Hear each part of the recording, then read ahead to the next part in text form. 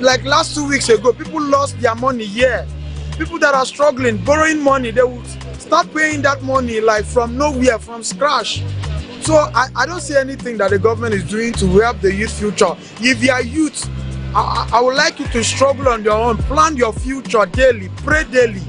That's the only thing that will keep you. If you are putting your hope on the government, you will fail your family, you will fail your generation.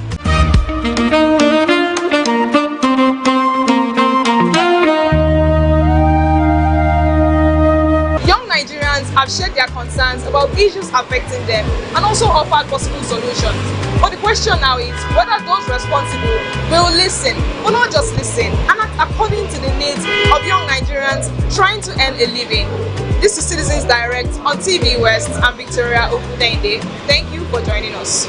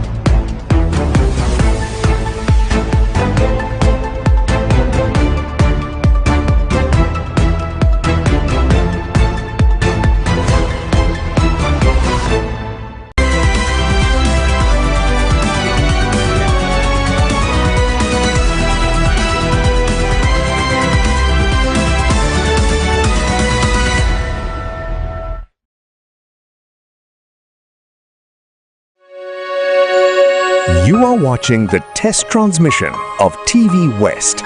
Don't forget to follow and subscribe to our social media handle at TVWestNG across all social networks. Thanks for staying with us. TVWest, reporting the West, inspiring progress.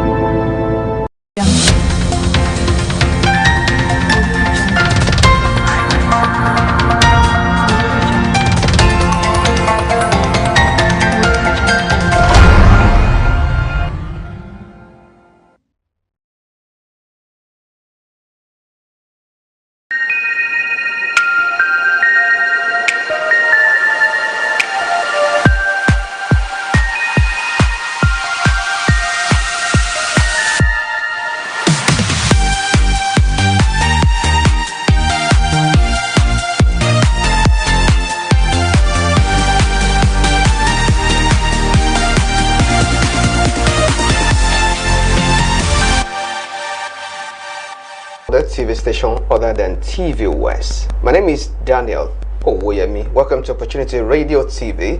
This is where we avail Nigerians with practical opportunities available out there. You may complain, oh, the country is this, there are no opportunities here or there, but on Opportunity Radio TV, we avail you with those opportunities, and we bring experts that help you walk through that journey of rising from that zero to that level that you may want to be, harnessing those opportunities. So today promises to be a very interesting and very insightful one, as I'm being joined on the show by an expert, a specialist in digital marketing, Mr. Segun Olayemo. Good morning, sir. Good morning, sir. Glad to have you join us on Opportunity Radio TV. Same here, sir. I believe there's a lot you're going to unpack for many Nigerians, because before we get into that, let's go for this separate. That when we return, we get into the conversation proper.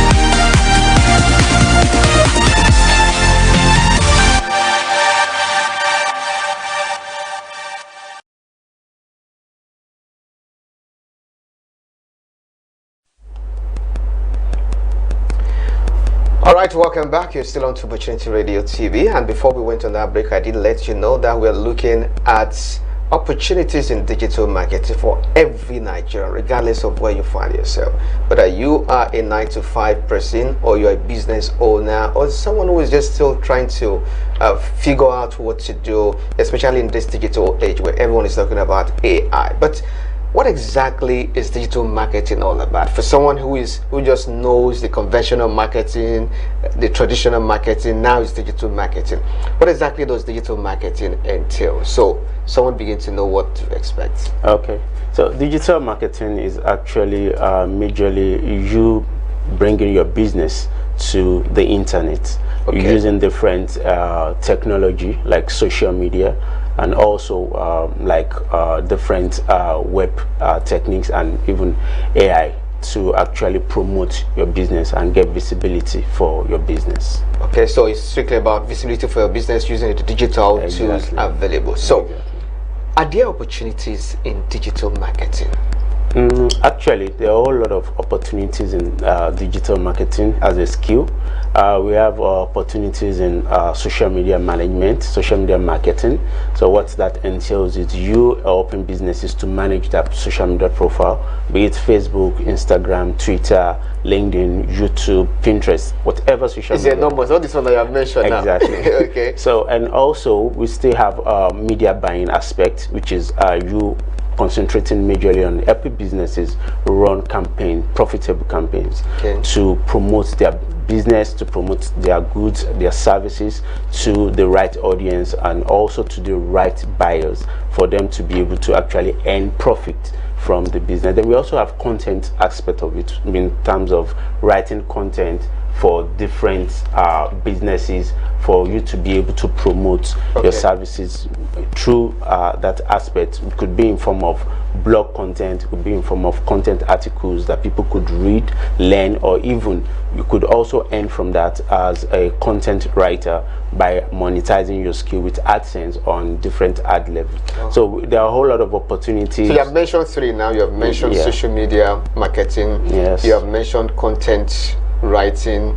You have mentioned media buying. Yes. Please take us to. I know there's still more. Yeah. We still have funnel development. So what funnel development actually means is that you help businesses to streamline the structure at which they want to actually reach out to their audience. So it could be in form of you setting up a Facebook campaign that would actually have a landing page where people could actually visit to learn more about your business and your services. Then from there you could also integrate payment on that same page where they could actually check out immediately once they make decisions to buy from you, and you get paid, and they also get their goods or whatever services they are actually trying to buy from you delivered to them. So that's another specialization to funnel. Why do they call it funnel? The reason why they call it funnel is simply because it's in form of the normal funnel that we know for you to actually maybe pour water gently without you wasting any of it.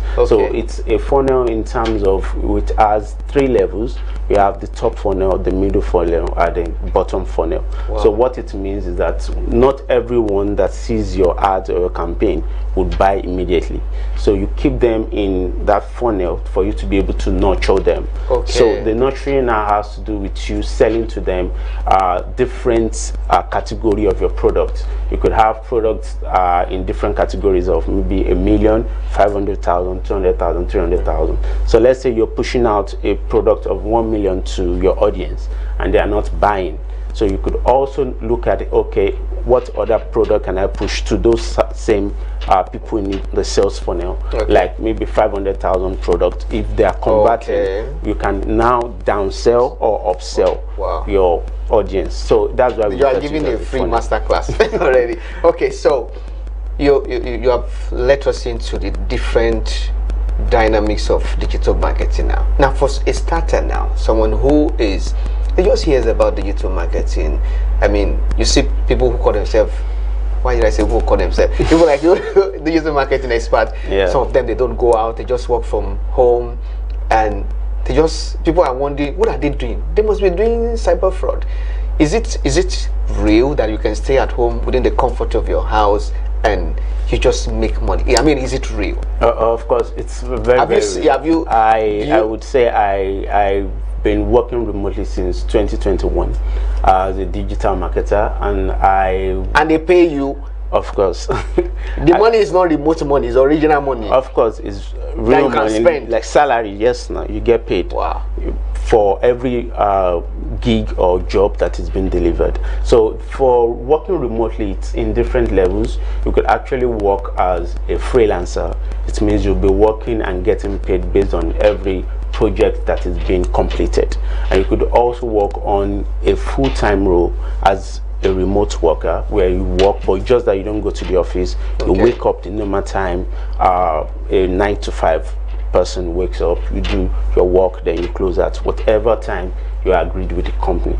But the good thing about it is that it gives you liberty, and it's very flexible. You don't have to deal with the awful and buffle of jumping on buses and all of that. So it's that freedom the Lagos is actually the hustling and bustling issue. Exactly. So you just have dominion over your time, and you could also control how you manage your time and even your resources. Wow. So now, in fact, it's like you're winning me. I don't know whether I should stop doing media and join and join you. No problem. That's what I do it. So welcome. where can someone start from? As in level, which level can one start from? Okay, so first, if you're looking at heading into digital marketing, like I said, it's just digital marketing is just like an umbrella that actually houses a whole lot of other area of specialization when it comes to online marketing. So if you're starting out, the easiest way to start out is starting out as a content writer or a copywriter.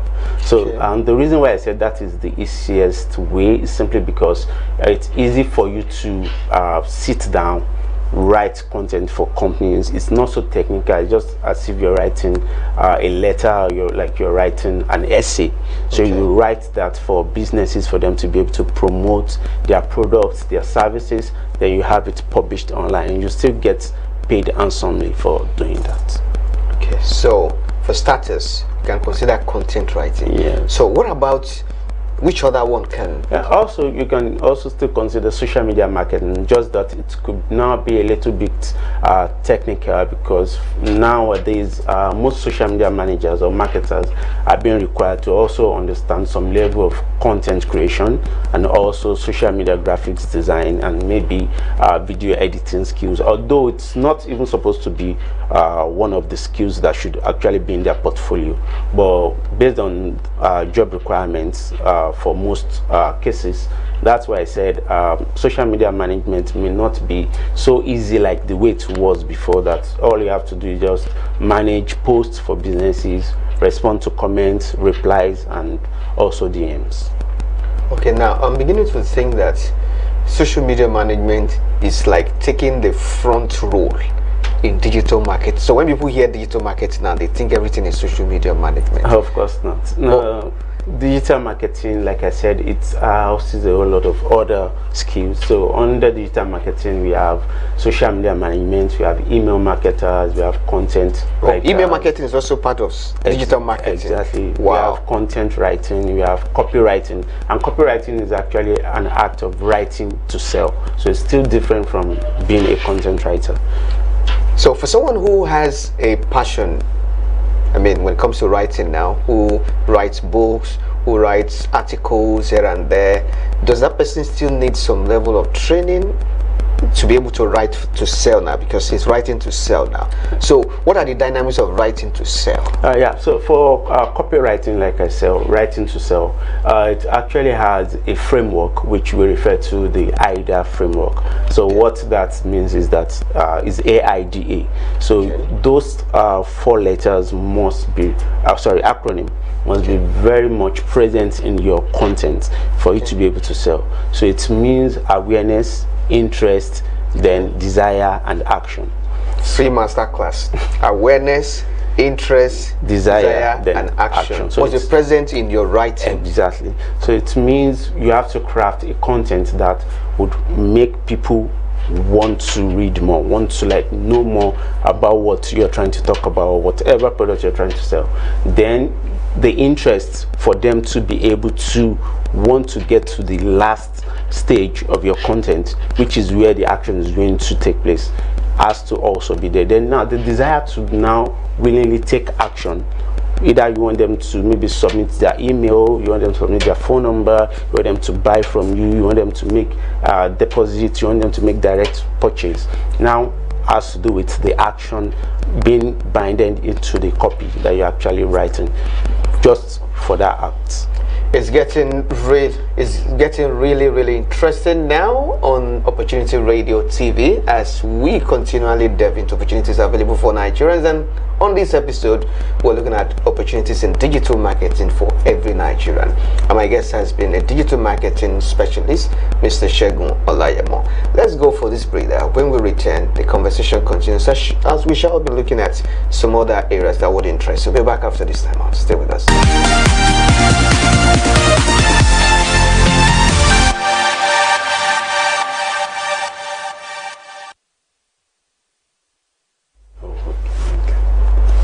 Alright, welcome back. It's still Opportunity Radio TV, and the conversation has been opportunities in digital marketing for every Nigerian, regardless of the age that you find yourself, the profession, the business that you do. So my guest has been Mr. Segun Olayemo, a digital marketing specialist. And earlier, before we went on that break, you did let us know that there are different dynamics of digital marketing. You took us through a masterclass of someone who is going to content writing, of awareness, interest, desire, and action. So now let's throw some light. Let's spotlight some areas now. So which digital marketing skills are currently most valuable? Okay, so the digital marketing skills that are currently most valuable, one, I would say search engine optimization experts. Then I would say funnel what does that search? Okay. Is there an engine somewhere that we're going to be searching for something? No, it actually means that having your business visible on different search engines like Google, because if people want to actually get to learn or know about your business, most times they might not even remember what your website is or what your social media page handle is. The first thing they want to do is go to Google and search for the name of your business. So if your business is actually not visible on the search engine, they would never get to see your business or learn about it. So that's why it's very lucrative skill now, because most businesses want to be visible on Google, even other search engines like Bing, Yandex, and even now Pinterest is also being used as a search engine. Even social medias, you see different social media So content. Pinterest is not just for images? No, it's not. Pinterest is more than an image submission platform. It's actually a bulk of traffic acquisition website. You can actually move as much traffic as you want from Pinterest to your website or your offer, depending on the strategy. Okay, so you were responding to the question of the most valuable. Yeah, I said search engine optimization. Okay. One. Then the next thing is media buying. Everyone wants to promote their business. They want people to see their product. They want people to see their services. So media buying also, it's also a very lucrative skill now in digital marketing, like I said earlier, because you could actually use the skill to help businesses run ads that could actually attract sales and also increase their conversion. So now I'm thinking for someone who wants to venture into digital marketing, regardless of the subdivision the person is venturing into, and the person doesn't have a portfolio, Okay. Can one start without a portfolio? Of course, you could start without a portfolio, and the best way to start, like I used to tell people, is actually looking for internship offers, be it paid or not. What that would do for you is that it would actually help you work on live projects. You'll be able to work on projects that you could actually use to develop or build your portfolio, then bid for jobs that could actually pay you well.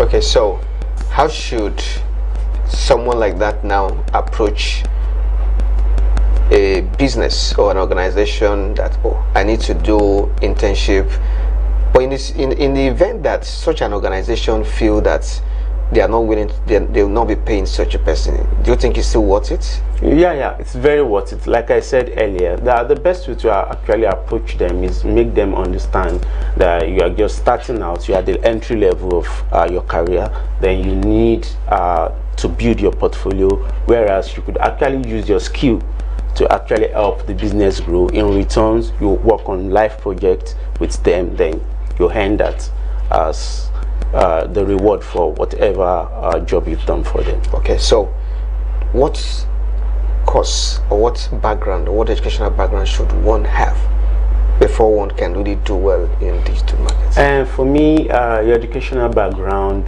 is not relevant. And the reason I said it's not relevant is simply because I've seen people that are school sat holders, I've seen people that are ND holders, I've even seen people that actually studied food tech, food science, but now they are a developer, a full stack digital marketer, or majorly an SEO expert. So your educational background has nothing to do. The only thing is you just need to acquire the skill set. And even majorly when you look at the international market, based on personal experience or the jobs I've worked on, none of them has ever asked me for my school certificate or whatever. But you've been working for years now, and none has ever asked for your credentials. Exactly. So what they are actually after is deliverables. Once you have the skills and you're able to prove that you can actually do what they want, that's all. So being a graduate or not has nothing to do with learning or earning from digital marketing. Okay, so like, what can you take us through the price range, like the remuneration package? What is the popular one, like for social media manager? Like how much do they get paid? For SEO, like how much do they get paid? Email marketing, you know? Okay. For social media managers, and sorry for interrupting. Okay. If you have these packages across, I mean cross-border, like in Nigeria and for other countries, you have worked with different clients beyond the shores of this country. So like in other clients, like how much do they pay them in Nigeria? Like what do they offer, and what is it supposed to be? Okay, I would like to put it this way: if you're working for a foreign client and also working for a Nigerian client, you can't compare the salary range. It's the gap is massive. You can, for let's say for a social media manager, you could actually be earning maybe $500 per month from a foreign client, but $400 is like that's around 600 and something. 600 something thousand. Okay. But for a Nigerian client, they could actually be offering you maybe highest 200,000. They are too used to those. Sorry, 200,000 naira. So you can even see the margin between the two. So that's why most people that actually learn the skill sets, they actually want to go to different freelancing platforms like Upwork, Fiverr, Freelancer. Please mention those platforms. Yeah, we work remotely. Also, we have Remotive, then we have WellFund to actually get clients, and the reason is simply because of the power in the exchange rate. So even if they are going to be getting, let's say, minimum of, let's say, $300 per project, and we are able to handle maybe 2, 3, 4 projects at the same time, that's $300 times 4. You know what that means? That's over $1,000. You can't compare it to even working for 3 clients as a local brand here in Nigeria. The max they would want to pay maybe like $350 max, except if you're going to be doing beyond your portfolio, maybe you'll be hired as a social media manager, but at the same time, you'll be working as a content creator, working as an email marketer, still doing SEO and all of that. But the truth is, working for a foreign client is actually one of the best thing that could actually happen to your career as a digital marketer. Wow. So that tells me that the difference is clear. Yeah, very, very. So now, how do you position yourself to work for a foreign client? What are the things that they look out for? Okay, so one of the things they actually look out for is majorly the portfolio, which I used to tell people that is the most vital part of your career. You have to have a very robust portfolio. Even if you don't have a client, you could actually go online, search for businesses that don't have, maybe for instance, that doesn't have a Google My Business profile. You could actually offer to do it for them for free, manage it, make sure the page is up to standards, is getting local visibility, they're actually getting reviews being posted, being responded to. You could actually use that to position yourself as a local SEO expert. Then after that, you can start sourcing for clients. Then another very important part is your LinkedIn resume. It's very, very important. You have to set up a LinkedIn resume, because that would actually make them see you as a professional in that field. So your LinkedIn resume, your bio, your header, your picture, your headshots, because they want to see you. So you have to use a picture that actually shows your face, that position you as an authority in that niche. So all of this, they are determined, and there are major factors that you have to consider. You're targeting foreign clients. Exactly. So now, when you're working with foreign clients, and you're also working with local clients, we've seen cases of people who are able to. Is it possible to juggle the two anyway? Of course, it's very, very much possible to actually juggle the two. But the thing is, it now depends on your desire, depends on the willingness for you to actually earn more or work more. So it depends on what your goal is as regards to that. Okay, I actually would have loved that you take us through success stories of people who have traveled this path, including your own success story too. Okay. But let's maybe we should take that first before we go on this break. Okay. You'd like to share your success stories of how you started the journey? Okay.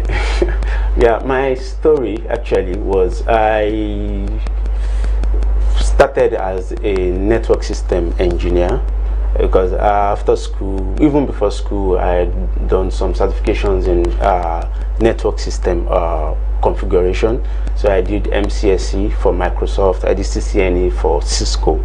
Then also I ventured into learning ethical hacking for server security, and also protection for different network infrastructures.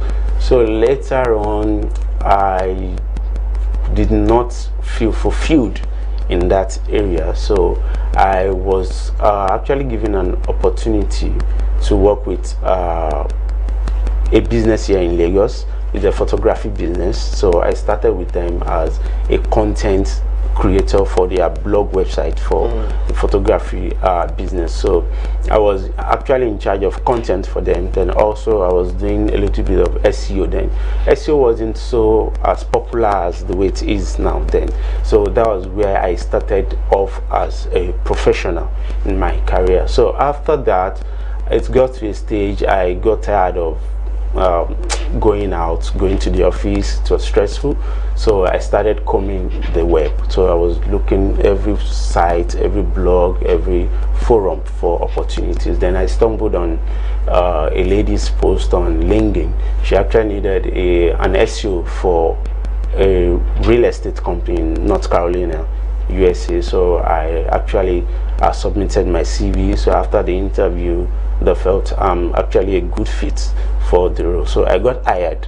So after then, I've actually been different job opportunity over another job opportunity. But the thing I just saw in terms of my career progress was that the first international offer that I had actually opened doors to a whole lot of other opportunities for me. Because for the fact that they said I was able to work with a real estate company in North Carolina, I was also offered a SEO role with a company in Australia, not just one company. I work with Cool Eat in Australia, I work with O'Brien Electric and Solar. Also your story is a book, and we cannot finish that book on this show today. Exactly. But what is so evident and profound is that it is possible, regardless of where you're starting from, whether you have a first degree or not, whether all you have is just your school set, whatever it is that you have, whatever your age, you can start from that level and move to the next phase. So we'll go for another breather, and when we return, we'll get into opportunities happening now that you can jump on and leverage on, and that is after this break. We'll be back shortly. Stay with us.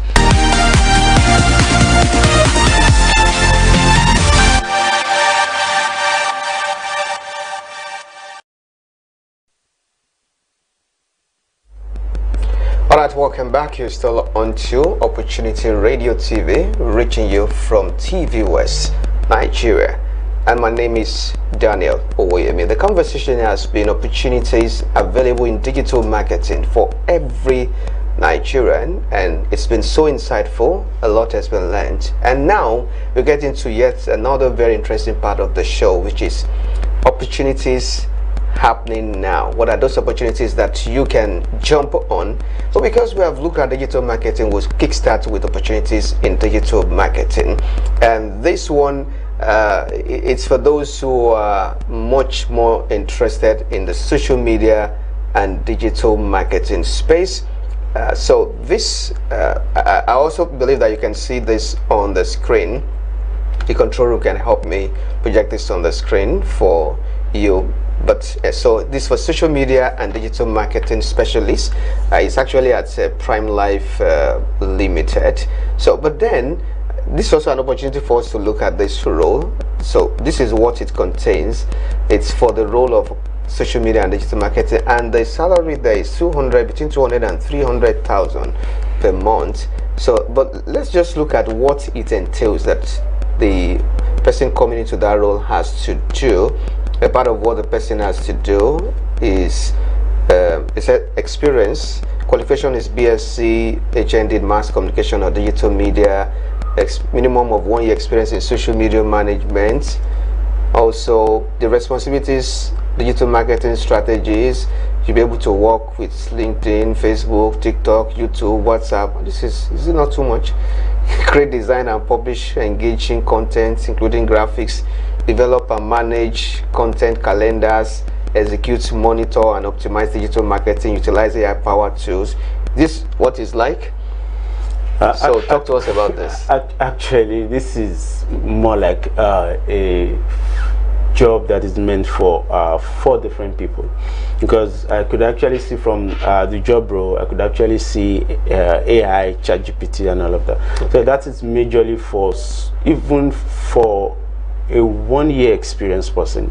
There's no way you'll be able to deliver on that. Okay. That because you actually need to know how to prompt LLMs, write different LLM.txt file, then also understand robot.txt, how crawlers actually work, how does AI get content to refer your business or mention your business. So for this job role, this is more than just a social media manager's job, although it's said that social media and digital marketer, but with the job description, I think they'll need more than just a digital marketer to do that, because it also includes content creation and video editors. So okay, so let's move to another opportunity. This one is for those who are interested in opportunities such as what foundations offer. So we'll go to Ford Foundation. Ford Foundation is opening opportunity for Nigerians and other interested people who are willing to take on this social justice and inequality focused institutional grants. So for eligibility, eligible domestic or foreign organizations are welcome. Then age range, there's no age range limit. This is open to Nigerians, even home and abroad. The benefit is that it gives you access to grants, it gives you access to funds and other information that you may need for career growth. So how to apply? You can go to the website, which is www.fundsforngos.org, fundsforngo.org, and application is free based on the information available on the website.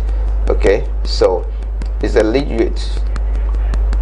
The website again is fundsforngo.org, fundsforngo.org, fundsforngo.org.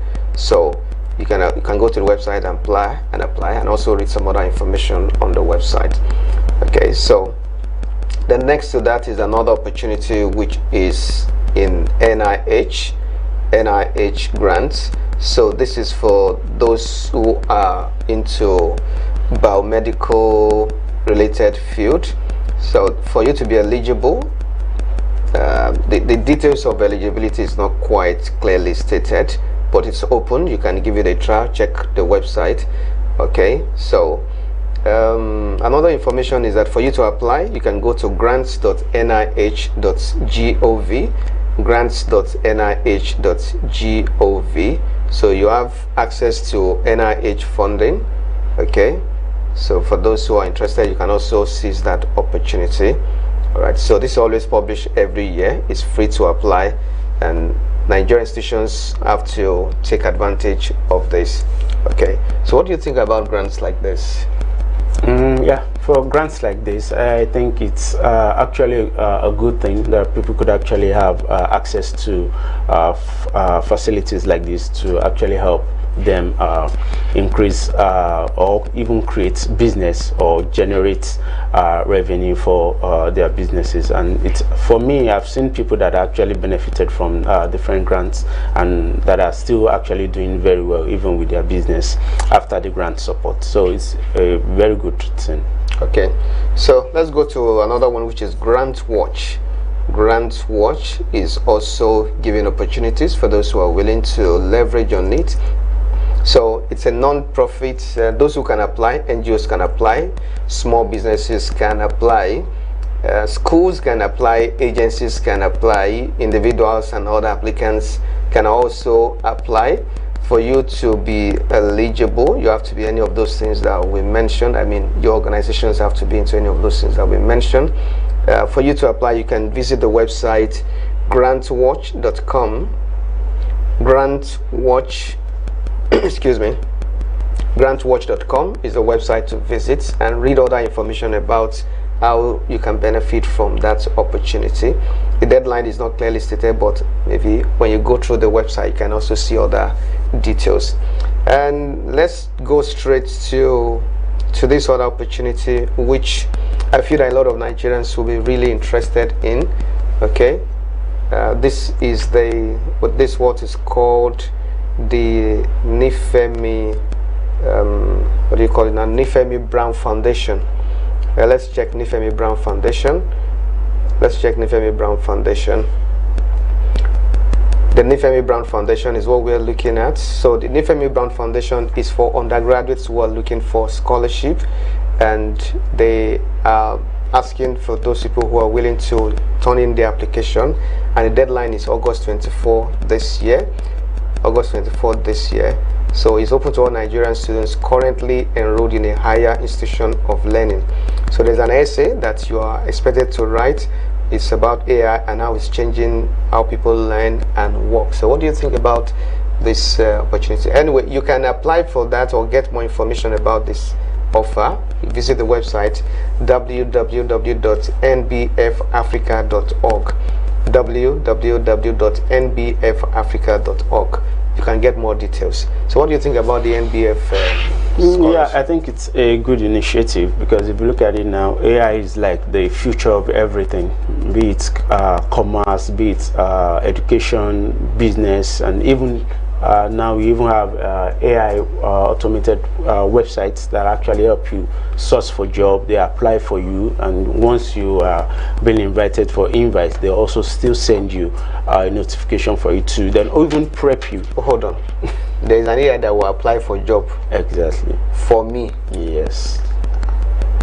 Ooh, what's There are a lot of them like that. You have auto apply. We have job OS. We have even, you can even still use Claude AI. You set it up for it to actually scrape the web, look for different offers in your niche, then help you apply, then also still give you an interview prep on likely questions that they could actually ask you. Then once you have been successful at each stage, it sends you notification for you to know what the result of each interview levels are. So everything is almost automated. So AI is like everything we actually need to succeed now. Wow. So AI can help look for job. AI can help do the job. Exactly. What else can AI not do? All right, so it's been a very insightful, very interesting moment, learning opportunities available in digital marketing. And my guest has been a digital marketing specialist, Mr. Olusegun Olayemo. He has done his part in giving us insight. So the takeaway from this show is that you can start from wherever you are.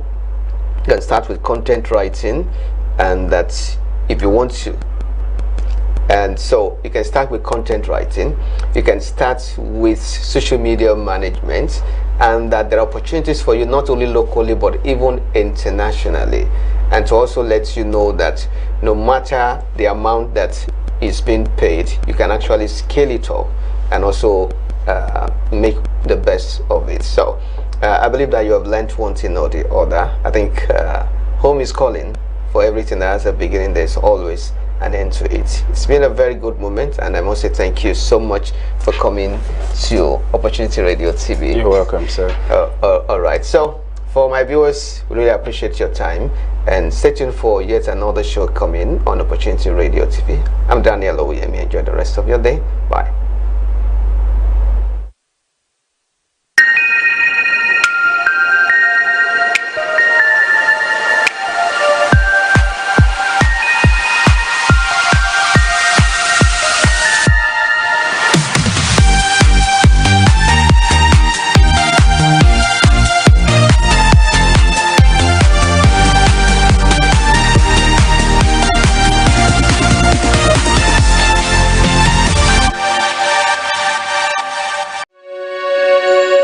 You are watching the test transmission of TVWest. Don't forget to follow and subscribe to our social media handle at TVWestNG across all social networks. Thanks for staying with us. TV West. Reporting the West, inspiring progress.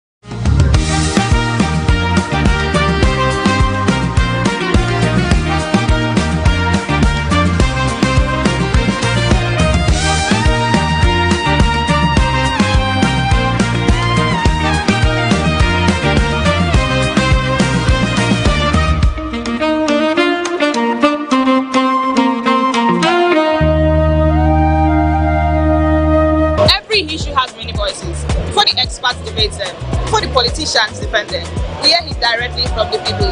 This is Citizens Direct on TV West. I am Victoria Ogudende.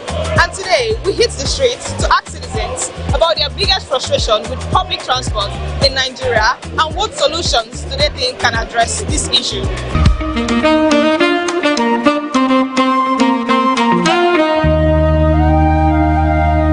The daily commute is a routine millions understand, but it doesn't always come easy. With transportation, it's a different story every day. Today on Citizens Direct, we hit the street to ask citizens about their biggest frustrations with public transportation and what solutions do they think can address this issue. Let's go.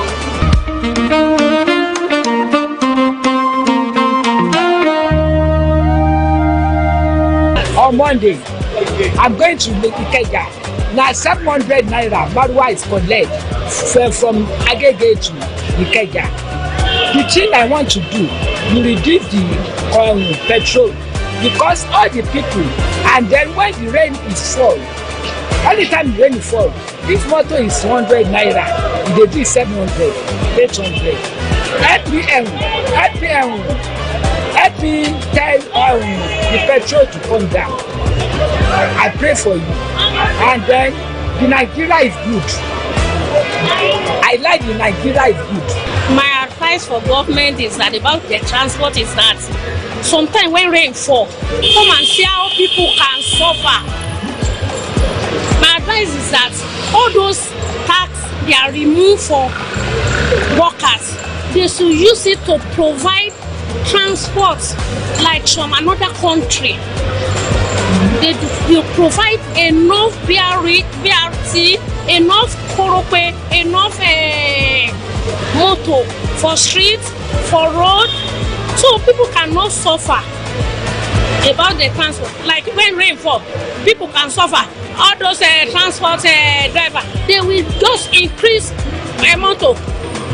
During the midnight, now they will just increase. Almost people are collecting for salary. They are so far the transport money it always collects our salary and it's too much.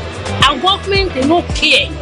So it's not good. I advise government all those our tax they should use it to do something because no everybody enter motor, everybody enter by transport. So they should produce some BRT, Korope and other motor. The problems we are facing in Nigeria with the transportation is it the what's it called public transport. One is about some of them we know that okay their vehicle is faulty. For them to repair the vehicle before they start picking passengers on the road, it will be a problem for them. So it's just that they should maybe if the how can I put it? Maybe their transport is it NURTW or what they call it. They should always maybe they should call themselves together and ask them to always check their buses, their cabs before they put it on the road for them to start picking passengers because most of these things used to delay passengers for maybe where they are going to, some of them to work, some to maybe one particular what's it called that they're supposed to go to. So let me just say we Nigerians, we are the one that we have to just repair this country because this country is for all of us, not for just one person. In my own opinion, all drivers in Lagos, especially Nigeria, they should check their vehicle before moving on the road because when I was coming this morning, my bus park was unknown area where we did not know due to because it's not checked his car before entering the express and that affects a lot of people so much. It is better to deal with the causes of issue than dealing with the symptom. You understand now? When the father of a home is not a responsible father, the entire home is as good as useless. That is the truth about the whole thing. In other words, when the government of the day is not living to expectation, every photo, every other thing that is going on, the truth is that we don't want this government. So if we are afraid to say, we don't want to, nobody want to, I don't want anybody to see my face, I don't want people to recognize me, then it's as good as then what is the point of being a Nigerian person in the first place. That is the issue. You understand now? There is corruption. Things are not okay. Now you are asking of how the transportation is affecting us. Of course, you know very well now that the person that's supposed to be there is not the right person. You understand now? Because when people think that they can encourage benefits from their fraud, I tell you that the cycle of injustice will continue. Are you getting the story? So the fundamental problem is not about transportation. The fundamental problem is the leadership issue.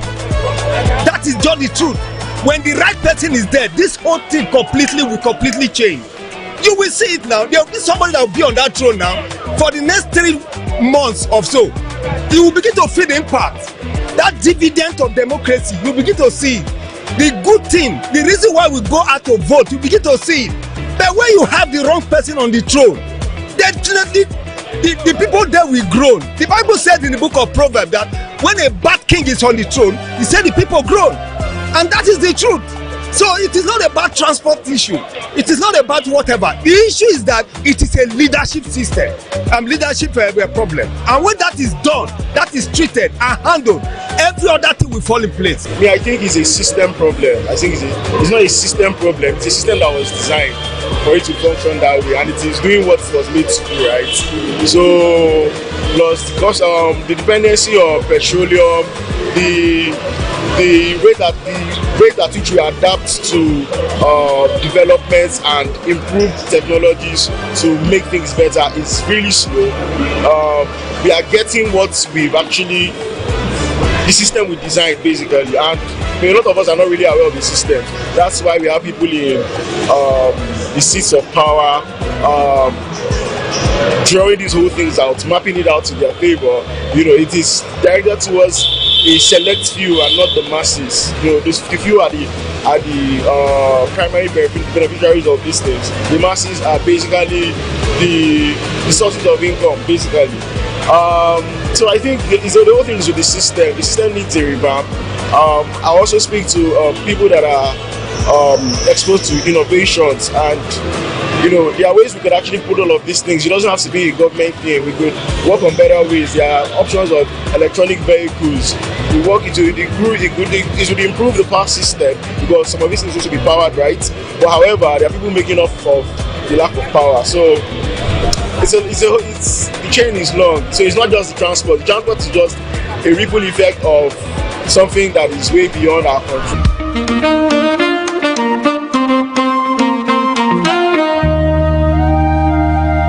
The problem with transportation in Lagos State is most especially the agboros. When they see crowd on the bus stop, they are the one dictating the fare. They will tell the passenger that, they will tell the driver that this is the amount, you should increase it suddenly because of the crowd. So I think there should be a regulation between the agboros and the government. They are just increasing the fare uncontrollably. There should be a control between the driver and the government. The bus driver has nothing to do with it. When it comes to public transport, especially in Lagos State, is the ways and manners they are doing it here. There you got somebody from here to Ogba, they will call him 500, 400, and in the morning, just the price are varies. You ask them, they say because Agboros is collecting money from there. Agboro is one that is fixing price.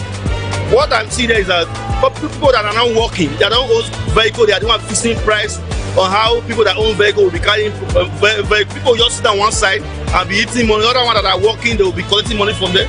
At the end of the way you look at what those drivers are doing is that the money they pay, buy fuel and pay Agboro, at the end of the day, they fly in the life of the average Nigerians. They will start paying at just price, paying to a fare that is supposed to be not more than 200 naira, they will be paying 500, 400 naira. That's one of the things I expect from transportation, for public transport in Lagos State here. Because Agboro is one of the major problems here.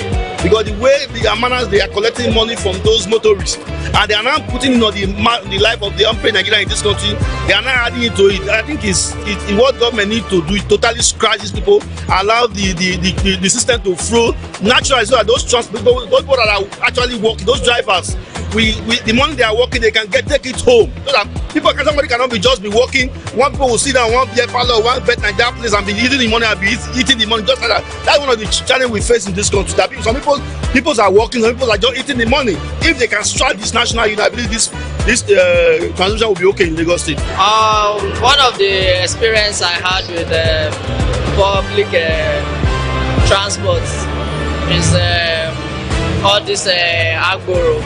These people collecting money, calling themselves tax force. So there was a time there was a heavy downfall. So due to people rushing and people finding means of going home, so those agboros started increasing the fee. Not even from the driver, but them particular started increasing the fee. So that day was very annoying and so. So my solution or advice I would give is that government should find a way to even remove them totally from the road. Totally. If it is possible for commercial vehicle to go and buy their tickets, book it online or pay it online, they should find a way doing that. Not them staying on the road, causing more hiking or making people to be more discomfort. Because to me they bring discomfort to people. They are just there collecting money, unnecessary money. So that's my own solution. And it's roads. You know, when the roads are not okay, you understand, they tend to put the burden on the people that enter their buses. You know, because of maintaining the vehicle, they will now put everything on us. Just for example, where I'm coming from, around somewhere in Ojo, in my estate, somewhere we used to take back like 500 naira, but because it's rainy season and the road is not okay, everywhere is flooded. So from 500 naira, the thing went up to 1,500, 2,000 naira. So all those things, bad road also is a factor. I think if the government should, sit up, help us with good roads, accessible roads, I think it will go a very long way. And also in the aspect of fuel, I think if the government can do something about it, and bring down the cost of fuel in the country, I think it will also help. But bad roads, I think bad roads and good drainage system also, I think that's the major problem of bad roads in Lagos especially. My biggest problem when I have coming out is vehicle. Coming out in the morning, going to work in the morning, you'll be standing, sometimes you'll be standing, there is no vehicle on the road, and the situation of finding yourself entering inside the bus, and the bus you will see, it will be closer. Going from here to the island, they will tell you 3,000. That's more closer, and what I advise the government to do, they should provide more vehicles for us, so that to be able to carry both bus stop to bus stop, and also the increase of fuel, they should reduce it, because that's what causing the scarcity of vehicle on the road sometimes. And transportation pays on the high side now, and it's really frustrating because it's a thing to leave home with an amount of money, and getting to the park is another thing to meet another price, another addition, and like it's frustrating, and you'll be pissed like you are with this particular money. Yesterday you enter this particular location for an amount of money, getting to the park the next day, and you are adding to that money again. And also for drivers, that they will know that their vehicles are in bad condition, and they will still go ahead with that kind of vehicle. All this, what I think government should do is that they should please help to decrease the price of fuel, because that's what both drivers are saying. Because any slight opportunity, they will just increase the transport fare. They will say that epo won, this, that, there's a form of java, kí wọ́n dín owó epo kù. Share, you understand? So government should please, they should reduce the price of the fuel, so that the drivers can be considerate with the transport fare. First and foremost, already we are all aware that the situation of this country is so precarious that first and foremost, we are aware that the situation generally is not favorable to anyone.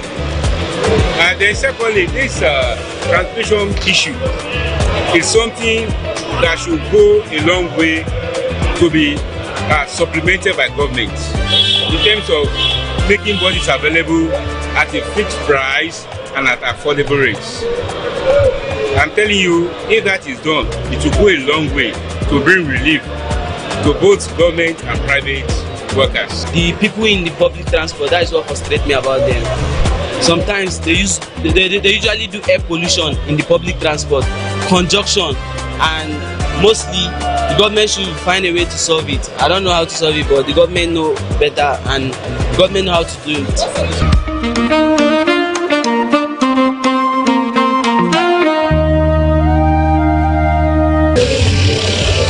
Issue has many voices. Before the experts debate them, before the politicians defend them, we hear it directly from the people.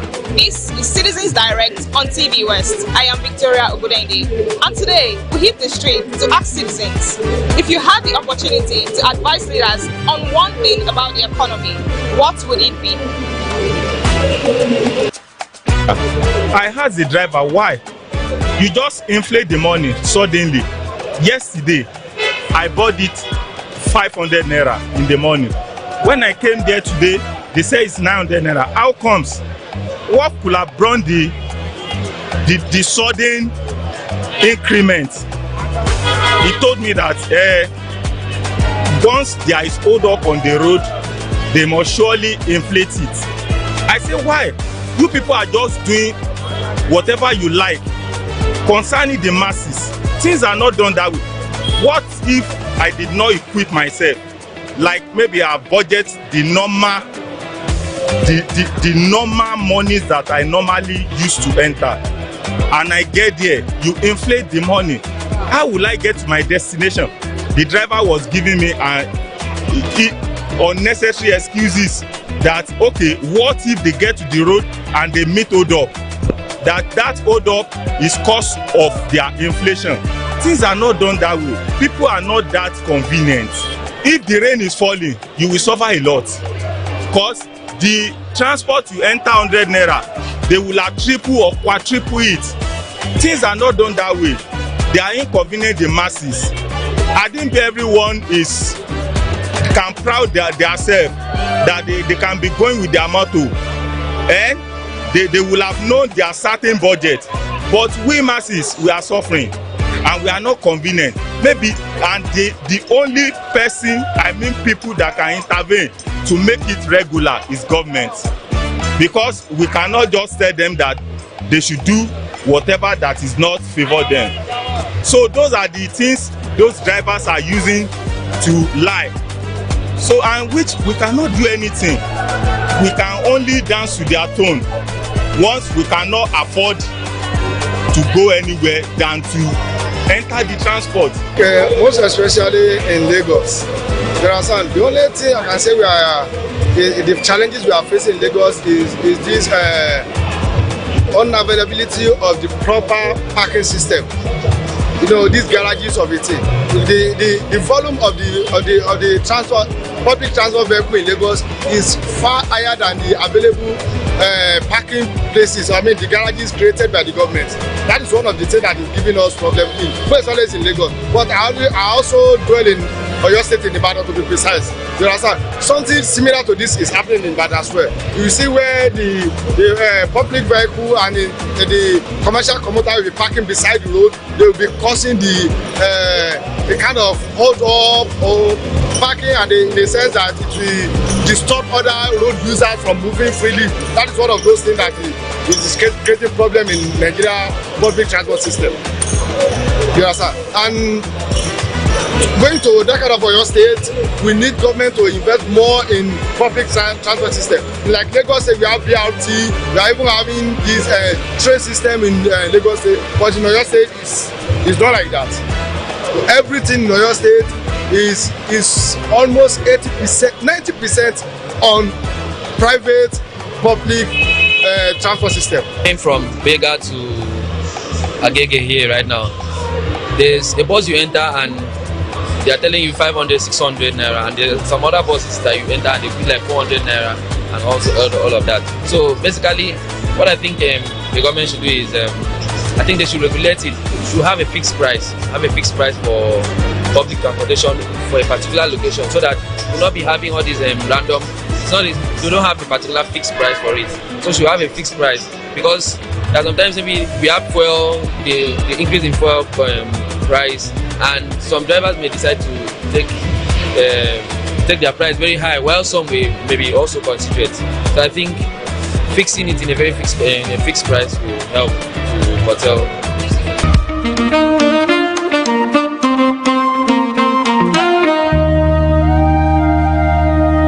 Transportation remains a vital part of our everyday life, but for many Nigerians, it comes with a significant challenge.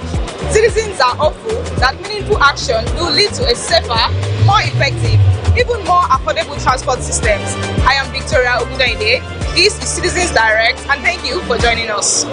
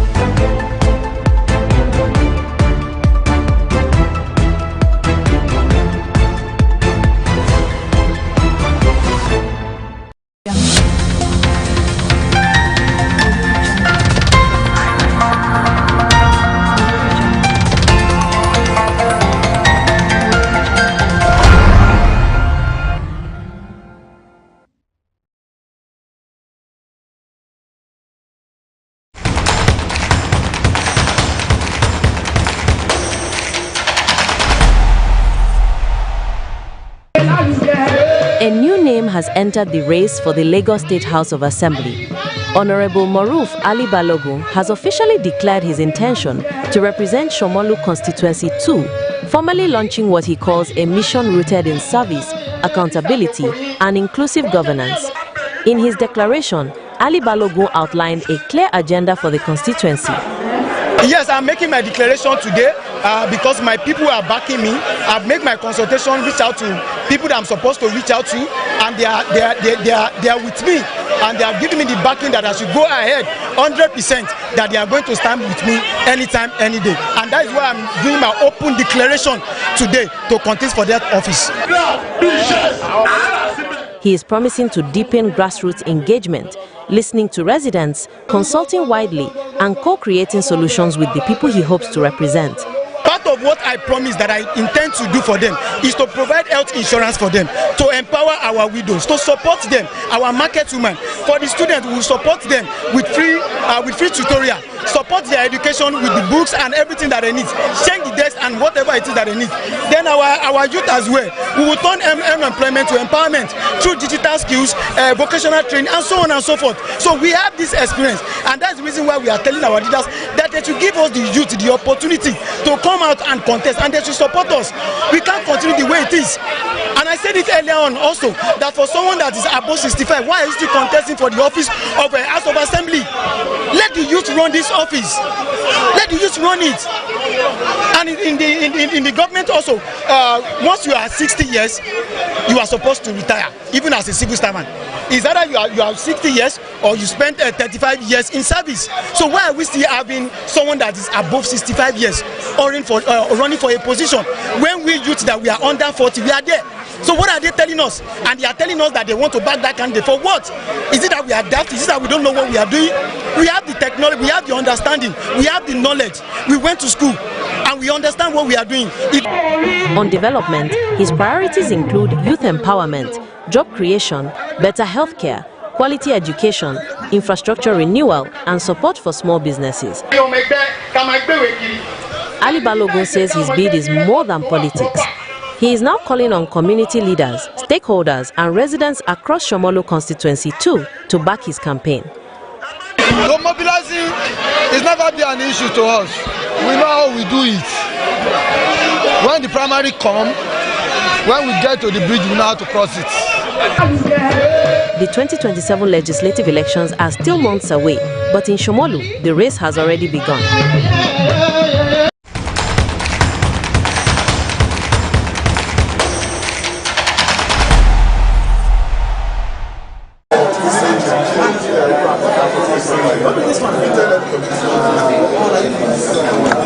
Why are you doing it today? Yeah, it's a sensitization program. You know, the program was launched by the CGC, Bashir Adewale Adeni, in May last month. And this now is a sensitization program. Series of lectures are going to be offered on the procedures of the advance ruling. As we all know, the advance ruling is a trade facilitation tool which is going to facilitate how business or trade is being carried out in Nigeria. In essence, what it means is that applicants or importers or their representatives are going to apply to Nigeria Customs Service on information in regards to classification, valuation, origin, or status. When we talk about status, we are talking whether consignment physical policies as it affects certain products. Whether these products are covered by end user or not, or they are under restriction, like as you are aware, the items like fish, before you import fish into Nigeria, there are certain things you need to do. So advanced ruling will give you information on most of these items.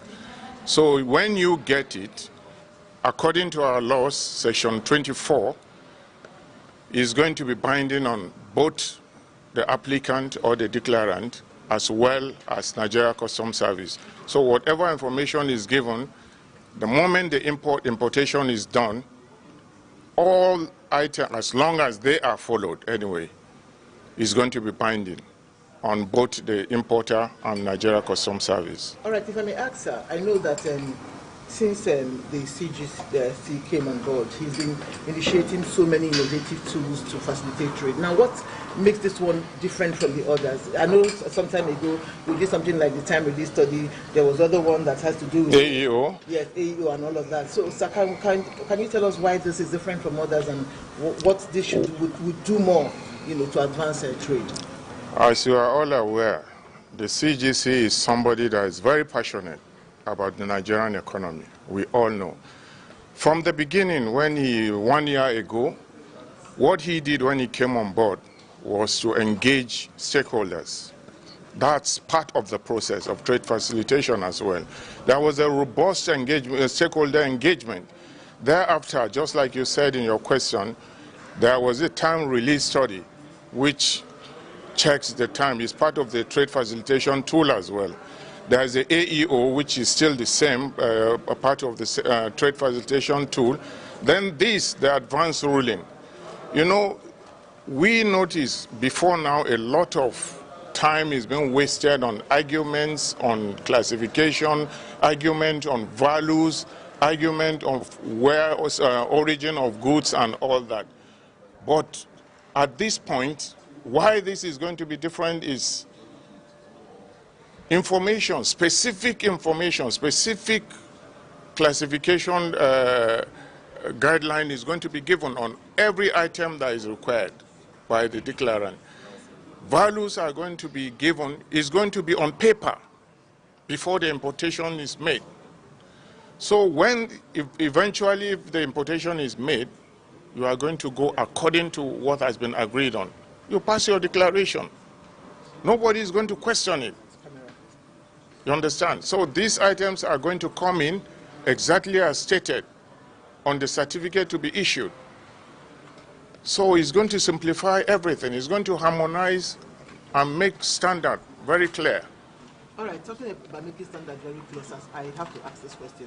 I know that in recent times we've been having so many seizures, particularly with regards to cargoes or items that are threatening to, societal security. Will these things, advanced ruling also tackle such problems, with regards to people bringing in such items, people being able to track them or pick them out before they get to the country, and among other things? And will it also impact revenue generation for the Nigeria Customs Service? Definitely, when we talk about facilitation, we are talking about revenue as well. The faster you move your cargo, the more revenue, the more cargoes come in, the more there will be space in our ports, the more cargoes will come in, and the more revenue for Nigeria Customs Service, the more revenue for Nigeria. So when advanced ruling, when it's done on products, you know exactly where these products are coming from, you know the values, you know the classification, then the bottom line still remains physical examination. When comprehensive physical examinations are done, illicit items that are not supposed to come in, definitely they are going to be tracked. Sir. And they are going to get them. So at this point, I think whoever engages in anything illicit is going to find it very difficult, because the documentations are going to be there. The bill lading, the manifest, everything will be very clearly stated, and anybody that comes forward to engage in the advanced ruling tool, if anything is done otherwise, Nigeria Customs Service has the right to withdraw such ruling on any item. Sir, has there been any major infraction that necessitated this flag off of this program at this time? Any major infractions? No, you know, these are in line with international best practices. It's all over the world. When you talk, these are tools introduced by WCO, WTO to ensure that there is standard. There is standard in international trade. It cut across countries, it cut across borders. So it's not only peculiar to Nigeria. So many countries are adopting these procedures. They are tools rolled out for all countries to go in order to embark on, in order to standardize international trade, in order to simplify international trade. So anywhere you go around the world, you see all these tools being rolled out. It's not peculiar only to Nigeria. Thank you, sir. You're welcome. Thank you.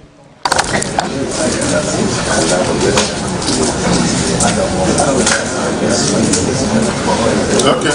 Yes, sir. All right. It's too wide. I'll just come now. It's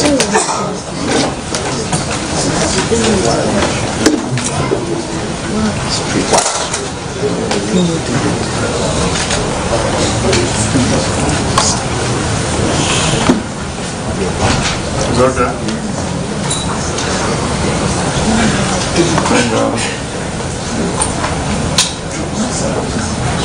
Are we done? Yes, sir. That's what we're done. Let us know. Okay, sir. All right. Well done, sir.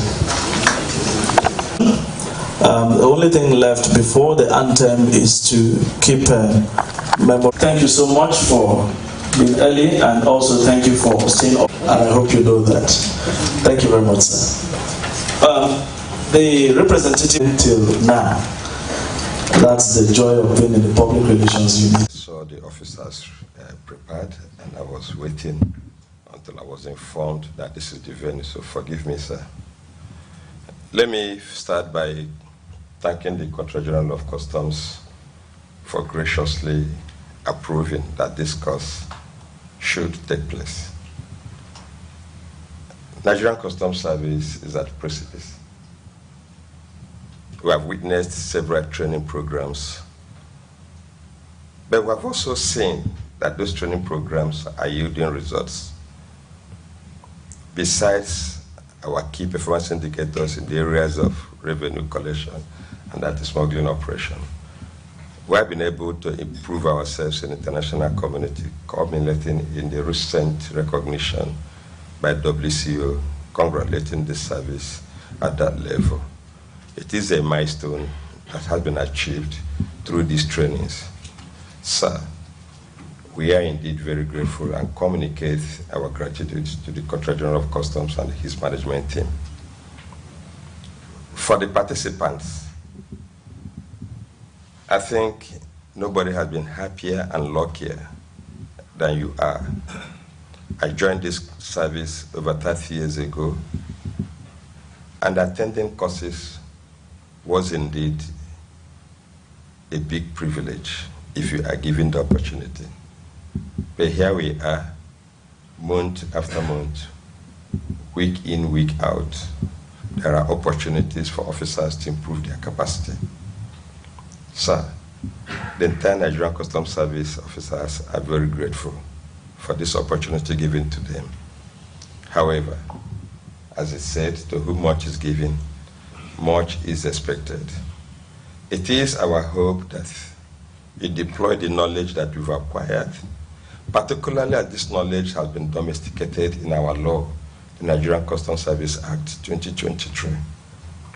Advanced ruling is now part of our law, and therefore the implication is that the knowledge that we've acquired here should be shared with others who are not here today to participate. It is impossible to get every custom officer to be in this room to be trained in the knowledge of advanced ruling. However, you will act as trained trainers. So I wish to request that as you leave here, you will advance the same training that you've obtained to your colleagues, our colleagues, who are not privileged to be in this room. May I also request that this same training that we've acquired should be shared with our esteemed stakeholders, who are the bedrock of our success. They are the ones that relate with us every day and therefore have the capacity to assess our performance. The ACG, sir, it is on this note that I want to thank you for your leadership in the zone and for being the champion of our reforms in Zone A. Thank you very much, and God bless you, sir. My walking in here late. The vote of thanks. Thank you, sir.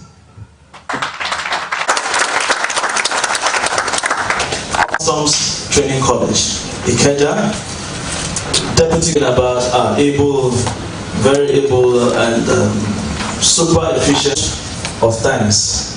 Is a man who also knows that any unavoidably absent and is doing his best to beat the time. Okay, the NCS. That has also been greatly acknowledged. Once again, the ACG, thank you very much. No, you're not on the side of the whole officers.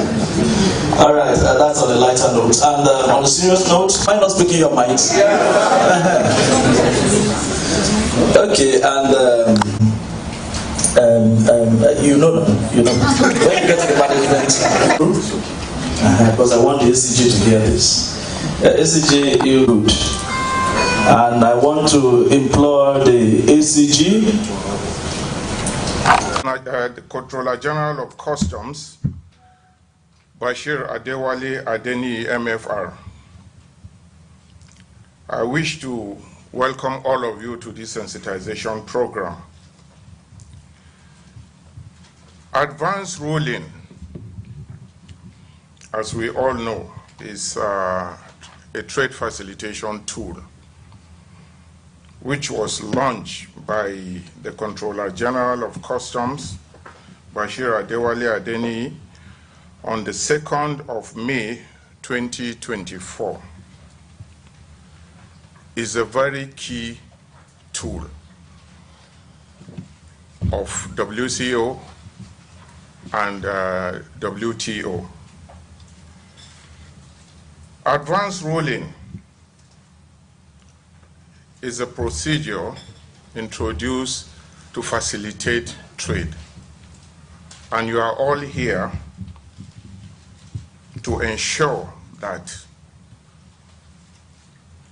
you learn everything pertaining to it, so that when you go back, when the program is fully operational, we are going to make sure that Nigeria Customs Service showcase our role in the Nigerian economy. Now, judging from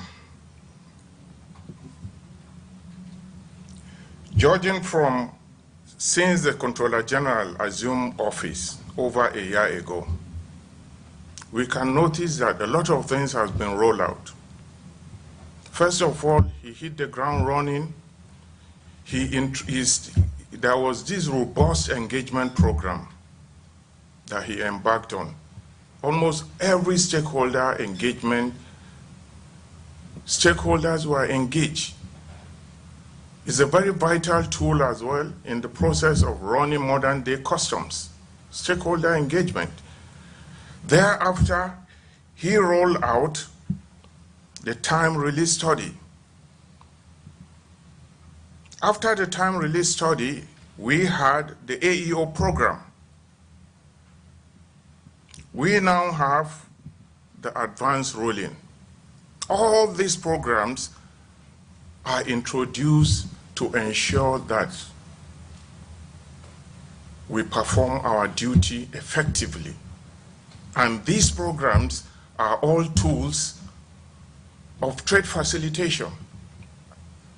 And when you talk about trade facilitation, we are talking about harmonization of custom procedures in line with best international practice. When you talk about trade facilitation, you talk about simplification, you talk about standardization, you talk about transparency. All these are procedures introduced to ensure that customs operations are up to date and up to standard internationally. So I appeal to all of you on behalf of Controller General of Customs and Management of Nigeria Customs Service to pay attentively, to pay attention to this program, ensure that exhaustively you understand the procedures therein, so that whenever we go back to our various duties and these programs are being implemented, we are not going to have issues with it. All of you are all aware of what we are facing today in the country. The security challenges we are facing today in Nigeria. These programs roll out. When we stick strictly to them, you see that they will make our jobs easy. And this calls for sacrifice as it is. You might not be able to have it your way, but let's be sure that whenever we perform our duties in line with what is laid down, we are going to be fully covered. Advance ruling, as we all know, is in the Custom Act as it is. Section 24, I think. I'm short. Section 24 is legally in our act. So any action you take, you must ensure that is in line with the procedures laid down for it. And I think to put it in a very simple form, let me not be a lecturer on it, but the little I know so far, because I'm going to learn more about it as well, but the little I know, there is going to be an application by the declarant or an applicant or an importer or through his agent to Nigeria Customs Service. The application will be processed, that is, asking specific information on classification of an item, asking question on value of an item, asking question on origin of item, asking question on the status of an item, whether it's covered by end user or not, that is, whether it's under restriction or not. These are questions that are going to be put forward in the application. It's going to be reviewed. After it's reviewed, a form of certificate will be issued that is going to be binding on Nigeria Customs as well as the applicant for a period of time. And I believe, as it is in the Act, along the line, charges might even be put on that procedure. Customs can charge the applicant. So these are things that are clearly laid out. Whether we like it or not, is not something we should introduce anything apart from what is laid down. So at this point, I would like to welcome all of you to the sensitization program, and I urge all of you, you pay attentively, you pay serious attention to this, because I can see all of you are all young officers here. The future of Nigeria Customs Service lies on your hand, it lies on you. The better you understand the procedure, the better you are going to work on it. And the better it's going to be for Nigeria and Nigerian economy. So at this point, on behalf of Controller General of Customs and Management of Nigeria Customs, I welcome all of you. And I end my speech at this point. Thank you very much. Controller N. Ishaku, Controller of Trade Facilitation, all controllers from the zonal office. I welcome representative of the NESP, members of the press, you are all recognized and welcome. Let me stand on the existing protocol so that I will not leave anybody out. The ACG Zone A, ACG Saidu Yusuf, the zonal coordinator to Customs to J.O. Adejo is standing in for him. And the National Public Relations Officer, Chief Superintendent of Customs, Abdullahi Mewad. Okay, having said that, we're getting to the peak of the moment, one of the very high points. Or contact any of the GIZ officials and make sure your name is in attendance sheet. Please, kindly quickly say that if you came in a month later after we started and you are in session, so that they can carry on the officers you see here all seated today are from various types. Okay, having said that, the relationship between GIZ and the Nigerian Custom has been of immense importance to us. And we at GIZ, and particularly Nigerian Energy Support Program, which is co-funded by the European Union and German government, and also implemented by GIZ, will seek to always continue to support the Nigerian Customs. I know that the Nigerian Customs is a big organization, and we are particularly delighted with this good relationship. And we are also delighted to also say today that, especially for the advanced ruling system, it's also a good initiative, which we know that it's going to really bring clarity, especially for us that have been working in this sector, particularly on renewable energy and energy efficiency technologies. ACG, sir, I want to, on behalf of the country director of GIZ, extend our gratitude. We have had a very successful and fruitful collaboration all these years. And for us in GIZ, we are always committed and also open to always support the Nigerian Customs.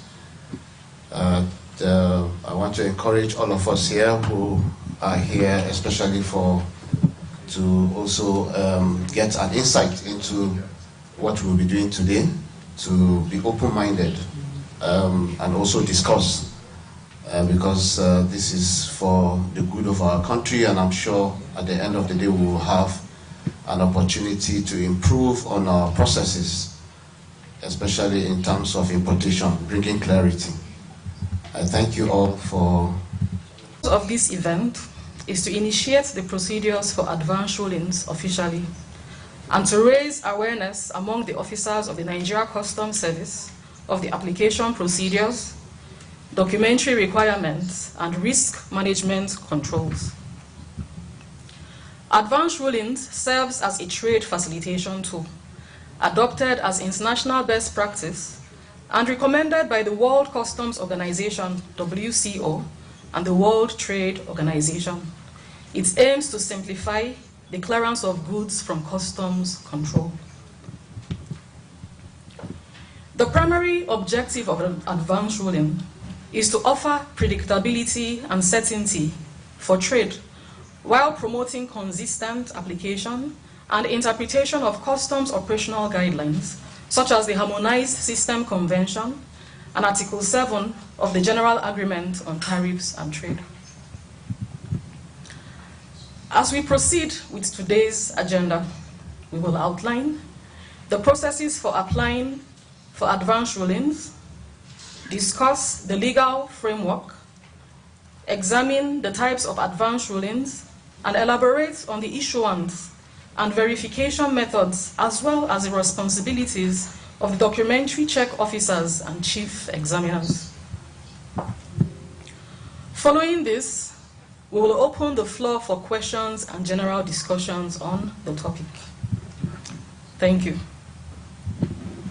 Of the trade facilitation programs developed by World Customs Organization in conjunction with the World Trade Organization, WTO, and adopted and being implemented by Nigerian Customs Service today.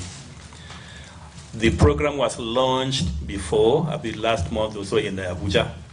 So a lot of programs and what was conducted. So we are here today specifically to kickstart the program.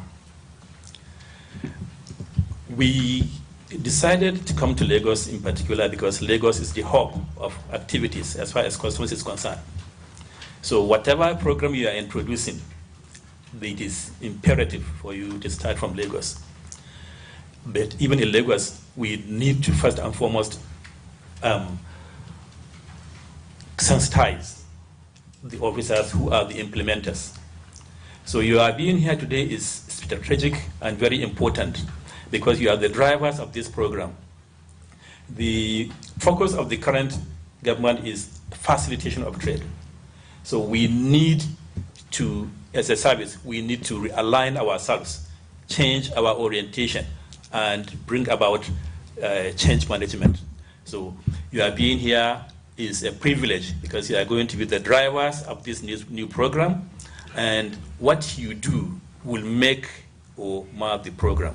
But our focus is to make the program succeed.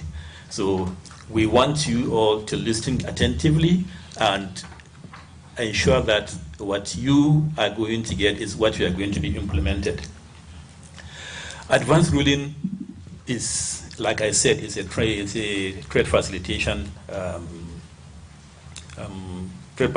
program, and it involves making decisions by importers. It allows the importers to plan ahead, to know what and what they can do to ensure that they have seamless and facilitated trade.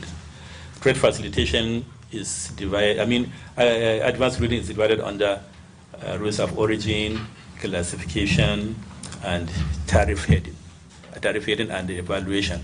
So what you need to know is what we are doing today is backed by law.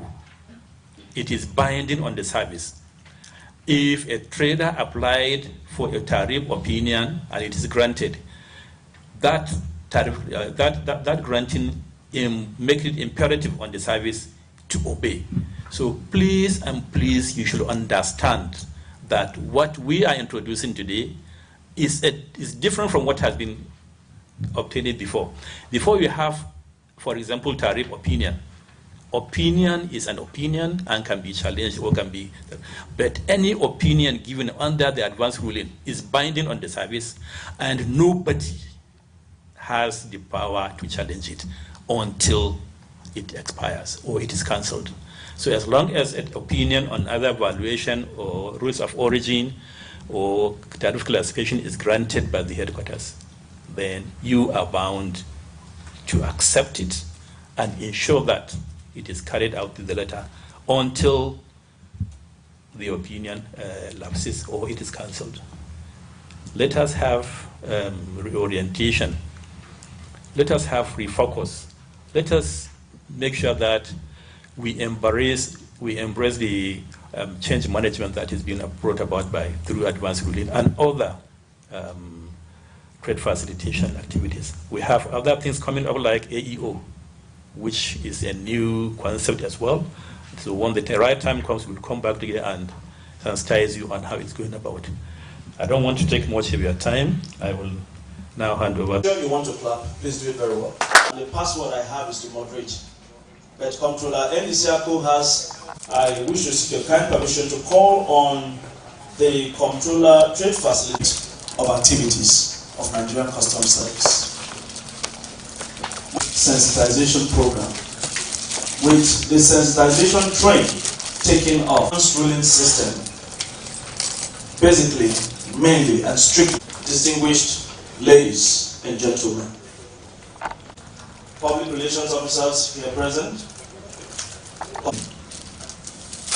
head, NESP, deputy head, and just transition and inclusion, and also the head, Customs Area Controllers, Assistant Comptroller General of Customs, Saidu Yusuf, PSC Dada, ably represented.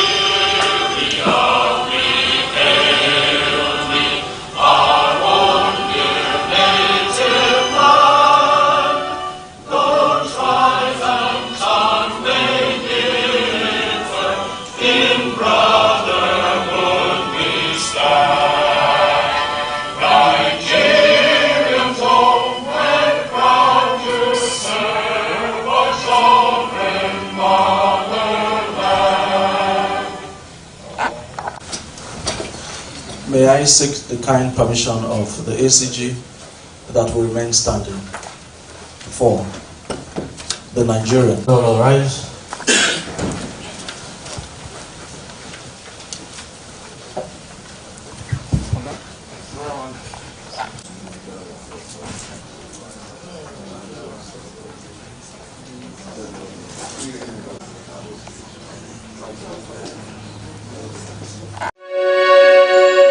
You are watching the test transmission of TVWest. Don't forget to follow and subscribe to our social media handle at TVWestNG across all social networks. Thanks for staying with us. TV West. Reporting the West, inspiring progress.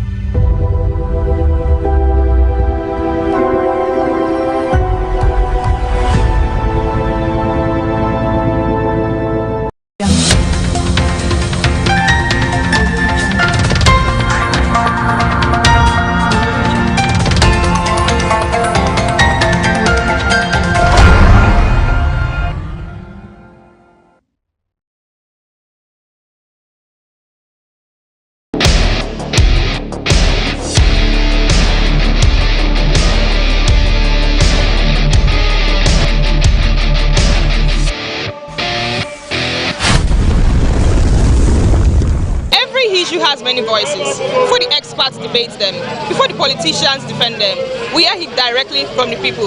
This is Citizens Direct on TV West.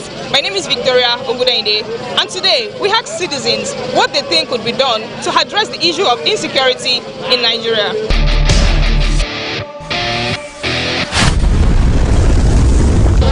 For many Nigerians, the issue of insecurity goes beyond the headlines. It affects how people do business, travel, and go about their daily life.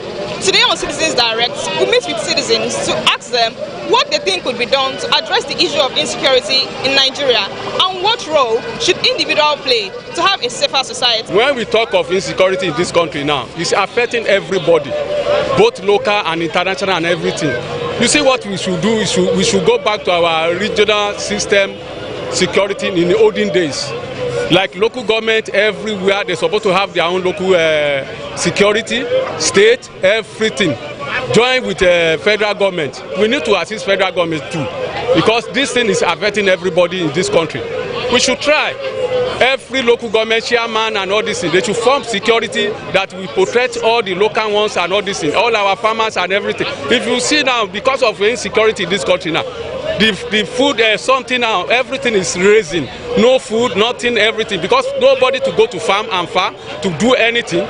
We should try to assist ourselves. Everybody now, this insecurity affecting everybody. All of us should be a security together. And when we hear any information, we give to police or you give to any local vigilante and all this, so that they can take action about it.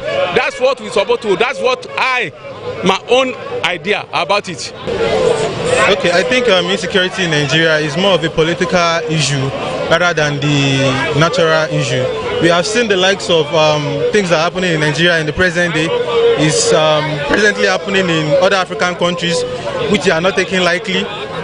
I haven't really seen any evidence or convincing evidence where the government is actively fighting the present state of insecurity in Nigeria. So I think the government has a bigger role to play. Even though citizens also has roles to play, but they are rather minor than what the government has to do in Nigeria. When it comes to our defense, I think the government has to do more. You have to actually support the military rather than the way it has been done on paper. There are instances where we see military personnel complaining that they are having to go to battles without proper equipment, machineries. But on a daily basis, we see what these bandits are doing online. They have TikTok accounts. Security has gone beyond just carrying guns. It is now technology. So it's not just about carrying guns and rifles about. These people are in the bush there. They can be easily tracked.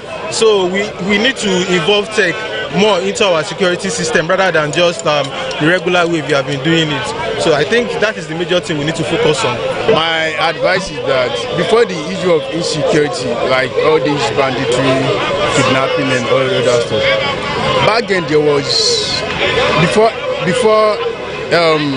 each state there was a border, there was toll gates. So and then for every toll gate, like a kind of checkpoint before the toll gate, and after the toll gate there is also checkpoint. And for every checkpoint, there are soldiers, there are policemen, there are custom officers, there are NDLEAs. So you get what I'm saying. So my advice is that government should build for every state, within the border of every state, government should build toll gates.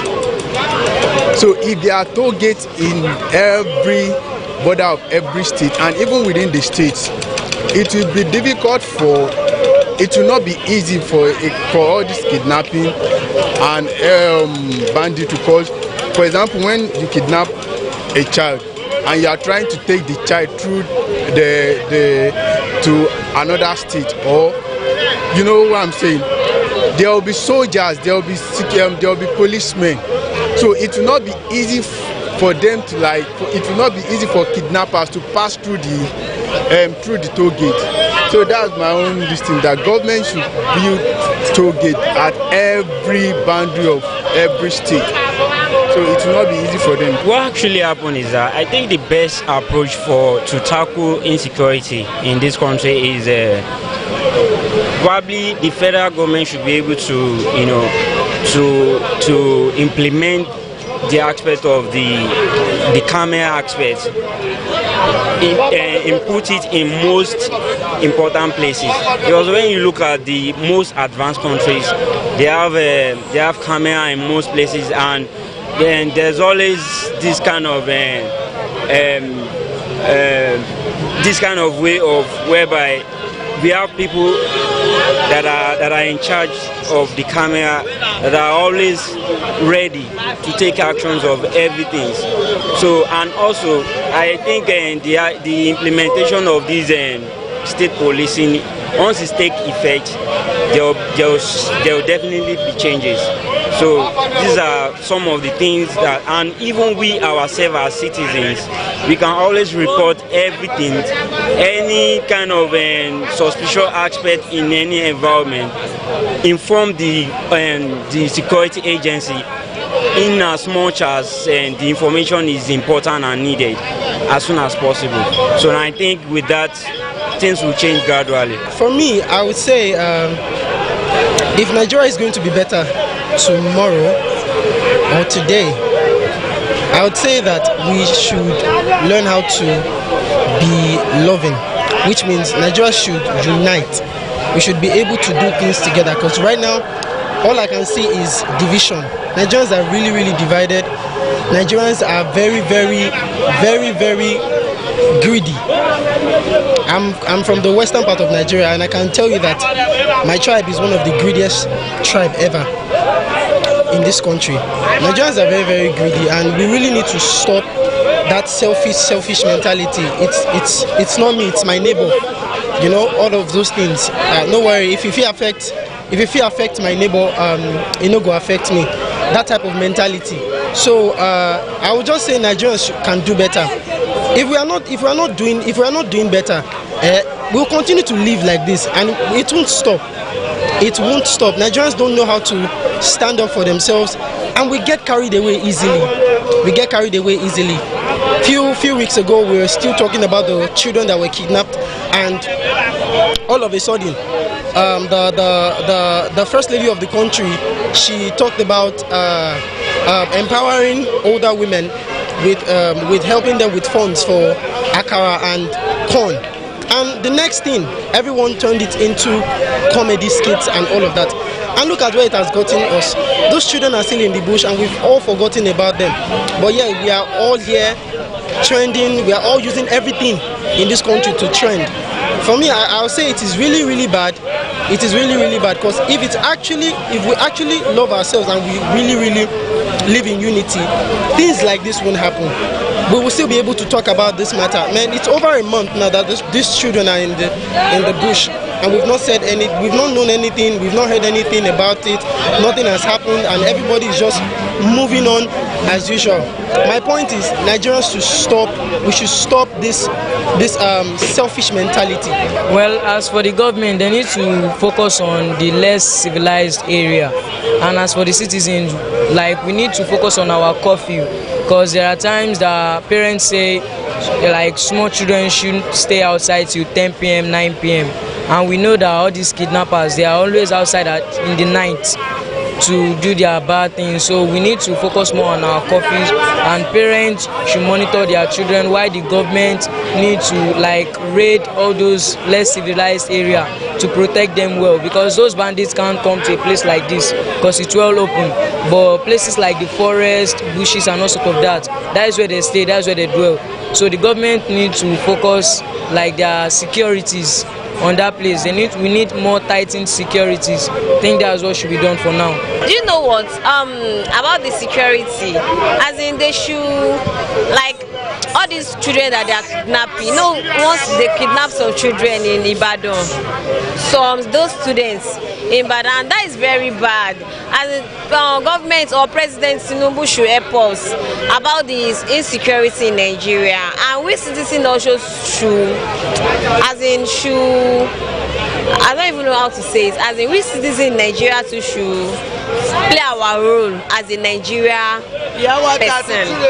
So, and then I want to even say something. Some guys used to beat a woman in Nigeria. So, government, President Tinubu should find something to do about that. It's not allowed for a man to be beating a woman. I witnessed it in my area at Cape today. So they should not be beating those women. And then the children that they are kidnapping, that is this is not Boko Haram time again. So President Tinubu should find something to do about that, and government also. So I'll not say more than that. When I talk about the insecurity in the country, my sister, it's so challenging. It's so bad. We can't even travel to our own state. Like me, I'm from Benue State. It's so bad that we're in this Lagos. It's like we travel like every year like twice or 3 times in our state, but like we can't travel anymore, because when they kidnap us and they ask us to bring like 100 million, 200 million, who can we call for that? Who can we call? Most of my brothers and sisters are civil servants. They are civil servants. How much is their salary? So we decided to like remain in Lagos. We just stayed in Lagos, and I think Lagos is over populated because of the insecurity of the thing. So please, we like call on our governments to at least we have army, we have police, we have a lot of agencies. Let them help us and chase these people out of our road to our state, so that we'll be able to like have peace in our state. Although this insecurity in Nigeria, it has been like for like 10 years, 15 years now. Boko Haram, this, before now the bandits now. And secondly, I think we ourselves, our citizens, we should be our brother keeper. I mean, we should be getting ourselves, and our neighbor, our colleague, our work. You see something. Anything you see that is not good, or for like insecurity, like you see someone carry a bag or sack into any neighborhood, speak out. Don't fear. Even in a bus, say anything that this thing is like saying something. Please speak louder. Because number one, federal government, they cannot come down from Abuja to your room or to your neighborhood. But we ourselves, we are here to secure ourselves, protect ourselves, even in the mosques or church. Although our pastors and our imam, they are trying their best, at least by making police around us on Sunday and Friday. Yet, but we ourselves, as a member, we should try as much as possible to be looking around us. Being a church, because olden days they will say if people are fighting, once you enter to church, they say you are saved or mocks you. But now it has changed. So please, and I'm hugging our leader in politics, work, banks, all our elders. They should please try to add more to the security for us, because I think we masses, we don't have much energy to speak up, but we that we have money at least. And also please I thank our military men, Nigerian, the soldier, the police. They are doing well. Even this our Amatekun, you can see because every day in our news. Today, I mean, they go inside bush because someone like me now, I can't go to bush. The power to go bush, I don't have it. But then, the soldier men, they have family, they have future. Yes, they will go to inside bush to go and fight the bandits. So kudos for them, our military men. I really thanks to them very well. But yet, they should add more for us, for the security. And our president also, this coming election also, I think they are planning to campaign for us. But please, insecurity, food, lights, water. Although Lagos government and Ogun State, they are doing their best because I'm living at here now, Ojudubega. Like 15 years ago, Ojudubega road is no good at all. Even to that land, but now it's good now. So our governor and Abiodun is trying their best. Our governor in Lagos State, they are doing more. Thanks to even our lights is okay now. Because now we can use like 18 hours now for lights now. Yes, they are trying their best. So please, I'm begging them for this security in Nigeria. And we also, we the masses, should also to help our friends, our neighbor, our colleague in our area. So God bless you. Okay, we talk about the security. I think number one is state police. Just start from there, state police. Then after that, I think even ourselves, we can start to secure our environment. Like now, if I see something wrong happen in our environment, I call the police. I call the nearest police station to come and check what is going on there. So that's what I think. It's really devastating to see that Nigerians continue to live in fear. However, we hope that the voices of citizens are heard and worked upon on the issue of insecurity. This is Citizens Direct on TVWest. My name is Victoria Ogunayide.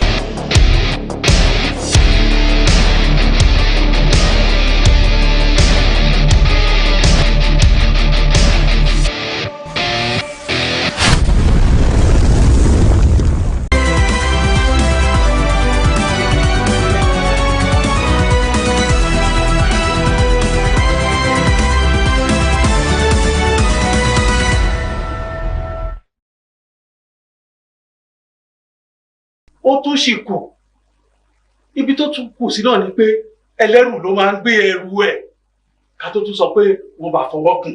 Bẹ́ẹ̀ni. Ó kù àdẹ̀mọ́ ibi tó kù sí.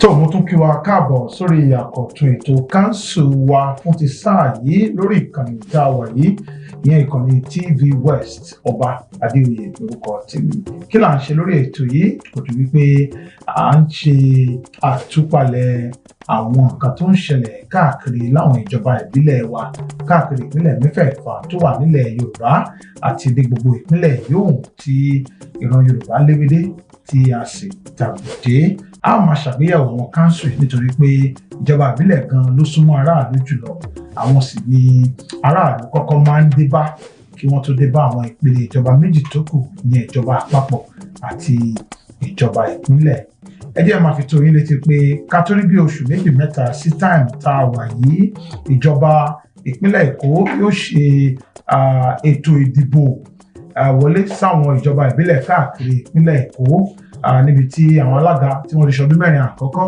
tí wọ́n fẹ́ tẹ̀síwájú àwọn náà láǹfààní àti díje ṣùgbọ́n àwọn tó ti ṣe ọdún mẹ́jọ tán tó ti ṣe ọdún mẹ́rin àkọ́kọ́ ọdún mẹ́rin kejì tó sì kásẹ̀ ńlẹ̀ wọ́n lè yè bá fún àwọn alága tuntun àtàwọn kánsílọ̀ tuntun láti gòrí àlééfà. Lónìí ìlú Badagry náà la tún padà sí ìjọba ìbílẹ̀ Badagry níbi tí ọ̀kan gbòógì nínú àwọn adíje dupò alága níjọba ìbílẹ̀ náà ń bá wa lálejò lónìí. Ẹ bá mi kí káàbọ̀ sórí kánsù wa fún ti sáà yìí, alàgbà Honourable Babatunde Ńpẹ. Ẹ káàbọ̀ sórí ètò. ṣe mo lóòtú. tó a rí i pé ẹ̀yin náà ti sọ wípé ẹ tó gbangba sùn lọ́yẹ́, ìdí rèé tẹ́ ẹ fi ní ẹ ti tó àkókò fún yín láti díje dupò gẹ́gẹ́ bí alága ìjọba ìbílẹ̀ Badagry. Kí ni àwọn àfojúsùn yín gan-an, àbí kí ni nǹkan òwúrí tẹ́ ẹ rí tẹ́ ẹ fi sọ pé lóòótọ́ ẹ̀yin gan-an ni táìmù tá a wà yìí tọ́ sí ẹ̀yin gan-an ló kàn? ṣe olóòtú, kí gbogbo ọmọ Nàìjíríà pàápàá jùlọ àwọn èèyàn mi nílùú Badagry àti ní ìpínlẹ̀ Èkó lápapọ̀. Lẹ́ẹ̀kan sí orúkọ mi ní Babatunde Ńpẹ, ọkùnrin bíi Badagry yìí. Èmi ni mo ní ohùn mi láti ṣe àtúkọ̀ káńsù Badagry nítorí gbogbo ìrìn àjò mi.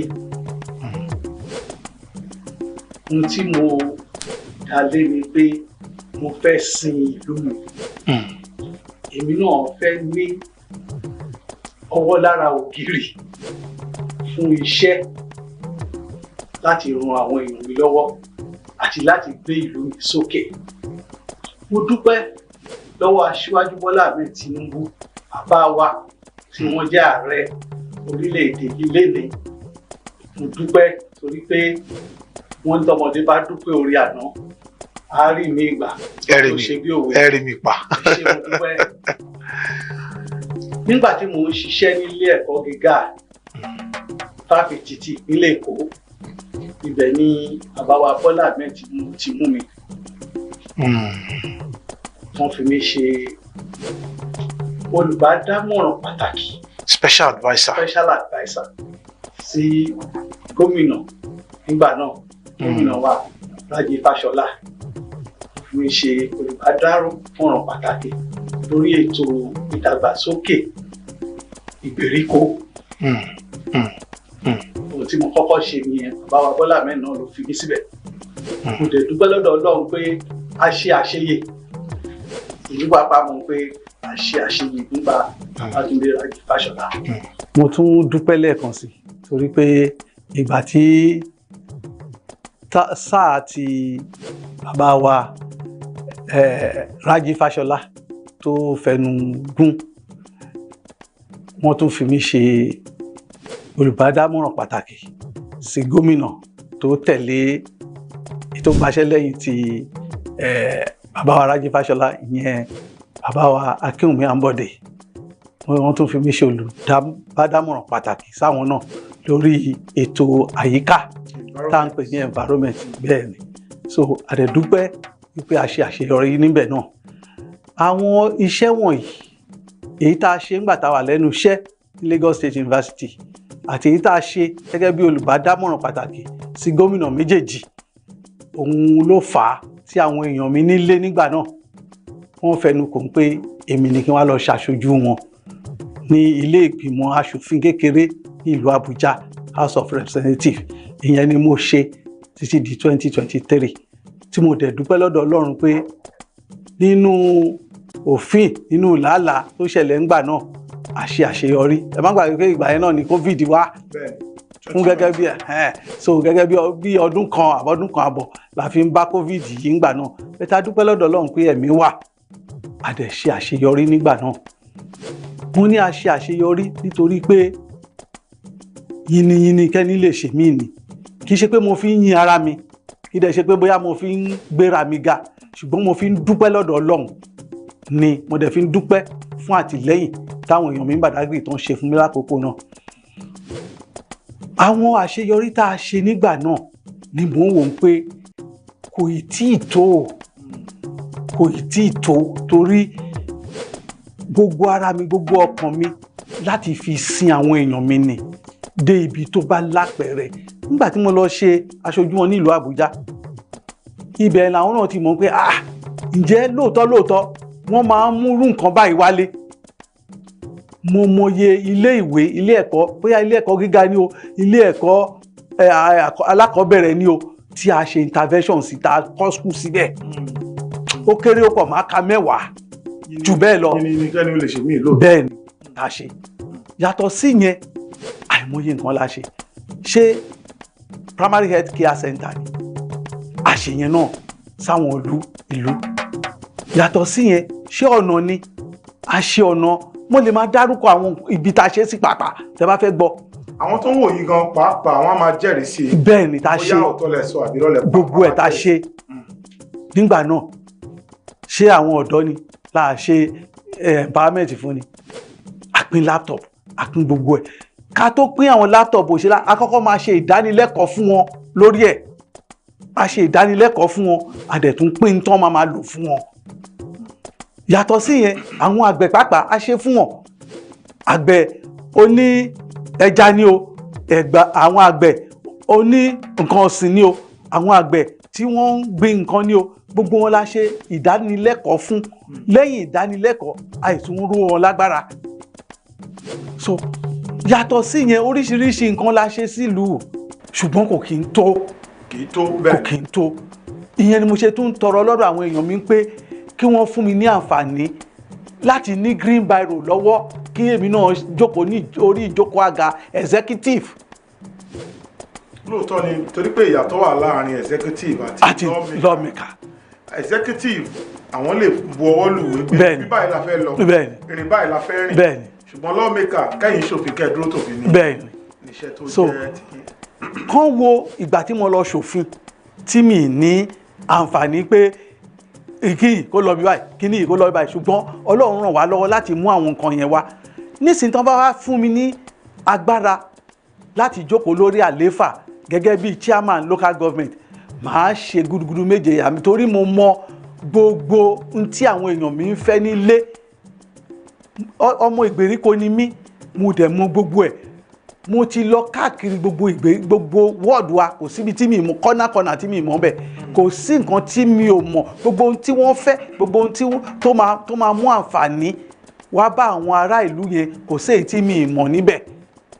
So kàn fún mi ní àǹfààní yìí láti rí i pé mo lo gbogbo àǹfààní táwọn náà ti fún mi tẹ́lẹ̀ láti bá wọn ṣe ní state àǹfààní tán ti fún mi tẹ́lẹ̀ láti bá wọn ṣe ní federal level kàn fún mi ní àǹfààní láti lo gbogbo connections wọn yẹn láti rí i pé Badagry tún develop ju bó ṣe wà lọ. Ẹni tó wà lórí àlééfà lọ́wọ́lọ́wọ́ báyìí Ṣẹ́gun Onílùdé àwọn náà ṣe gudugudu méje yàyà mẹ́fà torí pé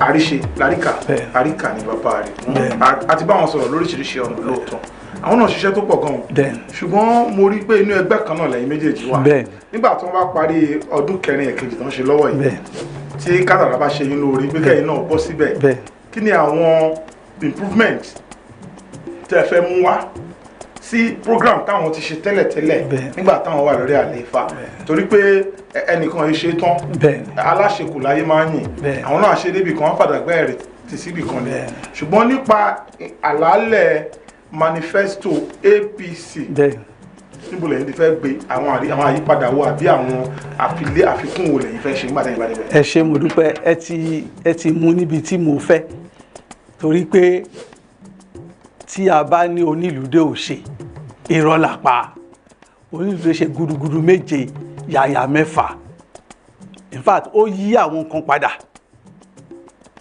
sí rere tó jẹ́ pé gbogbo wa dẹ̀ rí àfojúrí a dẹ̀ ṣe ń rí títí di lọ́wọ́lọ́wọ́ yìí náà torí kò ìtún tí dúró bẹ́ẹ̀ ẹ̀ sì tún lọ bẹ́ẹ̀ ni mo sọ fún yín.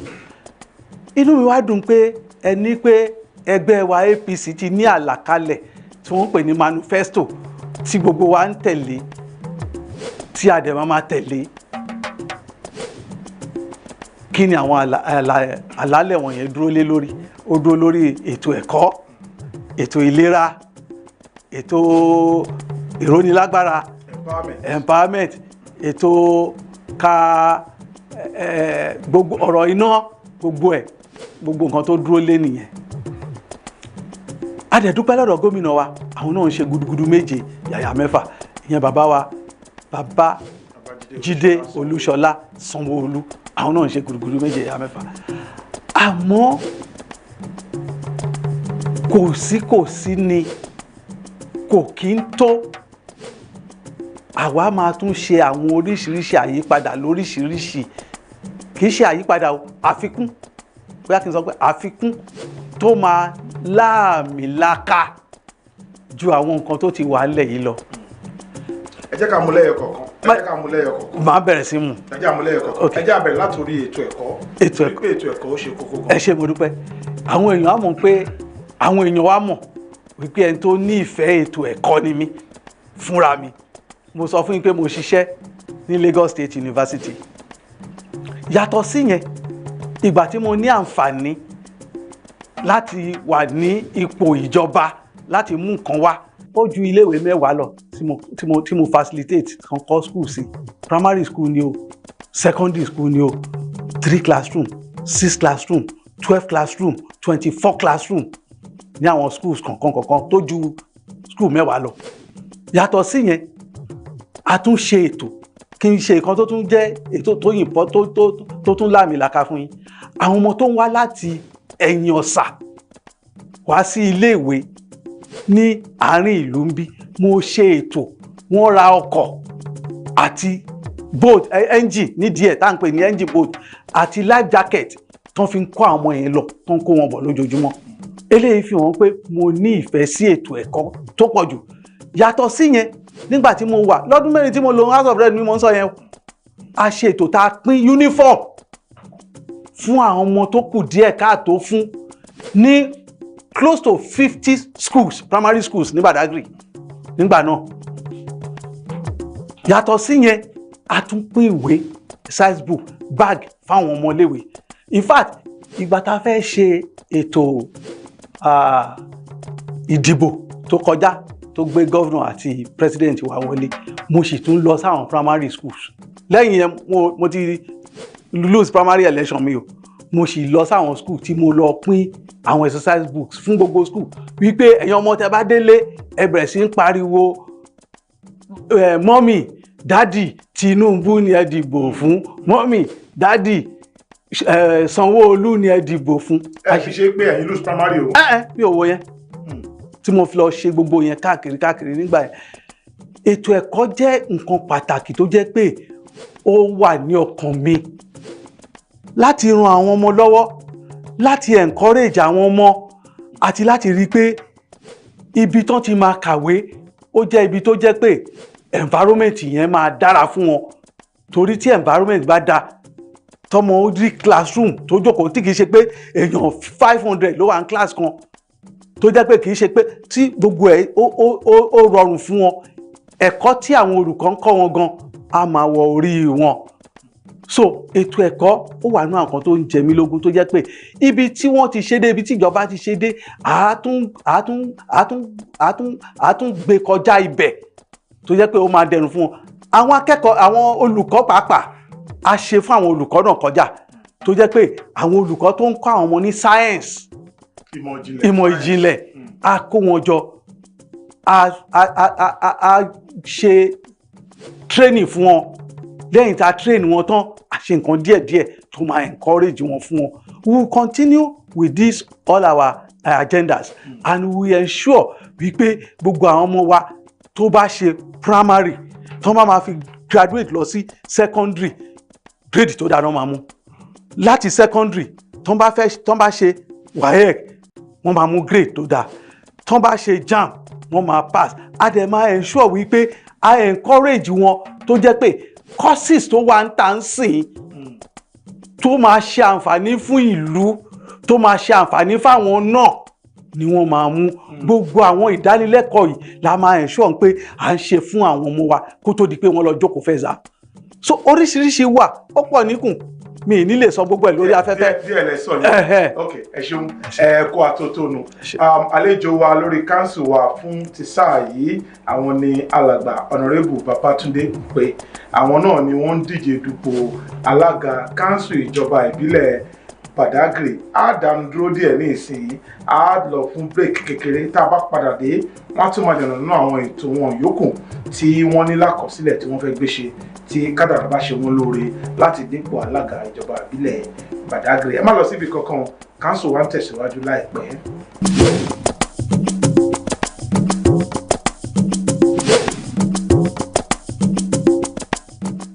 tó rẹ káàbọ̀ sórí ètò council wa lórí ìkànnì TVWest níbi tí a ti máa ń ṣe àtúpalẹ̀ àwọn nǹkan tó ń ṣẹlẹ̀ láwọn ìjọba ìbílẹ̀ wa káàkiri ìbílẹ̀ mẹ́fẹ̀ẹ̀fà tó wà nílẹ̀ Yorùbá. Lónìí àlejò wa adíje dupò sí ipò alága ìjọba ìbílẹ̀ Badagry ìyẹn Honorable Babatunde Ogbe, àwọn ni àlejò wa. A sì ti ń sọ̀rọ̀ lóríṣiríṣi àwọn nǹkan tí wọ́n ní lákọsílẹ̀ tí wọ́n ní nípamọ́ tí wọ́n fẹ́ gbé ṣe tí wọ́n bá fi lè dé ipò alága. Ẹgbọ́n lẹ́ẹ̀kan wọ́n sọ̀rọ̀ nípa ètò ẹ̀kọ́.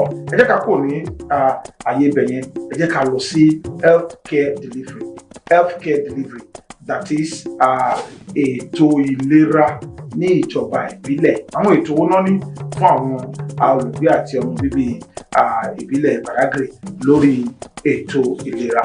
Ẹ ṣé púpọ̀ olóòtú. Ètò pọ̀ ńlẹ̀ ta ní fún wọn torí pé mi ò ní ṣàlàyé máa padà sẹ́yìn díẹ̀díẹ̀. Ní ọdún 4 tí mo ṣe ní House of Rep, àwọn ètò ta ṣe pọ̀, àwọn la fẹ́ gùn lé ta tún máa ṣe jù bẹ́ẹ̀ lọ. Ẹ má gbàgbé pé council ó ní ètò tiẹ̀ tó gbọ́dọ̀ máa ṣe fún ará ìlú lórí yàtọ̀ sí ti ìjọba ìpínlẹ̀ àti ìjọba àpapọ̀. Àwọn ni wọ́n ní primary health care center lọ́wọ́ tó gbọ́dọ̀ manage ẹ̀ dáadáa. Nígbà tẹ́mi wà ní Abuja, primary health care center bíi 2-3 mo facilitate wálé pẹ̀lú full instrument tó yẹ kó wà nínú wọn. Mi ò tún dúró síbẹ̀, mo tún lọ sí general hospital, mo lọ donate equipment síbẹ̀. Mo ò tún dúró ń bẹ̀ ní àwọn primary health care center wa, mo tún donate oògùn tó worth over 20-something million naira síbẹ̀ nígbà tí mo wà ní aṣòfin nìyẹn o. Tí n bá wá dé council, gbogbo àwọn primary health care center tó wà ní under council lọ́wọ́lọ́wọ́ mo fi dá gbogbo àwọn èèyàn mi lójú pé wọ́n máa function properly. Àwọn ibi tí ò tí ì ní, àwọn ìgbèríko tí ò tí ì ní, Ọlọ́run á ràn wá lọ́wọ́ láti rí i pé a ṣe sí gbogbo ibẹ̀. Tàdé máa rí wípé àwọn òṣìṣẹ́ wà níbẹ̀ tí wọ́n ń ṣe tó yẹ kán ṣe lásìkò tó yẹ kán ṣe. Yàtọ̀ sí yẹn, a máa ensure pé àṣepọ̀ ó wà láàárín primary health care center wa àti general hospital. Ṣé ti mọ̀ pé láti primary health care center ní tí wọ́n bá lè ṣe ó di general hospital. Táṣepọ̀ tó kún náà ò bá síbẹ̀ nígbà míì tó àwọn yẹn náà ń ṣiṣẹ́ wọn o, bẹ́ẹ̀ tí àṣepọ̀ tó kún náà tó bá wà láàárín wa, ìgbàkígbà Ọlọ́run má jẹ́ àrí kò ṣe dáadáa, tábà kanlẹ̀kùn wọn máa dá wa lóhùn ni. Yàtọ̀ sí yẹn, a tún ensure pé a tún take a step further láti rí i pé àwọn teaching hospital wa Badagry local government handwriting wọn wà ń bẹ̀. Ṣùgbọ́n ìyẹn ṣe iṣẹ́ kò kì í ṣe iṣẹ́ ìjọba ìbílẹ̀, ṣùgbọ́n àṣepọ̀ gbọ́dọ̀ wà. Àbí kì í ṣe pé wọ́n ń gbéyàn láti ìgbèríko lọ sáwọn, Ọlọ́run má jà rí láburú o, a gbàdúrà fún nǹkan burúkú kó ṣẹlẹ̀. Àmọ́ tí wọ́n bá gbé èèyàn láti primary health care center lọ sí general hospital tí kò bá sí àṣepọ̀ tó dánmọ́rán, nígbà máa wò pé ẹ gbé síbẹ̀ ẹ kò sí bed, kò sí igbá, kò sáwo, ṣùgbọ́n táṣepọ̀ tó dánmọ́rán bá wà ń bẹ̀ kíákíá náà máa dá lọ. The same thing teaching hospital. Àwọn yẹn ni mo sọ pé àwọn opportunity tá Ọlọ́run ti fún wa tá ti serve ní àwọn ibì kan, à á lo àwọn connections yẹn láti rí i pé a ṣe àwọn ètò yẹn bó ṣe tọ́ àti bó ṣe yẹ. Kódà ní sáìdì bẹ̀yẹn nìyẹn, kí a tún kò lórí ètò ìlera. Ẹ máa tún dún ètò ìlera àfikún wa o. Torí ìgbà tí mo wà ní House of Rep náà, mo ṣe ètò láti rí i pé àwọn tó ní ètò ní kùdìẹ̀kudiẹ ní ọ̀rọ̀ olójúdé a ṣe ètò fún àwọn èèyàn tó ju 500 lọ láti rí wípé wọ́n wojú wọn wọ́n dẹ̀ fún ọ ní jígí a pè jígí yẹn nígbà yẹn ní jígí Bọ́lá torí ètò tí bàbá wa ti fi sílẹ̀ ní kò gbọ́dọ̀ kú a ṣe ètò yẹn nígbà yẹn wọ́n ń pe kinní kan ní health insurance scheme a ṣe ètò yẹn fún over 700 people nígbà yẹn nínú eléyìí ara nǹkan tí mo sọ pé link gbọ́dọ̀ wà láàrin wa àti general hospital àti gbogbo ẹ̀ aláti tún ṣe ètò torí mo rí pé ní ìpínlẹ̀ Èkó ètò health insurance scheme yẹn ó wà ní onípele sípele a máa ṣe ètò wọn yẹn pẹ̀lú wọn láti rí pé àwọn èèyàn wa wọn key into it local government dẹ̀ ní ipa tá a máa kó lórí ẹ̀ tó jẹ́ pé àwọn èèyàn wa wọn á gbádùn ẹ̀ ó sì tún kù síkùn o bẹ̀tẹ̀ nítorí àsìkò. ẹ má jẹ́ ká pẹ́ jù lórí ìyẹn torí àsìkò bẹ́ẹ̀. ẹni gbọ́ nǹkan tí adíjedupò alága ìjọba ìbílẹ̀ Badagry bá yìí sọ ẹ̀yin olùgbé àti ọmọ bíbí ìjọba ìbílẹ̀ Badagry ẹ máa mú gègé àti tákàdá yín kẹ máa kọ sílẹ̀ bí wọ́n ṣe ń kà lẹ́sẹẹsẹ torí pé tó bá padà déjọba tán ẹ lè rí nǹkan tẹ́ ẹ máa fi mú wọn dání pé alága báyìí lẹ sọ báyìí lẹ sọ that is called accountability. ẹ jẹ́ ká tún tẹ̀síwájú lórí àwọn nǹkan tó yẹ kí alága ìjọba ìbílẹ̀ tó yẹ kó ṣe. inú mi dùn pé ṣáájú nígbà tẹ́ ẹ̀ sọ̀rọ̀ lẹ́ẹ̀kan ẹ ti ṣe iṣẹ́ gẹ́gẹ́ bí olùbádámọ̀ràn lórí ètò àyíká that's an adviser on the environment to Akinwumi Ambode, the former governor of Lagos State.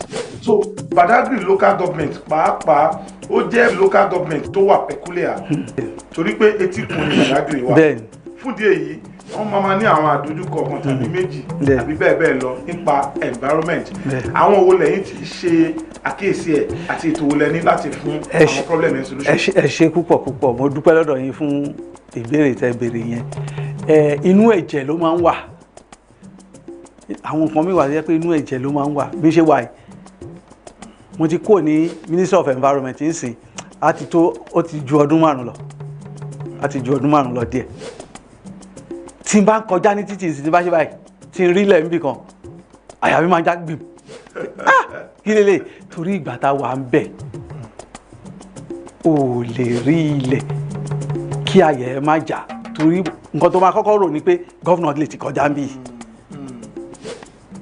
so n tó máa ṣe kíákíá ni bó ṣe máa kúrò bẹ̀ ó sì wà lára mi títí dìsìn. ní sáà díẹ̀ sẹ́yìn sìn mínísítà kan tó wà ní ìcháàjì tourism ó wá kí wa ní Badagry wọ́n ṣe ètò kan àwọn tó wà ní House of Representatives àti Assembly náà ṣe ètò láti gbé mínísítà yẹn wá fún ìgbélékè àbí ìdàgbàsókè tourism ní Badagry ètò ìgbafẹ́ ní Badagry kọ́mẹ̀tì ẹyọ kan tí obìnrin yẹn ṣe nípa Badagry ó jẹ́ nǹkan tó fa ìbànújẹ́ fún mi mo kọ nǹkan lórí ẹ̀ ránṣẹ́ sí the present commissioner for the environment àti ẹni tó jẹ́ MD Lọ́mà kọ̀ọ̀kan ránṣẹ́ sí wọn lórí ẹ̀ inú mi dẹ̀ dùn àjọ kólẹ̀ kó dọ̀tí inú mi dẹ̀ dùn wọ́n take action lórí ẹ̀ kí ni comment náà the woman said wípé area tí àwọn fẹ́ develop tourism potential ibẹ̀ the place is dirty ẹ gbọ́ kínní yẹn báwo ló yẹ fẹ́ ṣiṣẹ́ kó lè ṣiṣẹ́. ó jẹ́ nǹkan tó jẹ́ ẹ̀dùn ọkàn mi èmi fẹ́ fi dá yín lójú mo lè fi dá gbogbo àwọn Badagry lójú pátápátá wípé pẹ̀lú ìfọwọ́sowọ́pọ̀ wọn tá a bá dórí àléfà àti experience tá a ti ní àti gbogbo àwọn tá a ti mọ̀ orúkọ yẹn á parẹ́ pátápátá.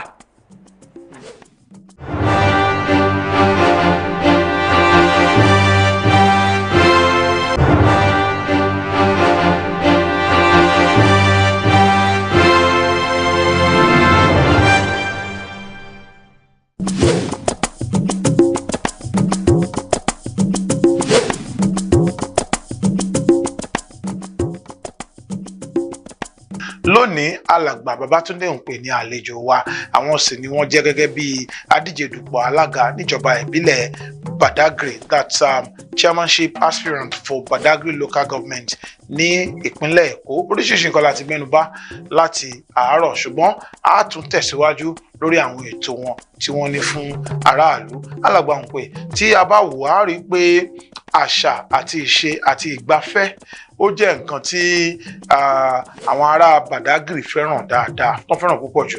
Mo mọ Zàǹgbétọ́, kò síbi tí Zàǹgbétọ́ ti jó táwọn èèyàn wá láti wá wò wọ́n. Tí wọ́n bá ń kọrin Badagry, orin tó dùn ni. Àwọn nǹkan wọ̀nyí ó yẹ ká máa sọ wọ́n di ọrọ̀, ká máa sọ di nǹkan tí a lè máa fi kó èrò wá sílùú Badagry láti máa pawó sí àpò ìjọba. Àwọn ètò wo lẹ ní fún tourism àti culture tẹ́ bá dépò alága ní Badagry? Ṣé àdúpẹ́ kíkọ́ tún wọ́n pẹ́ mi lọ́dọ̀ Ọlọ́run Elédùmarè, torí Ọlọ́run ló mọ̀ọ́mọ̀ dá wa sílẹ̀ tó dẹ̀ fi àwọn nǹkan yẹn tó fi kẹ́ wa. Àwa Ọlọ́run fi àwọn nǹkan yẹn kẹ́. Àwa la ní ọ̀sà, àwa la lòkun. Yàtọ̀ sáwọn yẹn, Ọlọ́run tó fi àwọn history kan fi kẹ́ wa. Bẹ́ẹ̀ni. Tó jẹ́ pé àwọn èèyàn gbọ́dọ̀ máa wá rí fún. Tó bá sọ pé ibi tó ti kọ́kọ́ preach Christianity àbí tó ti kọ́kọ́ celebrate Christmas ní Nàìjíríà. Ìlú Badagry. Badagry. Bẹ́ẹ̀ni. Tábà ní ibi tí pẹ̀tẹ́sì àkọ́kọ́ kan wà. Ilé alájà àkọ́kọ́ nílẹ̀ Nàìjíríà. Badagry. Bẹ́ẹ̀ni. Tábà ní ibo náà ti translate Bible. Bíbélì sí Yorùbá. Badagry ni. Nínú ọgbà yẹn gan oríṣiríṣi wà bẹ̀. Omi kan wà bẹ̀ tó jẹ́ kọ̀ǹga kan wà bẹ̀. Bẹ́ẹ̀ni. Ọlọ́run fi ta Badagry ní kẹ́. Káwá sọ ọ̀rọ̀ pé wọ́n ṣe òwò ẹrú. Èyí náà tún wà bẹ̀. To the extent pé ibi kan wà láǹfẹ̀ ní point of no return. Bẹ́ẹ̀ni. Gbogbo nǹkan ìlú wà bẹ́ẹ̀. A dúpẹ́ lọ́dọ̀ àwọn gómìnà wọ́n ti try fún wa. Àmọ́ mo sọ fáwọn èèyàn mi wípé ó tún ṣì kù. Ibi tó tún kù sí náà ni pé ẹlẹ́rù ló máa ń gbé ẹrù ẹ̀ ká tó tún sọ pé wọ́n bá fọwọ́ kùn. Bẹ́ẹ̀ni. Ó kù, àdẹ̀mọ́ ibi tó kù sí. Ìdílé èèyàn náà gbogbo ẹ̀ lórí afẹ́fẹ́. Àwọn èmi ò gbógun. Ìbáwọn èèyàn ti lọ sí Múránsì. Bẹ́ẹ̀ni. Kí ló lọ ṣe bẹ̀? Wọ́n lọ gbàdúrà ni. Bẹ́ẹ̀ni. Àwọn èèyàn lọ Jerusalem náà. Kí ló lọ ṣe bẹ̀? Wọ́n lọ ń gbàdúrà ni. Tourism tẹ̀ tún pẹ̀lú. Tourism náà tún pẹ̀lú. Bẹ́ẹ̀ni. Èmi mo gbọ́ lórí social media. Pastor àbí evangelist kan ó visit First Story building. Ó wọ ibi tí wọ́n ti translate Bible kúrò ní English sí Yorùbá. Ó dẹ̀ fọwọ́ lé Bible tó wà bẹ́ẹ̀. Ó gbàdúrà. Later mo wá gbọ́ testimony pé nǹkan ṣe ń bẹ̀ ẹjọ́ yẹn ó ṣe báyìí báwọn. That same evangelist àti pastor tí mo sọ yẹn nígbà tí wọ́n bọ́lẹ̀ látòkè yẹn wọ́n kan omi, everybody was rushing the water from the well. Ní Badagry.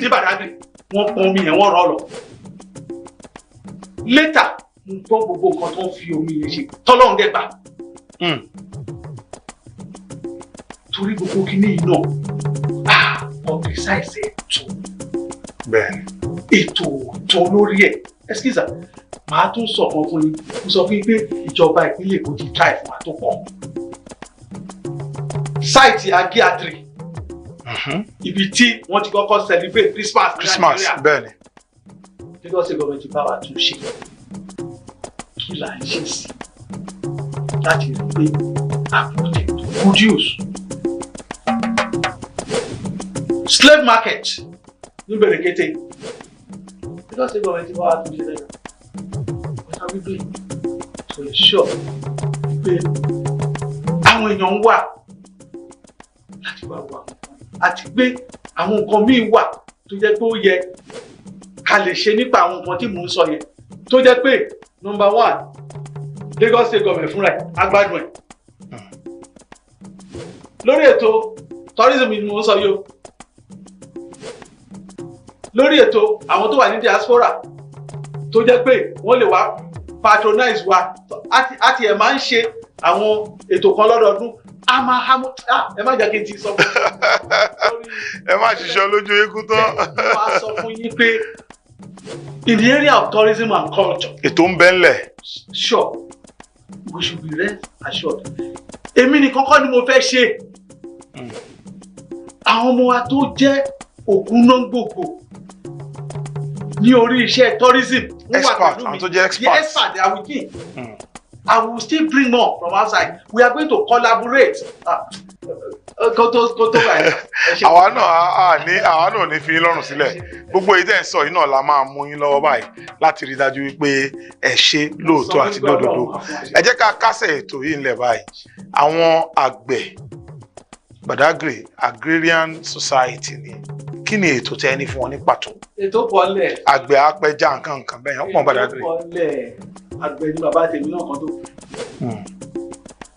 Àgbẹ̀ tí wọ́n nígbà yẹn ọkọ́ náà fi ń ṣe náà fi ń ro ó pọ́lẹ̀ rẹpẹtẹ. Àwọn ayé ti dáadé. Ètò wà nílẹ̀ rẹpẹtẹ láti encourage àwọn farmers wa. Bóyá àgbẹ̀ apẹja ni o, àgbẹ̀ olóhùn ọ̀gbìn ni o, àgbẹ̀ olóhùn ọ̀sìn ni o, gbogbo wọn la máa ràn lọ́wọ́. Yàtọ̀ sí pé a fẹ́ ràn wọ́n lọ́wọ́, ètò láti rí i pé ìlú fúnra rẹ̀ ó benefit from it. Torí pé táwọn bá ń produce tí ìlú ń rí ní owó pọ́kú, ìyẹn ni àṣeyọrí ilẹ̀ o. Kì í ṣe pé a encourage wọn, a empower wọn, a ṣe gbogbo ẹ̀. Ìlú ò rí nǹkan rà ní ọ̀pọ̀. Kò sí ọ̀pọ̀ nítorí ẹ̀ mo sọ pé mi ò ní yànnàná gbogbo àwọn nǹkan yìí lórí afẹ́fẹ́. Ètò wà lẹ́sà tó jẹ́ pé inú àwọn àgbẹ̀ torí kì í ṣe àgbẹ̀ ẹyọ, inú àwọn àgbẹ̀ á dùn, inú aráàlú á dùn, inú ìjọba gan á dùn. Ẹ ṣeun gan, ẹ kú àtótónu.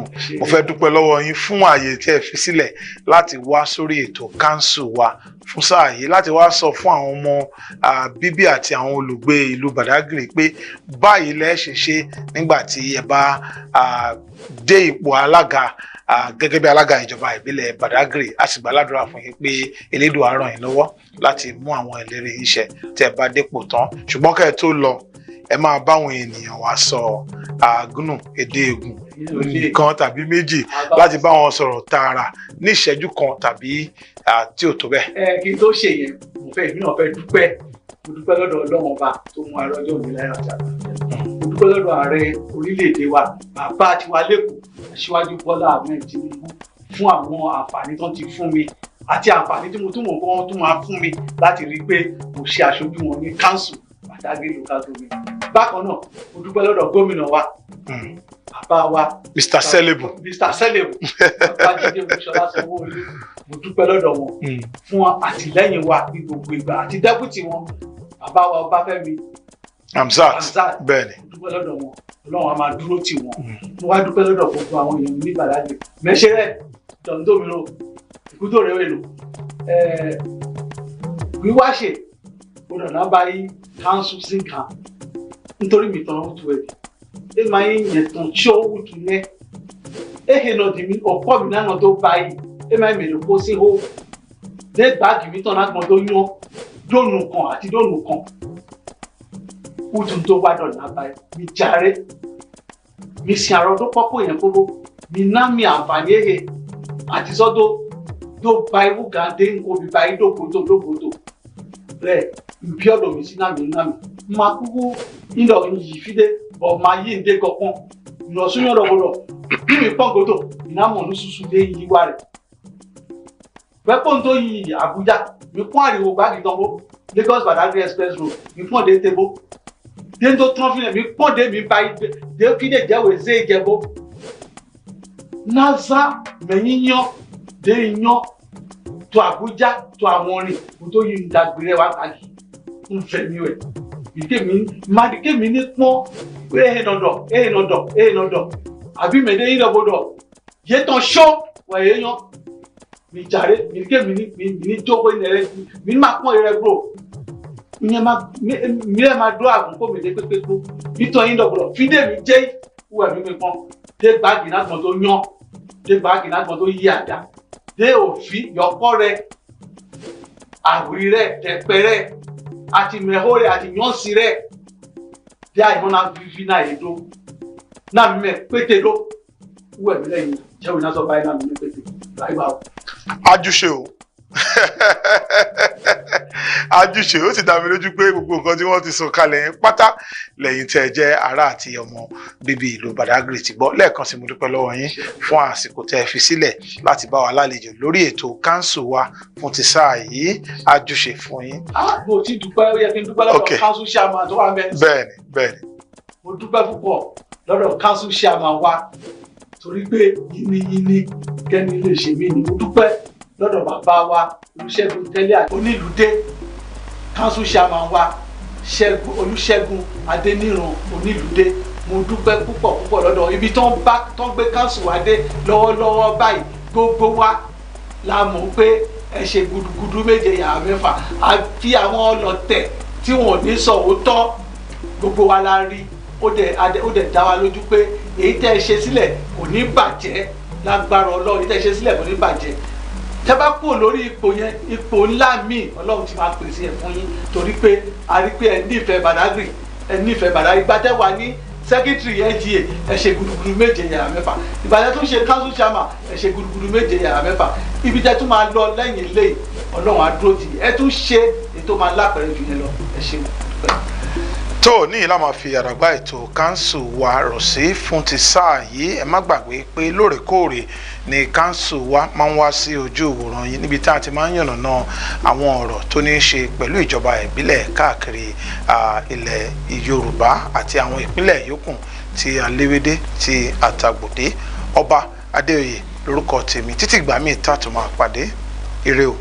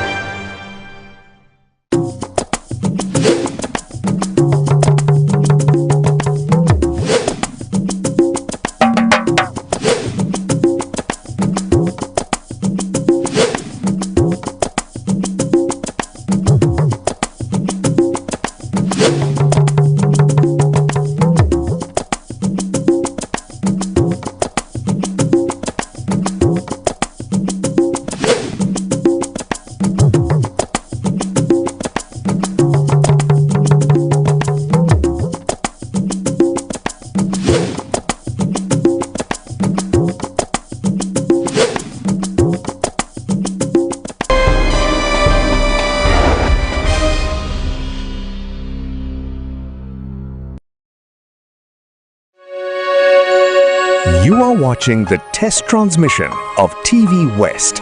Don't forget to follow and subscribe to our social media handle @TVWestNG across all social networks. Thanks for staying with us. TV West.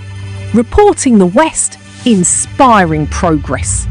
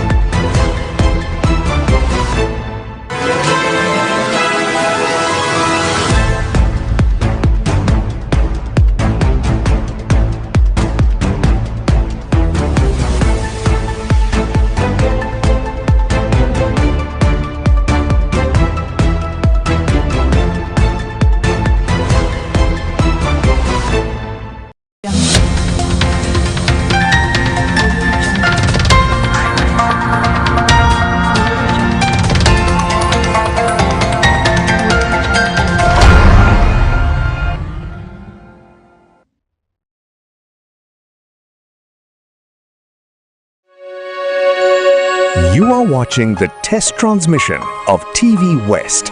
Don't forget to follow and subscribe to our social media handle at TVWestNG across all social networks. Thanks for staying with us. TV West. Reporting the West, inspiring progress.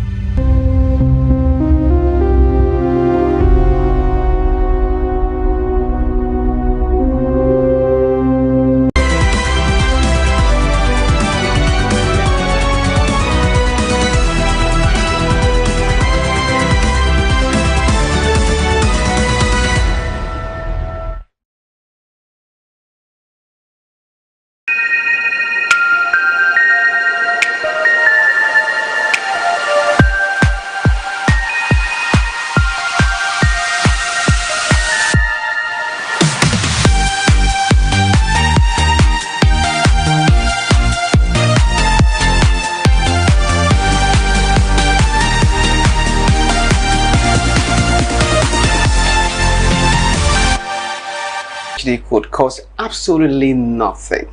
I mean zero. Well, on that note, I welcome you to Opportunity Radio TV on TVWest. My name is Daniel Owoyemi. I'm mighty glad to be here. On this episode, we're unpacking how ordinary Nigerians are taking advantage of opportunities out there. Opportunity Radio TV will connect you to life-changing opportunities.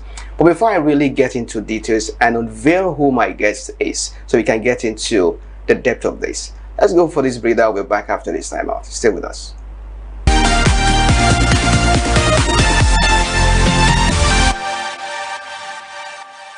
All right, welcome back. You're still on to TVWest, and this is Opportunity Radio TV. Before we went on that break, I told you we're going to be unpacking how Nigerians go into full scholarship.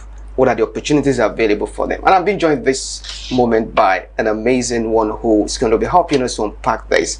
Good morning, Mrs. Olajumoke Makonyola, representing Study Across Globe. Good morning, sir. Glad to have you on Opportunity Radio TV. Same here, sir. So let's look at this. Opportunities for Nigerians abound, but not many people are looking at full scholarship. So you want to ask, many Nigerians believe that this is actually impossible. Is it true to have full scholarship, I mean, at zero cost? Yes, it is. It's very much possible. In sense that we have some partners of body that actually help students or as a nation to actually make the whole study easy. If at all you don't have the financial means, you don't have, but so far you are very intellectually sound, you have much opportunity there, because those people actually look at some categories of things to work with before issuing out a scholarship. And we have a scholarship body that actually help students per se to make it very much easier to achieve your dream in other countries. So is there anything as full scholarship? Yes. So but some you hear scholarship and they don't give you full. Is this still scholarship? Yes, it's still scholarship. What do you call that? Partial scholarship, and we have full scholarship. Okay, so who pays for this scholarship? I mean, you go to school, you don't pay anything. Who pays for that? They say there's nothing free anywhere, even in Freetown. So how come there are towns something is free? Who pays? Okay, so we have some bodies that actually helps. They take care of that. That's the government part of the whole scholarship. Bodies of NNPC, Chevrons. We have other people that actually helps with the whole full scholarship part. We have the Irish government that actually, help students with the whole full scholarship funded. So you want to ask which countries offer the best of the scholarship? I mean, we have scholarship in Nigeria, but which countries globally offer this scholarship? Like I said, Irish government actually offers full scholarship. We also have what's it called, Chevron, that helps students to, so far you are willing, like I said earlier, so far you are willing to take hold this whole process. So we have people that are willing to do everything like that. And the bodies of Chevron, NNPC, Irish, and some of the schools in UK to actually give what's it called, tuition deposit scholarship. That is it. Okay, now let's try to get into details now. Okay. So when you talk about scholarship, like when do applications really begin? This is July now. Yeah, this is July. As application started, or which period is it? Summer, winter? I mean, which period? Okay, so the major process for intake is September. That's the major. We have June. We have January. Some schools have May, June, and majorly September. But the major one is September, that we have mass people going to study. So for that, for majorly the scholarship part is going to be for September intake. Okay, you want to share with us maybe names of some of those scholarships that will be available in September? Okay, so for scholarships that's going to be available in September, we have the the Chevron, we have the NNPC, we have this Irish government too. Okay. They also give full scholarship to students that are willing. So interested people should start looking out for They should start looking out for September to apply. So they will definitely apply before September because they are working towards September intake. So we're looking at the likes of May, April. So the scholarship should be ahead of the September intake. So when you say scholarship, what are the reviewers? What are they looking out for? Because we're still going to be looking at details, but like just mention one or two things that they are looking out for. Okay. Thousands of people are applying from different parts of the world. So when we are talking about full scholarship, we're talking about how responsible is the person going to be to handle the whole process, because I mean they are doing the person a big favor, huge favor. You have the willingness to actually study, but the means are not there. You understand? So this body is actually, they are looking forward to someone that is intellectually sound, someone who is very, very brilliant. You understand? Whereby your financial status is actually low. I mean, you cannot give full funded scholarship to someone that has it. But talk to me. The value is not going to be there. Why do some people? I just want to put myself in the shoes of someone who is watching and is wondering, oh, I've applied several times. So what made people? I mean, what makes people get rejected? Why are some people rejected? Okay, so like you said, there are thousands of people that are going to apply. Different qualification, different things they've actually put in. So they look into few things. How responsible is this person? I mean, we attended universities. Are you committed? Do you have maybe a particular club you join or something that makes you responsible? Do you do community service? So even activities such as extracurricular yes, it's a factor. But for someone who did all of these things, I mean, submitted the CVs, the personal statements, and they still got a no, what could be that thing that they may not pay attention to that may be getting them disqualified? Like I actually said earlier, we have 1001 different qualifications, so there will be a particular thing these people are looking into. Like I said, extracurricular activities, intellectually sound, and if the person does not have the means but is willing to learn. Fantastic. So does it matter whether you graduate with 2-2? Can you still get scholarship? Okay, so most of the scholarships they do with 2-1. 2-1. Yes, that's what I'm saying. You have to be I'm not saying 2-2 is actually not good or third class. No, I'm saying that we have thousands of people doing into this. We have thousands of applicants. So we have first class, we have 2-1, we have 2-2. So definitely they want to pick out the outstanding ones. I'm not saying 2-2 is not outstanding. I'm not saying third class, but with the whole competition thing, I feel from first class to 1. And we have that of third class, second class, lower that can also apply to. That's the partial scholarship with the school. So most of the schools actually help international students to reduce the tuition. Let's assume you have a particular tuition fee of maybe 21,000 and you're giving a discount of 5,500 or probably 7,000. It's something.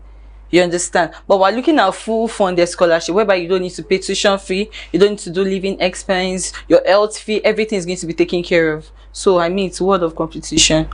Well, you have been in this terrain for quite a number of years. That's your brand.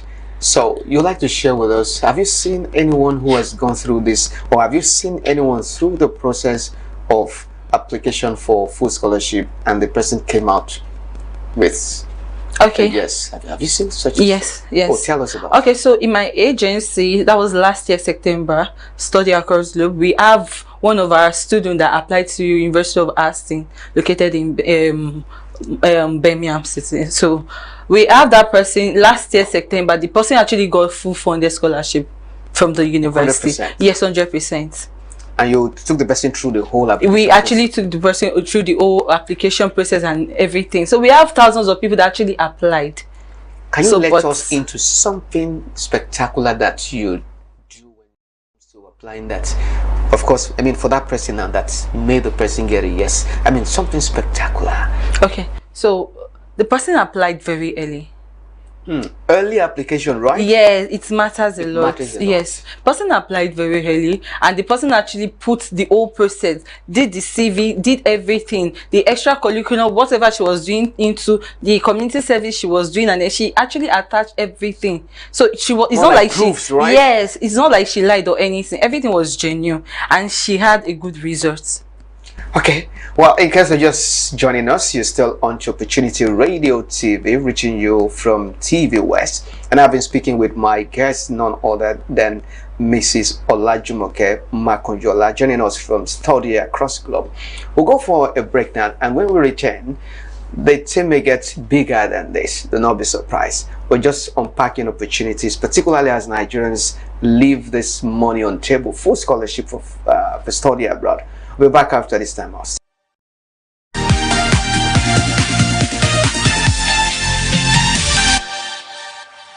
Welcome back. You're still on to TVWest, and this is Opportunity Radio TV, and we have been looking at opportunities abound in applying for full scholarship. My guest has been Ms. Olajumoke Makonjola, and this time around we're having the larger team as King David joins us. Hello, King David. Welcome. Yeah, well, thank you. You're sitting like you are the king now, right? So you come and think. All right, so Good afternoon. You're welcome. So Mr. Olajumoke has done a bit of this, so we just want to take it a little higher now. We want to look at the toolbox of applying for full scholarship. What are the things that should be in that toolbox? Some get yes, some get no. But for those who get yes, which we are aware that you've been part of, so what are those things? For instance, which country should one target? Which country offers more scholarship? Okay, in terms of countries that offer more scholarship, I don't think we'll be placing overemphasis on just one country, but countries like the UK offer scholarship, the US, Germany, Australia. There are so many countries that offer a whole lot or a wider range of scholarship, so we cannot just streamline it down to a particular country. That makes it even more interesting. Yeah, so you can cast your nets for as wide as you can. You can explore. Okay, so what are the courses? Is it STEM courses? Is it social science? What are the courses that offer more that people can really leverage? Well, I think that at the larger scale of it, there are some scholarship that are course specific. Like the scholarship was designed to attend to a particular industry within a particular economy. Okay. So there are so many, like when you talk about the NMPC scholarship, for example, we already know where it is channeled towards, and some scholarship are also channeled. It's just depending on, I feel like at the core of it, it's depending on the aspect of the economy that body of scholarship has decided to attend to. Absolutely. So that's why we do not have any particular scholarship that is designed solely for you. You just need to typically explore. When the scholarship come out, you tend to see the range of courses that it has been designed to attend to, and if it does suit your checklist, you can put in application. Okay, you shared a success story the other time, and it gladdens heart to hear that you were part of such from A to Z. Yeah. But it's important to also ask, for some of these scholarship people do interview, right? So is it for all of them to do interview? Or some are interview phobia. I mean, interview phobic. They hear of interview, they're afraid. They want to go, they apply for visa, they say interview, they're afraid. So is it all of this scholarship application that people have to appear for interview? Yeah, but mostly you have to take an exam. Like I said, for them to streamline or sieve some some entries, yes. So they need to, out of thousands or millions of people that is going to apply, definitely they'll write an exam. So after the exam, some people will pass, and it's beyond whatever you've budgeted for. So I feel your interview is going to sieve some other people. Yes. So I'll come back to you, King David. Like when you do your CV now, let's look at the toolbox. I want us to unpack the toolbox now. Your CV, what should your CV look like when you're applying for, for sponsorship, for scholarship? What should your CV look like? Okay, for the CV is meant to be a document that exposes intricate details about you, starting from your who you are, you know, your detailed assessment of who you are, what you believe in, your values, and what you stand for. Then after that, they want to see your educational qualifications. They want to see the level you've got into academically. Of course, you need to also be detailed in your CV, because you're applying for a scholarship, you're in competition against so many people, probably in competition against the world. So you would want to place yourself at a bit, and at the core of it is the fact that we tailor our CVs to suit the opportunities we want to apply for. So you need to tailor your CV to suit the opportunity you're planning to apply for. So you would want to place in academic qualifications that are typically relevant to that opportunity. And after that, there is also the experience range. There are some scholarship programs and there are some courses that does require you to have particular real life experiences in some particular field, and you would need to, of course, highlight that significantly with details on your achievement within those roles, as that when you help them. So tailoring your CV to suit, you know, what you have applied for places you at a better advantage to getting the scholarship, because what they want to see more is they want to see details, very, you know, strong details about you as a person. Okay, now CV is just one out of many things that should be in that toolbox for application. So what are those other things? Like, I want to apply for full scholarship now. What are the things that the document, the credentials, the things that Okay, just like you said, the CV is just one out of many. There is the academic you know, certifications, your transcript, the WAEC, and some other academic qualifications you would want to add up to it. There is the personal statement. What is that personal statement? It's like there is your personal statement. What is personal statement? The personal statement. Let me be realistic. Okay. The first time I had personal statement, in fact, they didn't call it personal statement. They call it PS. Okay. And in my campus, they used to call PS permanent site. So I was thinking, what does permanent site have to do with? Some people call it statement of purpose. Statement of purpose, SOP. I thought it was song of praise. So, personal statement. What is it all about? What is it? Okay, just like the name does imply, it is called personal. So it's just a statement. It's not just a statement. Like when you go to police station, they say right statement. That statement is just not one statement. Even the statement within the Nigerian conclave is more than a statement. Okay. Okay, so just like it states, it's a personal statement. It means that it has to do about who you are, what you represent, and why you are a viable investment for that scholarship. They want to see that there. And that means that to a large extent you must have done your research. You must have researched about the scholarship program, what the program is all about, what benefit is included, and what results they want to see after you've undergone the scholarship.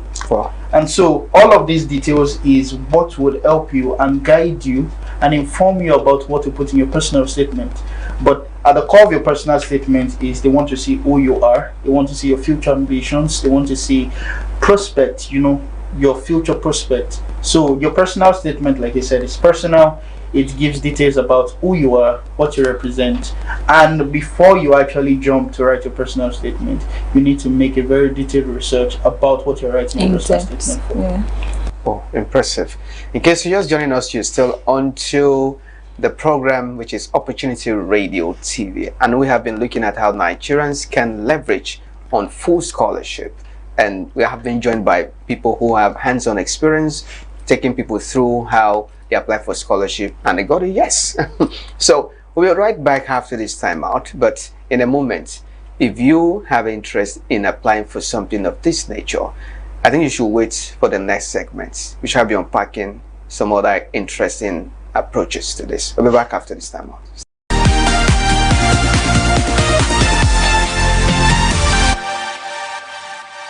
All right, welcome back. You're still on to Opportunity Radio TV, reaching you live and direct, reaching you from TVWest. So I'm being joined, as usual, by the representatives from Study Across Globe, Mrs. Olajumoke Makonjola and King David. So just some rapid questions that I'm just going to be asking you. Number one is, the biggest mistake Nigeria makes is what on full scholarship application? With you, Mr. Olajumoke, the biggest mistake Nigeria makes? The biggest mistake Nigeria makes when it comes to full scholarship is the fact that I feel they've actually, you don't know what they know what they want, but they actually don't know what it all entails. They don't know the documents. You get so. Okay, that's the biggest mistake they make when it comes to scholarship application. The non-awareness, they are not aware of what the scholarship entails is all about. Okay. You just hear scholarship like. Okay, I'll come to King David. If I had 200,000, can that take me to putting things together to apply for full scholarship as a Nigerian? Well, I would say no. And the reason why I would say no is because scholarships are different from each other. There is need-based scholarship and there is merit-based scholarship. They are different from each other. The needs-based scholarship requires quite some. And even before we even dive into the difference between this... okay, he said no. I just want to get a yes or no. Okay. Okay, I'll come to me. So, okay. The easiest country to target is what? The easiest country to target based on scholarship, right? Yes. Okay, like David has said earlier, we have different countries. So there's no easiest country. Like everything, you have your merit, you have your dismerit. So we have some factors to put into it. So does not exist. There's no easiest country. We have. I will not. Don't put me on that spot, please. What I'm saying is, we have some conditions that actually merit it. So I will not want us to use easiest. Okay. So it's just. Okay, since there is no easiest, the hardest country to target is which? King David. The hardest countries to target based on scholarship. Yes. I don't think there is an hard country to target. I just feel like you need to have a merit. Okay. So what should applicants stop doing and what should applicants start doing? What should applicants start doing? They should connect to the right source when it comes to the scholarship base. So what should applicants stop doing? They should stop just dreaming and start putting together the right documents necessary for the applications. All right, I think on that note, we have been able to touch on vital areas of what it requires for you to apply for full scholarship. I've been joined by very amazing people from Study Across Globe. That is Mrs. Olajumoke Makonyola. Thank you so much for coming to Opportunity Radio TV. I hope next time we'll invite you. You'll be more than willing to join us. And also by King David, the IT of Study Across Globe. Thank you so much for coming to Opportunity Radio TV. Until next edition of Opportunity Radio TV, I remain yours sincerely, Daniel Oweyemi. Ensure that when you see opportunities, you grab it not only with one hand, with two hands. Because the major difference between the rich and the poor is just about opportunities that they hear of and they take advantage of timely. Thank you so much, executive producer and everyone behind the camera, and we hope that next time you will join us. Thank you and keep watching TVWest. Have a great day. Bye.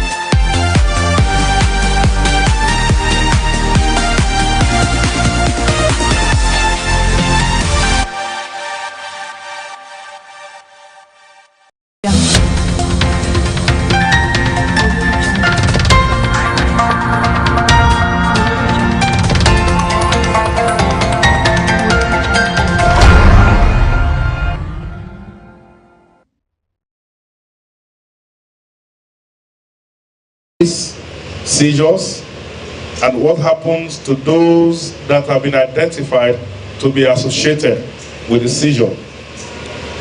The service has reinforced its core mandate of protecting our national borders through targeted anti-smuggling operations and precise intelligence-driven interventions.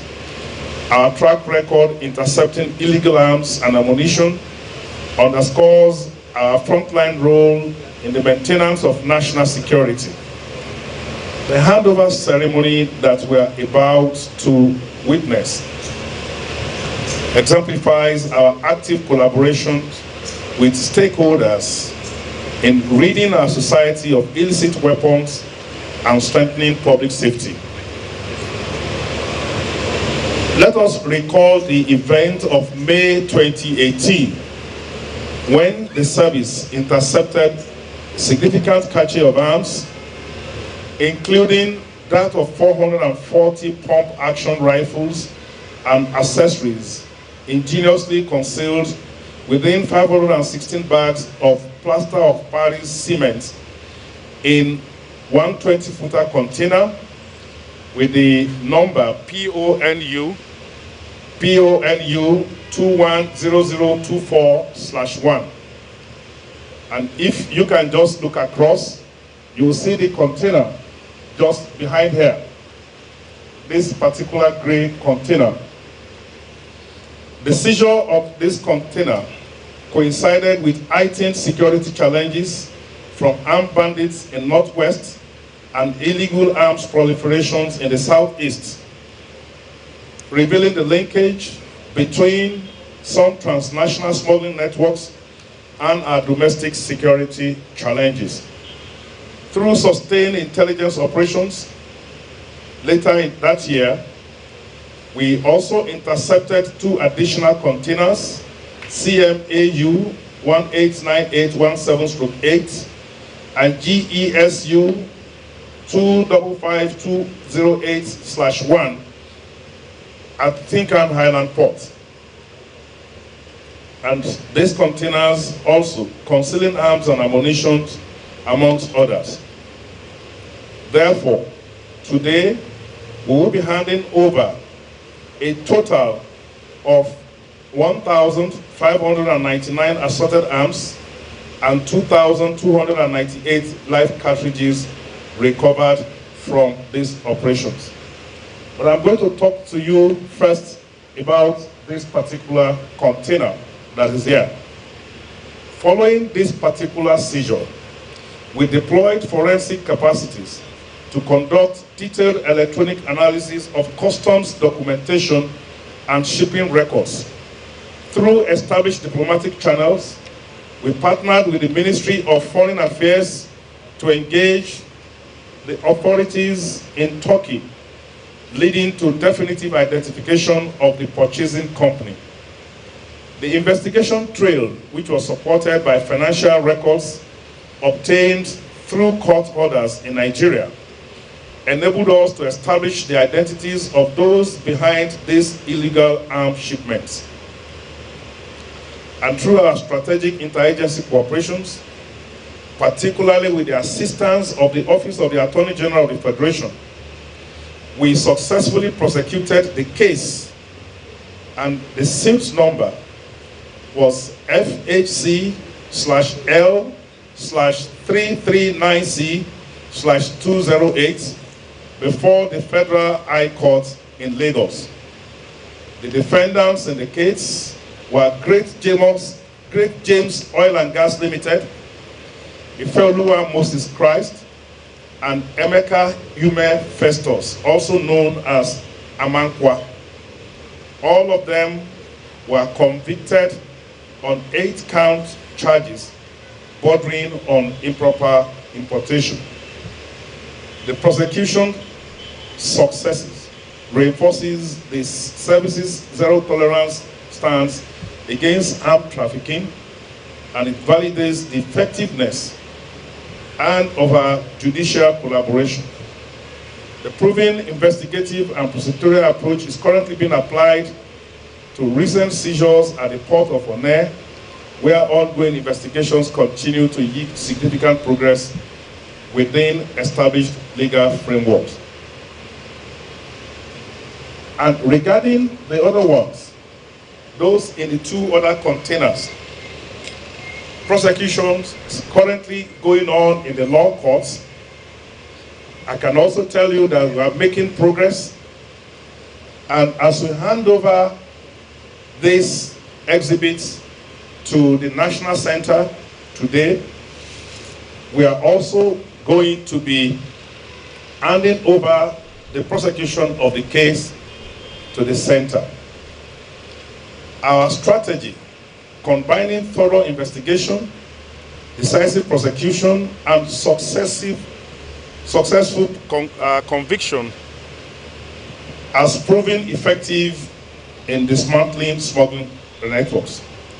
Let me therefore be clear that we will spare no resource in hunting down, exposing and prosecuting anyone who attempts to compromise our national security through arms trafficking.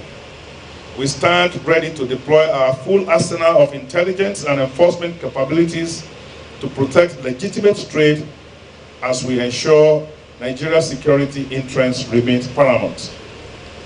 I want to salute the professionalism and courage of our officers who work tirelessly, often in very challenging circumstances, to make these seizures. In addition to those that were made in the ports, some of these seizures were also made by federal operations units in some distant locations in the bushes around our border stations. I commend their effort. More importantly, I also want to commend the effort of the forensic unit of Nigeria Customs Service for their doggedness, for their determination, and high level of professionalism that was exhibited to follow through this particular case and secure conviction. To our partner agencies who have stood shoulder to shoulder with us in this fight, we want to acknowledge their support, and this support has been very instrumental to achieve what we are doing today. Together, we promise that we will continue to build formidable partnerships and create barriers against those who threaten our national security. Let me conclude on the note that the handover of these weapons to the center today symbolizes our commitment to proper disposal of seized arms and highlights our resolve to rid our nations of illegal weapons. We want to thank most sincerely the National Security Advisor that has availed us of the opportunity of working with the National Coordinator and his diligent team at the center. For diligent investigation and prosecution of those that are involved in this heinous crime. Once again, I thank you for your attention. Thank you. Honor and the privilege to once again welcome you to this significant ceremony. I speak today in a dual capacity as the Director General of the National Center for the Control of Small Arms and Light Weapons and as the representative of the National Security Advisor, Malam Nuhu Ribadu. I wish to begin by sincerely appreciating the synergy between the National Center, Office of the National Security Advisor, and the 16 government arms-bearing agencies, particularly the Nigeria Customs Service, whose steadfast determination is key to our collective fight against the proliferation of illicit small arms and light weapons. I recall with pride the notable arms bust of July 2024, when the Nigerian Customs Service intercepted 844 rifles and 112,500 rounds of live ammunition at Onne Port, Port Harcourt. The recovered weapons were promptly handed over to the National Center, and importantly, suspects, including the principal suspect, Ali Samson Ofuma, along with 9 accomplices, were subsequently arrested in Abuja and are now facing prosecution. Their apprehension underscores the critical role of our coordinated efforts and reinforces why it is imperative for agencies to continue channeling intercepted arms to the center. Regarding today's handover of intercepted illicit arms by the Nigerian Customs Service, the National Center will take all necessary measures in line with relevant conventions and best practices to permanently remove these weapons from circulation. Since its establishment on the 3rd of May 2021, the National Center has spearheaded multi-stakeholder initiatives to curb the proliferation of illicit small arms and light weapons. We have engaged with ministries, security agencies, international partners, and civil society organizations alike to advance our mission of building a safer, more secure Nigeria and West Africa. Notably, within a short period after assuming office, His Excellency President Bola Ahmed Tinubu GCFR, Commander-in-Chief of the Armed Forces, signed the Control of Small Arms and Light Weapons Act 2024 into law on 4th June 2024. This swift legislative action underscores the President's unwavering commitment to ensuring peace and tranquility in Nigeria and demonstrates the premium he places on national security for all Nigerians. I would also like to emphasize that the Center's mandate extends far beyond merely receiving illegally acquired arms.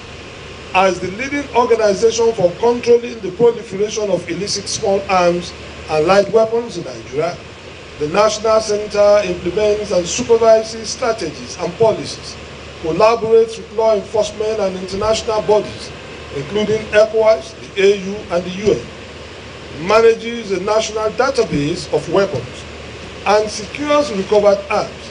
Additionally, the Center serves as a custodian of other categories of weapons, including obsolete stockpiles held by various arms-bearing agencies, which, no longer serving any professional purpose, must be removed from armories to eliminate potential security risks in accordance with international best practices and relevant treaties. By effectively managing the entire life cycle of small arms and light weapons, from registration and tracking to seizure and destruction, the Center actively strengthens our collective security and aligns with global efforts to combat the illicit trade in arms. The National Security Advisor, Malam Nuhu Ribadu, has been steadfast in his commitment to our national security, providing the necessary support and enabling environment for the Center to perform its core functions, thereby mitigating threats such as terrorism, kidnapping, banditry, pipeline vandalism, armed robbery, and all the challenges to our national peace and stability. The National Center remains grateful. Let me also extend my profound appreciations to the Controller General of Customs, Dr. Bashir Adewale Adedi MFR, who is indeed a patriotic Nigerian and who has become a true friend of the Center. His alliance and open door approach to the National Center have greatly facilitated our collective efforts, enabling us to achieve significant milestones. I wish to convey the NSA's commendation to all officers and men of the Nigerian Customs Service for their loyalty and tireless efforts, which have led to achieving these critical interceptions. I also wish to appreciate the leadership of all other arms-bearing and security agencies for their dedicated cooperation as we continue to press forward. As we mark yet another milestone in our relentless fight against illicit small arms and light weapons, I urge all stakeholders to remain vigilant and continue our collaborative efforts. Together, in our unified commitment, we can ensure that Nigeria remains resilient against the scourge of unlawful weaponry and that our communities are safeguarded for future generations. Thank you all for your presence and support. May God bless Nigeria. Like I've explained, there are some of these ones that are already concluded. The case of the container is concluded. These ones are still undergoing court processes, but we are going to sort out the documentation, but physically we will hand over everything that we have to the Center for More Action. In the interest of national security and effective investigation of these cases, I want to hand over symbolically these rifles.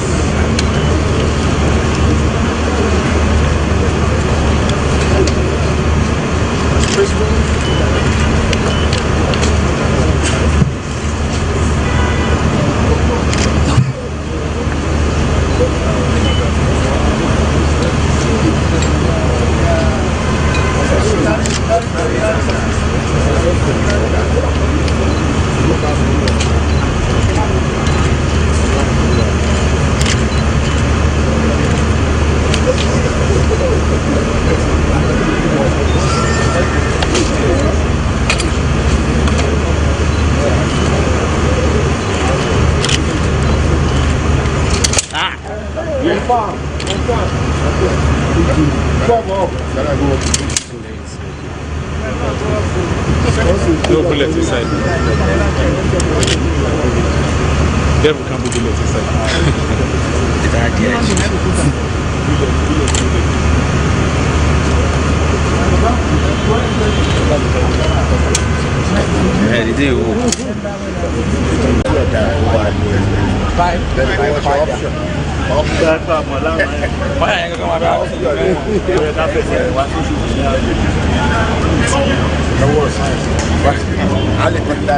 Wọ́n á kàn ṣàánú mi ní náà ní pé ìgbà àkọ́kọ́ náà mẹ́tẹ̀ẹ̀ta yìí ọ̀kan ló mẹ́ta ọ̀kan ní ilé ìṣúná ọ̀kan. Ọ̀gá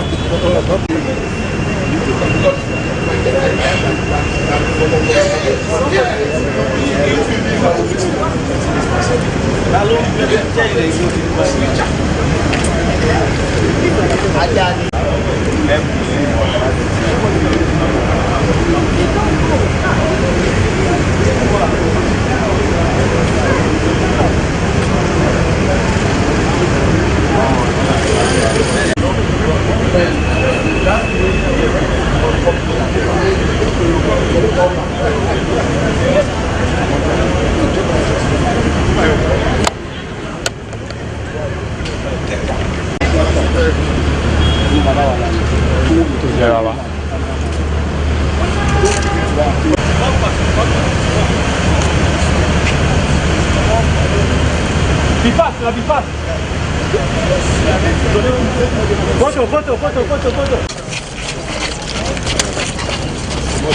Photo. How are you, sir? Good morning. How are you? General. How are you? Good morning. How are you, sir? How are you? How are you doing? Yes. Nice to see you. I think we spoke sometimes when we were trying to get Florida to ship it. Thank you very much. How are you doing?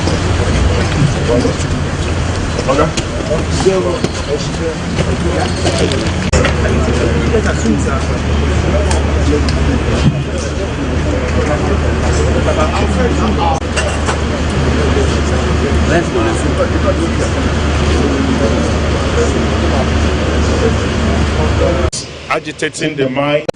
Wọ́n ti ṣe ní Ẹ̀pẹ́ rí, wọ́n ti ṣe ní Ìkòròdú, Island ò níye, àwọn Ìkẹjà náà ti ṣe division 5 la ní ìbílẹ̀ 5 kí ló ṣe bí àwa ló kàn.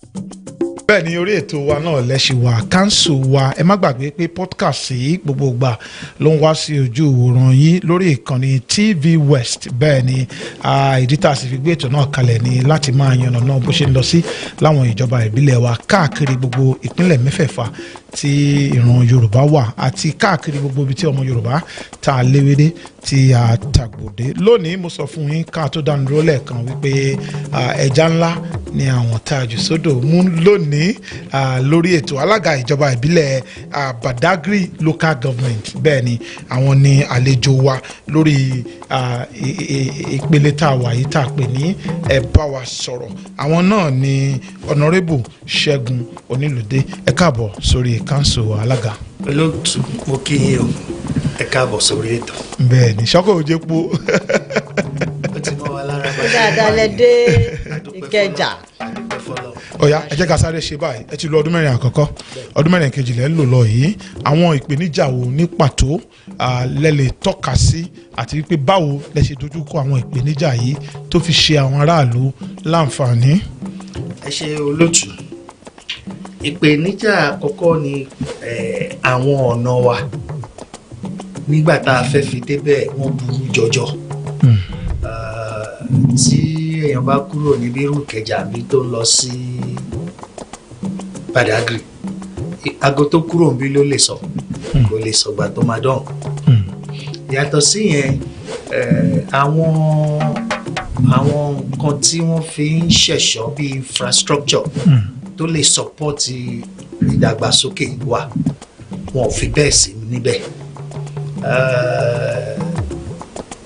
àwọn ìpèníjà àkọ́kọ́ nìyẹn because ibi téèyàn fẹ́ jókòó sí bẹ́ẹ̀ni ó gbọ́dọ̀ jẹ́ ibi tó gbàyàn láàyè ó gbọ́dọ̀ jẹ́ ibi tó bójú mu bẹ́ẹ̀ni ibẹ̀ lèèyàn ti máa ronú ní ìrònú tó jinlẹ̀ Badagry council Badagry council tó ti pẹ́ ni ó wà lára àwọn tó ti pẹ́ jù lẹ́kọ̀ọ́ yìí láti ìgbà Ègùn Àwórì ló ti wà ṣùgbọ́n àwọn ilé tó ti pẹ́pẹ́pẹ́ wọ̀nyẹn ló wà ń bẹ̀ gbà yẹn a ṣàwò pé ọ̀nà wo la fẹ́ gbégbà tí a fẹ́ fi bá àwọn akin ẹgbẹ́ wa mú àwọn nǹkan tí a kọ́kọ́ dojúkọ nìyẹn Ọlọ́run dẹ̀ ràn wá lọ́wọ́ lénìí àwọn títì wa pẹ̀lú ìfọwọ́sowọ́pọ̀ ìjọba àpapọ̀ ìjọba ìpínlẹ̀ Èkó àtàwa náà ó ti ń yípadà tó dá ti dé síbẹ̀ inú ọgbà iléeṣẹ́ wa gan council fúnra rẹ̀ ó ti ṣe é fojú wò ó sí à ń jókòó nínú àyíká tó dáa à ń ronú tó dáa àdẹ̀gbé nǹkan tó dáa jáde. Chairman ṣé ẹ lè sọ pàtó nínú gbogbo àwọn nǹkan tẹ́ ẹ ṣe ẹ lè sọ pàtó àwọn infrastructure bíi àwọn ibi tó wà tẹ́lẹ̀tẹ́lẹ̀ tẹ́ wá ṣẹ̀ṣẹ̀ wà tún ṣe ṣe lè sọ pàtó àwọn tẹ́ ti ṣe fún wa. bí mo ṣe kọ́kọ́ mẹ́nu bà lẹ́ǹkan ibi ìjókòó ìjọba gan ètò ti wà bẹ́ẹ̀ tipẹ́tipẹ́ ni látàyè alálùmọ́lẹ̀ ṣùgbọ́n nísìnyí tí gómìnà gan bá fẹ́ lo ọ́fíìsì wa wọ́n kàn lè ní kò tóbi tó ti aláùsá ni ṣùgbọ́n gbogbo àǹfààní téèyàn rí nínú ọ́fíìsì ìgbàlódé ló wà bẹ́ẹ̀. A mú àwọn nǹkan tó ṣe mèremère.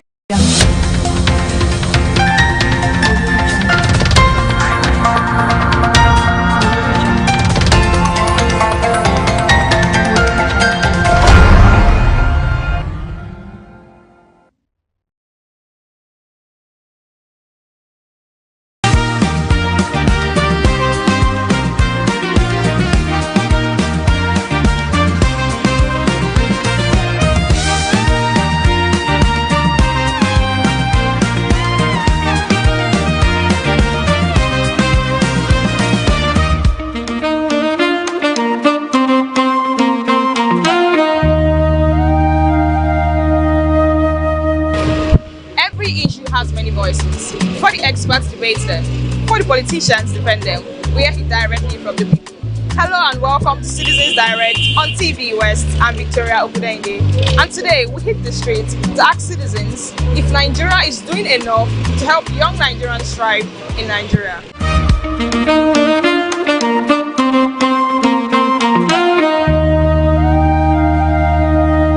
Across Nigeria, many young people are navigating unemployment, rising cost of living, and limited opportunities, but are enough efforts being made to support them?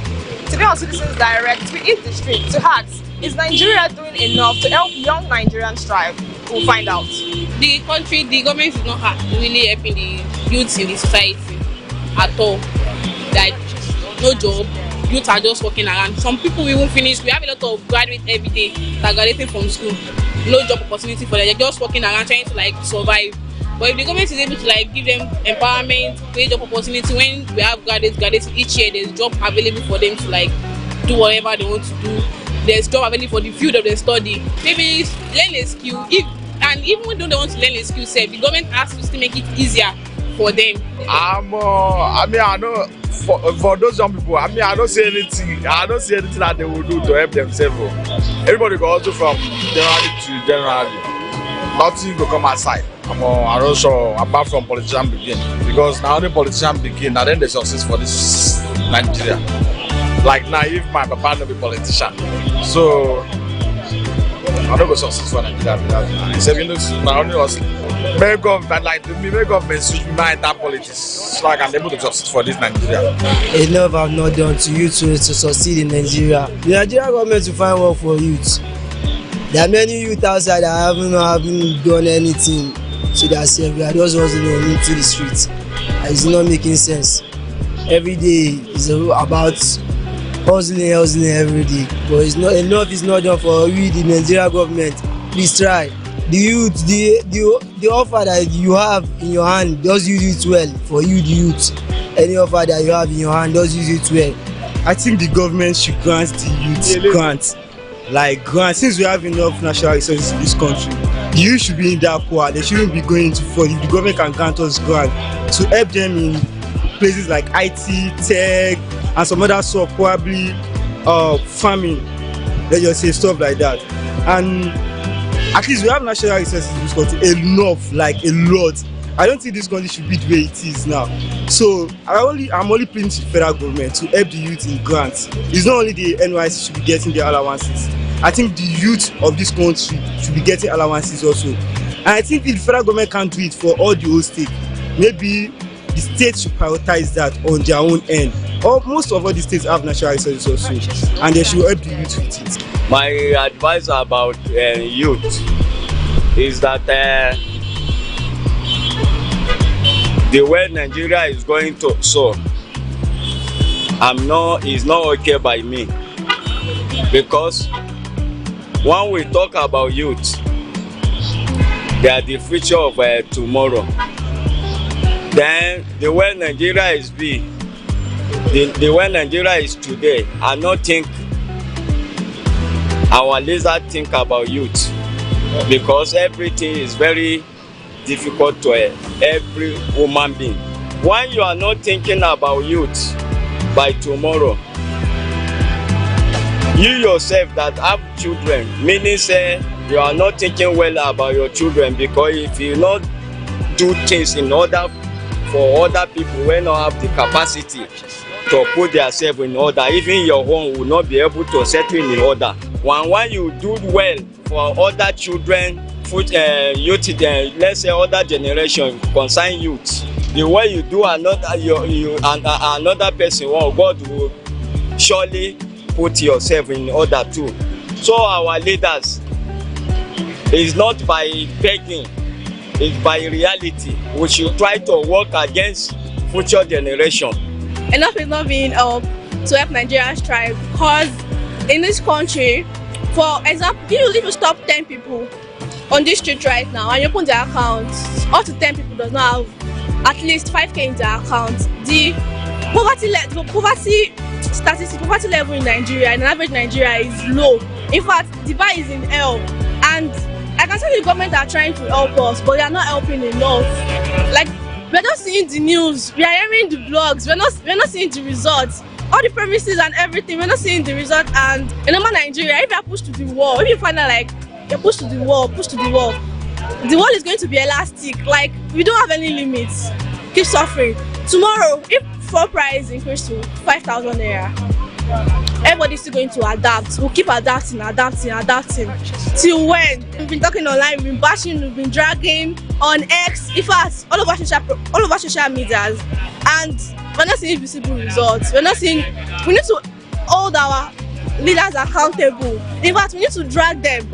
We don't have to put them in power. We should question them. What are they doing for us? We need to see the results. So, if I want to give any youth advice over the issue that is going on, I'll just tell them to keep working hard. Because like this Nigeria is not smiling. And the things are getting more and more expensive. The more petrol gets higher, the more things are getting expensive. The more the dollar gets higher, the more things are getting more expensive. Nigerian governments are not doing anything. That is just the funniest thing. You will see a video of them, they will post themselves in parties. You see a video today, oh, one of them is doing wedding, all of them are attending, spraying money. Money that they are meant to use to change the environment, they are spraying it everywhere in the party. You see a party, all these rich men party, and you'll be like, so they have this amount. I'm not saying they should not do their parties, but I'm just saying they should look into the environment also, into the society also. Sometimes I go to Badagry, I see small children begging, and it's from there anybody can kidnap them, because their family, it's not like their family is not working hard, but things are getting more hard for them.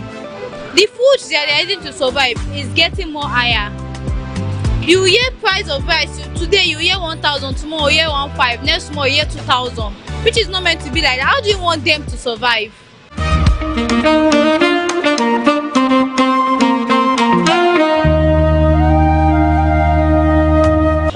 Actually, I think a lot still has to be done. I think the present-day government, in their own capacity, they think that they have actually done something, but the reality on ground of day-to-day Nigerians is far from the truth.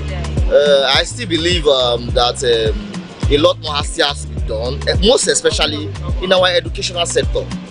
You get, our educational sector is languishing terribly in backwardness. We have gone so far back in our educational sector that a ordinary student doesn't even have a chance of making it in life in this country, because the system is set up to fail already. So that's why I said a lot has to be done, to correct some of these things. The method which we have been taught in our country is already outdated, and has been outdated for more than 20 years already. So you can see that from this metric alone, it's outrageous that anybody in his right senses would think that the present-day government is doing enough for the ordinary Nigerian. You see, when we talk about these things, we only look at the smaller scope of it. Giving grants is good. Grants is being given worldwide. Countries that are developed, tomorrow they still give grants. But you cannot give grants when your transportation system is in shambles, your production system, there's no constant electricity, which is one of the pioneering metric for development in any nation. You understand? So giving grants when other aspects of the government are not even catered for correctly, it's like dashing people money. And that's why you can see the last time the first lady went to some place and was sharing for 5,000, she received a lot of backlash for it. It's not that what she did was wrong, but giving for 5,000 naira to people that the 5,000 naira will not even last the next day, it's like you are dashing them the money. We cannot call that grant. We can't call that empowerment. You understand? It's like you are dashing them money. So grant is when the system is working, then the government comes in to help, and help the normal day citizen to build up something for themselves. Nigerians are hardworking people. I don't know why we had that from the other past government that we are lazy. That's young Nigerians, you can go worldwide Nigerians are everywhere. If you are lazy people, we won't be everywhere. That's for sure. You understand? So Nigerians are very hardworking, but we have a failed system. That has always been our problem. That is our problem, and that will continue to be our problem if we continue with the style and operation of this type of government that we currently find ourselves in. So what the government can do, it can empower the youth by, like, all these gadgets that people are selling here now, by, you know, assisting them with some money. You know, it's not everybody can be able to buy, you know, buy or sell. So people, a lot of people young there, if you go over there now, a lot of people are hustling. You understand? A lot of them are hustling, you know, by dragging people to come and buy so that they can feed themselves. So the government can empower them by assisting most of them. For even if you go there now, you can see a lot of graduated.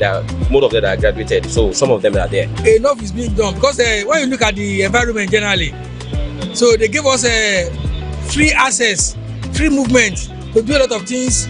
So see, let me say this, especially this our generation, this fourth generation that we are. So there is enough of opportunity for you. If you know how to handle your gadget very well, your phone or your laptop very well, you can do a lot of things on it. So government give us free access to do whatever you like. If you want to do some business, there's some business that you do, like all those forest trading or whatever. You can do them and make your money from there. So there are a lot of things like that, like real estate company. You can open your own business and everything. There's a freedom for all those things in Nigeria. So I think government give us enough space or chance to do all those things. The system or the state, Nigerian state presently, is good enough. It's conducive for entrepreneurship development to help young people. It's just that the government or those who are in power, they are leaders, are more religious instead of being more realistic. They are supposed to support young people by involving strategists like myself and other people who believe firmly in this country. But instead, they are being religious and they are being sarcastic, which is not the best. But we remain one of the most blessed nations on earth. If you travel around the country, you will see for yourself how rich we are in terms of land and other very valuable natural resources. So it's a blessed country, it's a blessed place. No. I mean, in the state we are in today, the youths, most of us have to take 2 or more jobs just to get enough income to keep running our lives on a daily basis. So it's not sustainable like that. It has been the same thing that has been plaguing jobs, infrastructure, policies, things that would really get the youth to go into. I mean, without that, people are just going to die yahoo, kidnapping, money ritual. To my own opinion, I don't know others, and to what I see, there is no effort that is being done by the president or by anybody at all to help the youth. If any youth will come out and say Nigeria is doing anything to help them, maybe it's the people that is close to the top people. They are benefiting as family or as friend. But we that we have nobody, we are struggling on our own. Could you imagine somebody who graduates from university who have no job? At the end of the day, you find a PS job to do. The PS job, maybe you get 5,000 naira, most especially here in Lagos. Kai will come and collect their own. Agboro will come. Task force will come. Different people will be chasing you over this. Or if you don't pay, they will scatter your market. In fact, like last 2 weeks ago, people lost their money here. People that are struggling, borrowing money, they will start paying that money like from nowhere, from scratch. So I don't see anything that the government is doing to help the youth future. If you are youth, I would like you to struggle on your own, plan your future daily, pray daily. That's the only thing that will keep you. If you are putting your hope on the government, you will fail your family, you will fail your generation.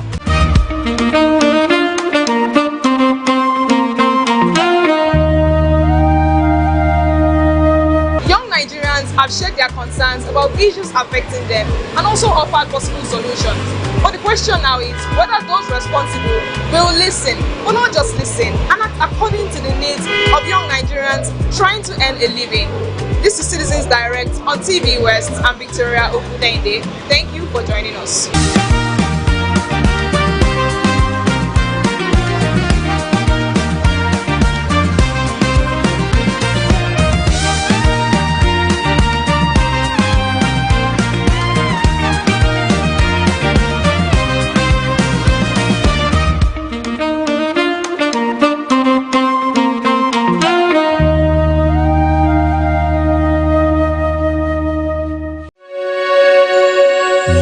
watching the test transmission of TVWest.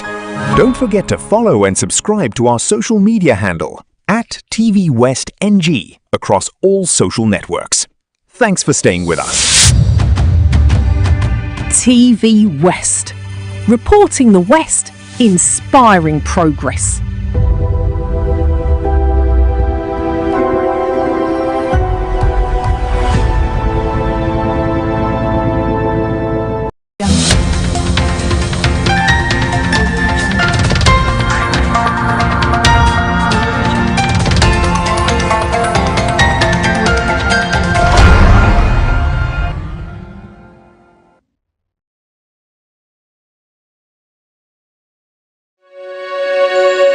You are watching the test transmission of TVWest.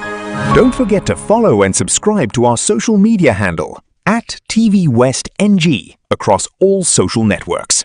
Thanks for staying with us. TVWest. Reporting the West, inspiring progress.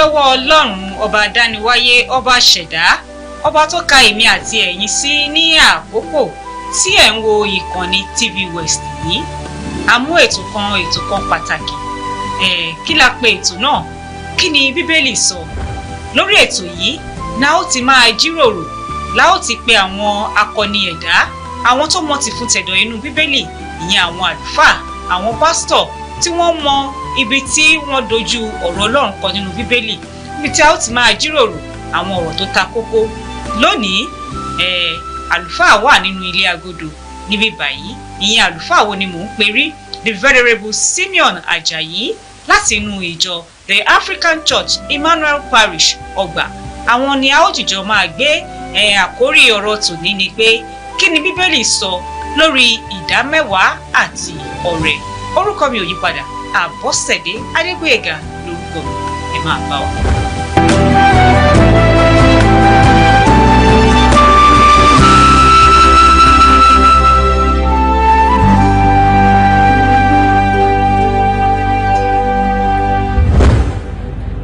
ẹ̀yin ará ilé ẹ bá mi kí káàbọ̀ sínú ìkànnì yìí lówùúrọ̀ yìí àlùfáà àgbà ìjọ the African Church Emmanuel Parish Ọgbà the Venerable Simeon Ajayi ẹ káàbọ̀ ẹ bá mi kí àwọn ará ilé. Iṣẹ́ púpọ̀ akí gbogbo àwọn ará ilé ìgbẹ̀yìn tẹ̀ wọ́n wá pé àkókò yìí àmàdúrà pé ọlọ́run àánú àfihàn mẹ́ àbáyé gbé nígbà orúkọ Jésù ẹ ṣé púpọ̀. lákòókò yìí a ó máa ṣàgbéyẹ̀wò kókó ọ̀rọ̀ tó sọ wípé kí ni Bíbélì sọ lórí ìdámẹ́wàá àti ọrẹ nínú Bíbélì àwọn kan gbàgbọ́ wípé wọ́n kọ síbẹ̀ pé dandan ni kí a máa san ìdámẹ́wàá àwọn kan sì gbàgbọ́ pé torí àwọn èèyàn Ísírẹ́lì lásìkò yẹn òfin Mosaic òun ni wọ́n ń lò òye ló sọ wípé kí wọ́n máa san ìdámẹ́wàá kí ni ẹ lè bá wa sọ nípa ìdámẹ́wàá. ìdámẹ́wàá gẹ́gẹ́ bí a ti pè ní èdè Yorùbá a mọ̀ pé ní ayé tí a wà lónìí ó ti jẹ́ nǹkan tí ó ti dá àríyànjiyàn púpọ̀ sílẹ̀ ṣùgbọ́n tá a bá wò ó lọ síbi tí ó ti bẹ̀rẹ̀ àrí pé ìdámẹ́wàá ò yẹ kó jẹ́ ohun tó máa di àríyànjiyàn gẹ́gẹ́ bí a ti ń fà ní òní. Ní kúkúrú èdè ìdámẹ́wàá ní bí Yorùbá ṣe pé ó jẹ́ ìdámẹ́wàá ohun tí èèyàn ní àfi fún Ọlọ́run. Ó dẹ̀ bẹ̀rẹ̀ láti ọ̀dọ̀ bàbá ńlá wa tí a pè ní Ábúráhámù. Níbẹ̀ ló ti bẹ̀rẹ̀, ẹni àkọ́kọ́ tó san ìdámẹ́wàá nìyẹn. Sísan ìdámẹ́wàá ti ẹ̀dẹ̀kẹ̀rẹ́ kì í ṣe pé Ọlọ́run ló pa á láṣẹ fún láti ṣe bẹ́ẹ̀. Òun fúnra ara ẹ̀ láti inú ẹ̀ ló fi ẹ̀mí ìmoore hàn sí Ọlọ́run. Bàbá wò ó nínú Bíbélì ìwé Genesis orí 14 àárín ńbẹ̀ Ábúráhámù jáde ó lọ ja ogun láti gba Lot sílẹ̀ kúrò lọ́wọ́ àwọn tó kó àwọn ará Sódómù àti Lot, nítorí gbà yẹn Lot ń gbé ní ilẹ̀ Sódómù, so ogun wá ja ilẹ̀ Sódómù àti Gòmórà, so wọ́n kó Lot pẹ̀lú àwọn ogun yẹn, so Lot dẹ̀ jẹ́ bí àbúrò sí Ábúráhámù, so Ábúráhámù jáde ó lọ jagun ó dẹ̀ gba Lot sílẹ̀, ó tún kó ẹrù ó kẹrù ó kó wálé, so nígbà tó fi wá délé inú ẹ̀ dùn pé bí ogun yẹn ṣe le tó òun ní oore ọ̀fẹ́ láti borí, so ó wá ní òun dúpẹ́ lọ́wọ́ Ọlọ́run láti inú ọkàn rẹ̀ ló fi sọ pé ókè gbogbo nǹkan tó ń kọ́ lójú ogun yẹn ìdámẹ́wàá ẹ̀ òun fi fún ẹ tí a pè ní Mèkísédékì nínú Genesis chapter 14 yẹn a pè ní ọba Salem, king of Salem. Àdìtú mìíràn nìyẹn ká fi yẹn sílẹ̀, so òun ni ẹni tí Ábúráhámù fún ní ìdámẹ́wàá ní àkókò yẹn, so ó jẹ́ ohun tó ti inú ẹ̀ wá tí olóyìnbó pè ní voluntary act of gratitude to God. Ṣùgbọ́n nígbà tó ń tẹ̀síwájú lábẹ́ òfin Mósè gẹ́gẹ́ bẹ́ẹ̀ ṣe sọ, so àwọn èèyàn rí i pé òkè Ábúráhámù ṣe bẹ́ẹ̀, Jákọ́bù ṣe bẹ́ẹ̀, so kẹ́ka kúkú fi ká sọ́ di òfin fún gbogbo ènìyàn láti máa mú ìdámẹ́wàá wá fún sí ilé Ọlọ́run, torí pé oore ọ̀fẹ́ yìí á jẹ́ kí a lè ṣe ìtọ́jú àwọn ọmọ Léfì àti àwọn mìíràn tó jẹ́ pé wọn ò ní àǹfààní láti ní àwọn ohun tí wọ́n tó yẹ kán ní láti fi tọ́jú ara wọn, àwọn bí opó, àwọn ọmọ aláìní bàbá àti bẹ́ẹ̀ bẹ́ẹ̀ lọ. So torí ìdí èyí ni a ṣe sọ di òfin lábẹ́ òfin Mósè wípé kí gbogbo ènìyàn kí wọ́n máa mú ìdámẹ́wàá èrè oko àbí ohun gbogbo tó tí Ọlọ́run bá pèsè fún wọn kí wọ́n máa mú wá. Ọlọ́run dẹ̀ fi àṣẹ sí, so láti ìgbà yẹn ló ti di òfin tí àwọn ará Ísírẹ́lì ń tẹ̀lé. Ní àwọn ará Ísírẹ́lì ni wọ́n ń tẹ̀lé, bọ̀ ní òde òní àòsí láyé ìgbà àwọn Ísírẹ́lì gẹ́gẹ́ bẹ́ẹ̀ ṣe sọ lẹ́ẹ̀kan, sọ wípé voluntarily bàbá wa Ábúráhámù ni wọ́n sọ wípé kí a máa san ìdámẹ́wàá, kì í ṣe òfin láti ọ̀dọ̀ Ọlọ́run bá. Àwa sọ pé wọ́n ti sọ di òfin, ǹjẹ́ ó pọn dandan fún Kìrìsìtẹ́nì láti máa san? Ní gbogbo ọ̀nà generally bóyá ẹ̀kan lóṣù ẹ̀kan lọ́sẹ̀ ojoojúmọ́ ìdámẹ́wàá ohun tí ó yẹ kí ó jẹ́ ni wípé ó yẹ kó jẹ́ ohun tí ènìyàn ń ṣe láti inú ọkàn rẹ̀ láti fi ẹ̀mí ìmoore hàn sí Ọlọ́run. Ní ti ìhà bóyá kó jẹ́ dandan àbí kó má jẹ́ dandan, mo fẹ́ ká wò ó ní ìwò wípé ká má wò ó gẹ́gẹ́ bí òfin, ká wò ó bí ìwò pé kí ni ìdí ẹ̀ tí a fi sọ di òfin lábẹ́ òfin Mósè. Ìdí ẹ̀ ni wípé gẹ́gẹ́ bí mo ti sọ lẹ́ẹ̀kan, ká lè ní àwọn nǹkan láti fi pèsè fún àwọn ọmọ Léfì, àwọn aláìní, àwọn opó, àwọn àlejò àti bẹ́ẹ̀ bẹ́ẹ̀ lọ. Bí a bá wo eléyìí dáadáa ní àwòjinlẹ̀, ó yẹ ká wò ó ní ọkàn wa wípé ohun tí ìdí tí a fi sọ di òfin ni láti máa ṣe ìpèsè fún àwọn tó kù díẹ̀ káàtó fún. tó bá wò ó ní ìwò yẹn, ká tún wò ó pẹ̀lú ohun tí Ábúráhámù ṣe láti fi ẹ̀mí ìmoore hàn sí Ọlọ́run. Kò yẹ kí á tiẹ̀ ṣe ẹ̀sọ́ fún onígbàgbọ́ kan káṣẹ̀ kàn ń pa fún ẹ àbí káṣẹ̀ sọ fún ẹ pé òfin dè ẹ́ pé kó san ìdá mẹ́wàá. Ó yẹ kó rí gẹ́gẹ́ bí ọ̀nà láti fi ẹ̀mí ìmoore ó ṣiṣẹ́, Ọlọ́run fún ọ ní èrè. Torí pé kìí ṣe ní gẹ́gẹ́ bí onígbàgbọ́ gbàgbọ́ pé ohunkóhun tí ènìyàn bá ní kìí ṣe nípa ipá, kìí ṣe nípa agbárí, kìí ṣe nípa oore ọ̀fẹ́ Ọlọ́run. So bí a bá rí oore ọ̀fẹ́ yẹn gbà tó ṣiṣẹ́ tó ní èrè, bóyá ó ń gbowó oṣù ní gbowó oṣù àbí bóyá ó ń tajà tó ní àwọn èrè lórí ẹ̀, ó yẹ kó kọ́kọ́ fi ọkàn dúpẹ́ lọ́wọ́ Ọlọ́run pé Ọlọ́run mo dúpẹ́ o. So fún eléyìí tí ẹ ṣe fún mi nínú èrè tí mo rí yìí, mo fi eléyìí fún ẹ. Ó dáa, ẹ jẹ́ ká tún wò báyìí. Èmi bí mo ṣe ń bá yín sọ̀rọ̀ yìí, oníṣẹ́ oṣù ni mí, mò ń gbowó oṣù. Bóyá mo gba 100,000. Mo tún ń ṣí ṣọ́ọ̀bù, mò ń tajà ní ṣọ́ọ̀bù. Ẹ̀gbọ́n mi tún fi owó ránṣẹ́ sí mi, ó di ọ̀nà mẹ́ta, àbí? Ṣé nínú owó oṣù mi yẹn ni mo ti máa yan ìdá mẹ́wàá ni? Àbí nínú owó ṣọ́ọ̀bù ni mo ti máa yan ìdá mẹ́wàá ni? Tàbí nínú owó ẹ̀bùn owó tí wọ́n fún mi, ṣé náà ni màá ti yan ìdá mẹ́wàá? Àbí lórí mẹ́tẹ̀ẹ̀ta tí bá ṣàkójọpọ̀ mẹ́tẹ̀ẹ̀ta ni màá ti yan ìdá mẹ́wàá? Èwo gangan ni ìdá mẹ́wàá nínú mẹ́tẹ̀ẹ̀ta? Ẹ ṣé púpọ̀. Tabadika wò gẹ́gẹ́ bí ohun tí ó wà nínú òfin Mósè, ó ní nínú èrè oko àbí iṣẹ́ tí èèyàn bá ń ṣe kan yọ ìdá mẹ́wàá kúrò. So tabadika wò ìyẹn ní ọ̀pọ̀lọpọ̀ ń rò bí ayé òde òní pé lórí bóyá wọ́n gba sálárì wọ́n á yọ, àbí bóyá lórí pé bóyá wọ́n ń tajà wọ́n á yọ. So bóyá lórí ẹ̀bùn èèyàn kan fún yàn lẹ́bùn àbí nǹkan kan, ẹlòmíì ò kí ń wò lọ sí sáìdì bẹ́ẹ̀. Ṣùgbọ́n bí Olúwa bá fi sí ènìyàn lọ́kàn, ẹ rí ohun kan tí mo máa ń sọ fún èèyàn pa ìdá mẹ́wàá, òun ni eléyìí pé fífún Ọlọ́run ní ìdá mẹ́wàá, ohun tó ń sọ ní ọkàn ẹ ni wípé owó tí mo rí yìí àbí owó tó wà lọ́wọ́ mi, òun kọ́ ni báwo ni Yorùbá ṣe máa pè, òun kọ́ ni source. Òun kọ́ ni ọ̀nà tí mo gbà pawó. Òun kọ́ ni source láti pèsè fún mi. Ọlọ́run òun ni source mi. So ohun tí ó túmọ̀ sí lọ́dọ̀ tèmi nìyẹn. Bí ènìyàn bá, because ìdí tí ẹlòmíì fi máa ń wò pé kò ní di ìdá mẹ́wàá nìkan nítorí pé ẹlòmíì lè wo owó tó kó jọ.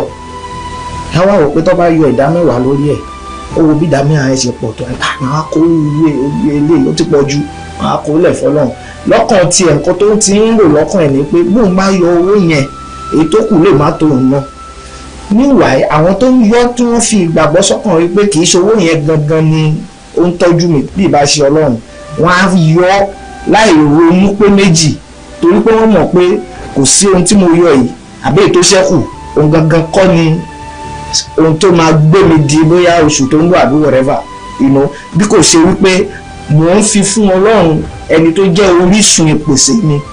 Kò dẹ̀ sí bó ṣe lè pọ̀ tó, bóyá lórí ẹ̀bùn tán fún mi ni o, àbí bóyá lórí owó oṣù ni o, àbí bóyá lórí owó tí mo pa lórí ọjà, kò sí bó ṣe lè pọ̀ tó, mo fi fún Olúwa nítorí pé òun ni orísun ìpèsè fún mi.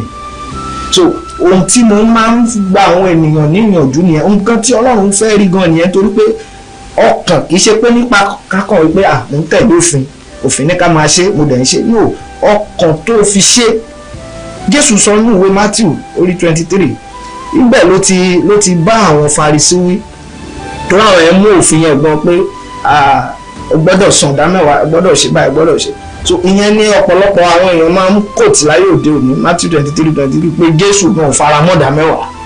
Because bíbélì yẹn sọ níbẹ̀, Jésù sọ fún àwọn Farisí, ó ní ègbé ni fún yín ẹ̀yin Farisí, torí pé ẹ̀yin san ìdá mẹ́wàá mìntì àti bẹ́ẹ̀ bẹ́ẹ̀ lọ. Ó ní ṣùgbọ́n ẹ̀yin ẹ fi ọ̀ràn tó tóbi jù nínú òfin ẹ fi sílẹ̀ láì ṣe, èyí ni àánú, òtítọ́ àti òdodo. Ó ní ẹ fi wọ́n yẹn sílẹ̀, ó ní ẹ wá ń san ìdá mẹ́wàá.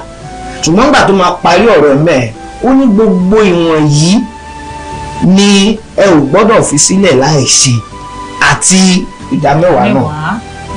So ohun tó ń sọ ni wípé mi ò ní kẹ́ má san ìdá mẹ́wàá o, ṣùgbọ́n ohun tó ṣe pàtàkì jù, ìdí tí Ọlọ́run kan fi sọ pé ká ẹ ṣe ni pé láti fi pèsè fún àwọn tó kù díẹ̀ káàtó fún, láti ṣe bó ti tọ́. Ṣùgbọ́n nígbà tẹ́ bá ń san ìdá mẹ́wàá ṣùgbọ́n ẹ ń fìyà jẹ lòmíì, àwọn tó kù díẹ̀ káàtó fún ẹ pọ́n wọn lójú, kí ni àǹfààní ìdá mẹ́wàá tẹ́ ń san? Tó dáa, jẹ́ ká wá wò láti bí. Ṣé dandan ni kó jẹ́ pé ìjọ Ọlọ́run ni mo máa san ìdá mẹ́wàá sí, mo lè lérò àwọn àwọn ọmọ Léfì ló ní ká fún ní ìdá mẹ́wàá àbí. bẹ́ẹ̀ni. tí máa rò pé mi ò sọ ìdá mẹ́wàá tèmi sínú ìjọ mo fẹ́ fi ìdá mẹ́wàá mi mo fẹ́ fi fún àlùfáà àbí mo fẹ́ fún pásítọ̀ ṣó tọ̀nà. ok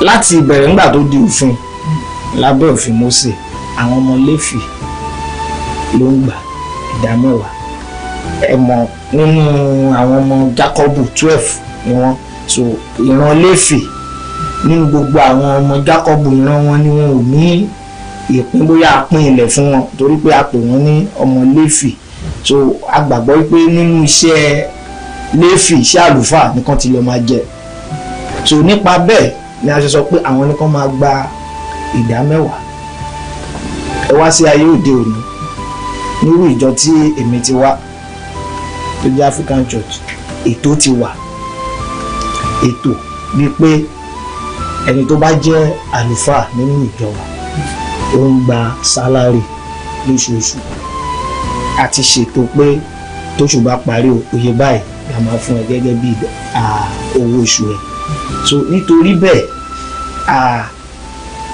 tí ó bá ti ń gba sálárì tá a ti ń ṣe ètò ìpèsè wà fún so ìdá mẹ́wàá yẹn ó kúkú lọ sínú church níbi tá a ti ṣètò pákéjì owó oṣù fún àlùfáà yẹn so that is why tó fi jẹ́ pé ní ayé òde òní a gba àwọn èèyàn ní ìmọ̀ràn pé ẹ san sí church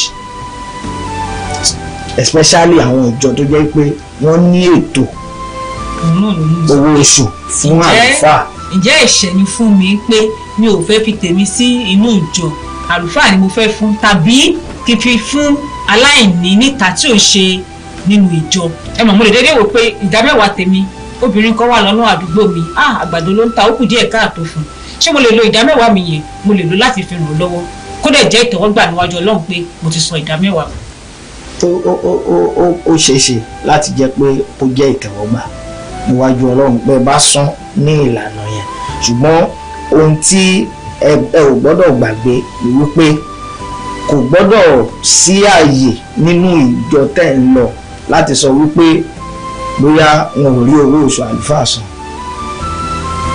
ṣé nǹkan tí mo sọ yẹn yé yín torí pé pàtàkì ni wípé wọ́n gbọ́dọ̀ ṣe ìtọ́jú àlùfáà. àwọn ilé ìjọsìn kan lóde òní wọ́n máa ń fi ègún sí orí pé tó bá ti san ìdá mẹ́wàá nǹkan báyìí ló máa ṣe é nǹkan báyìí ṣé bíbélì ṣe sọ nìyẹn pé dandan ni kí wọ́n fi ègún lé ẹni tí ò san ìdá mẹ́wàá. irú ìyẹn mo fẹ́ gbàgbọ́ pé wọ́n lo ìwé Málákì tẹ́lẹ̀ rántí Málákì náà sọ ń pa ìdá mẹ́wàá orí 3 ó ní láti ẹnu wòlíì Málákì ó sọ pé Ọlọ́run sọ pé ẹ̀yin jà mí ní olè ọ̀nà wo lẹ fi ń gbàjà mí ní olè nípa ìdá mẹ́wàá àti ọrẹ ó wá tẹ̀síwájú ẹni gbogbo ìdá mẹ́wàá wá sílé mímọ́ kí oúnjẹ lè wà ní ilé mi ó ní ẹ fi èyí dán mi wò bí èmi kì yóò bá kòkòrò ajẹnirun wí lórí yín so ẹlòmíì máa ń mú bẹ́ẹ̀ pé ó túmọ̀ sí pé tó o bá san kòkòrò ajẹnirun lè jẹ́ ó lè jẹ́ o tó yẹn lọ́pọ̀lọpọ̀ máa ń lò ṣùgbọ́n Ọlọ́run wa kì í ṣe ẹni tó jẹ́ pé kì í ṣọba àkà ọ̀pọ̀lọpọ̀ ẹ̀ṣẹ̀ tó ju èyí tó ju ọ̀rọ̀ ìdá mẹ́wàá lọ Ọlọ́run á tún wò wọ́n báyìí àtúndáríjì wá àwa gangan ló yẹ ká wò pé ojúṣe lélẹ̀ kò dìgbà tó jẹ́ pé bóyá wọ́n bá ṣẹ̀ threatening ẹ pé tó bá sán o báyìí máa ṣe ìgbà yẹn lọ lómi náà jẹ́ kó jẹ́ láti ọkàn rẹ̀ sí ọ̀dọ̀ Ọlọ́run. ẹ̀yin ará ilé mo lérò wípé ẹ ti rí nǹkan ẹyọ kan tàbí méjì mú nínú ọ̀rọ̀ tí àlùfáà wa the venerable Simeon Ajayi láti ìjọ the African Church Emmanuel Parish No. 1 Thomas Alako Street Ìjàyè Ọgbà tí wọ́n bá wa yànnàná láàárọ̀ yìí àwọn ìbéèrè kan ti ń wọlé láti àwọn ọ̀dọ̀ àwọn ará ilé ní báyìí ká tó máa mú àwọn ìbéèrè yẹn gbéyẹ̀wò ẹ jẹ́ ká dé òkè lọ́hùn.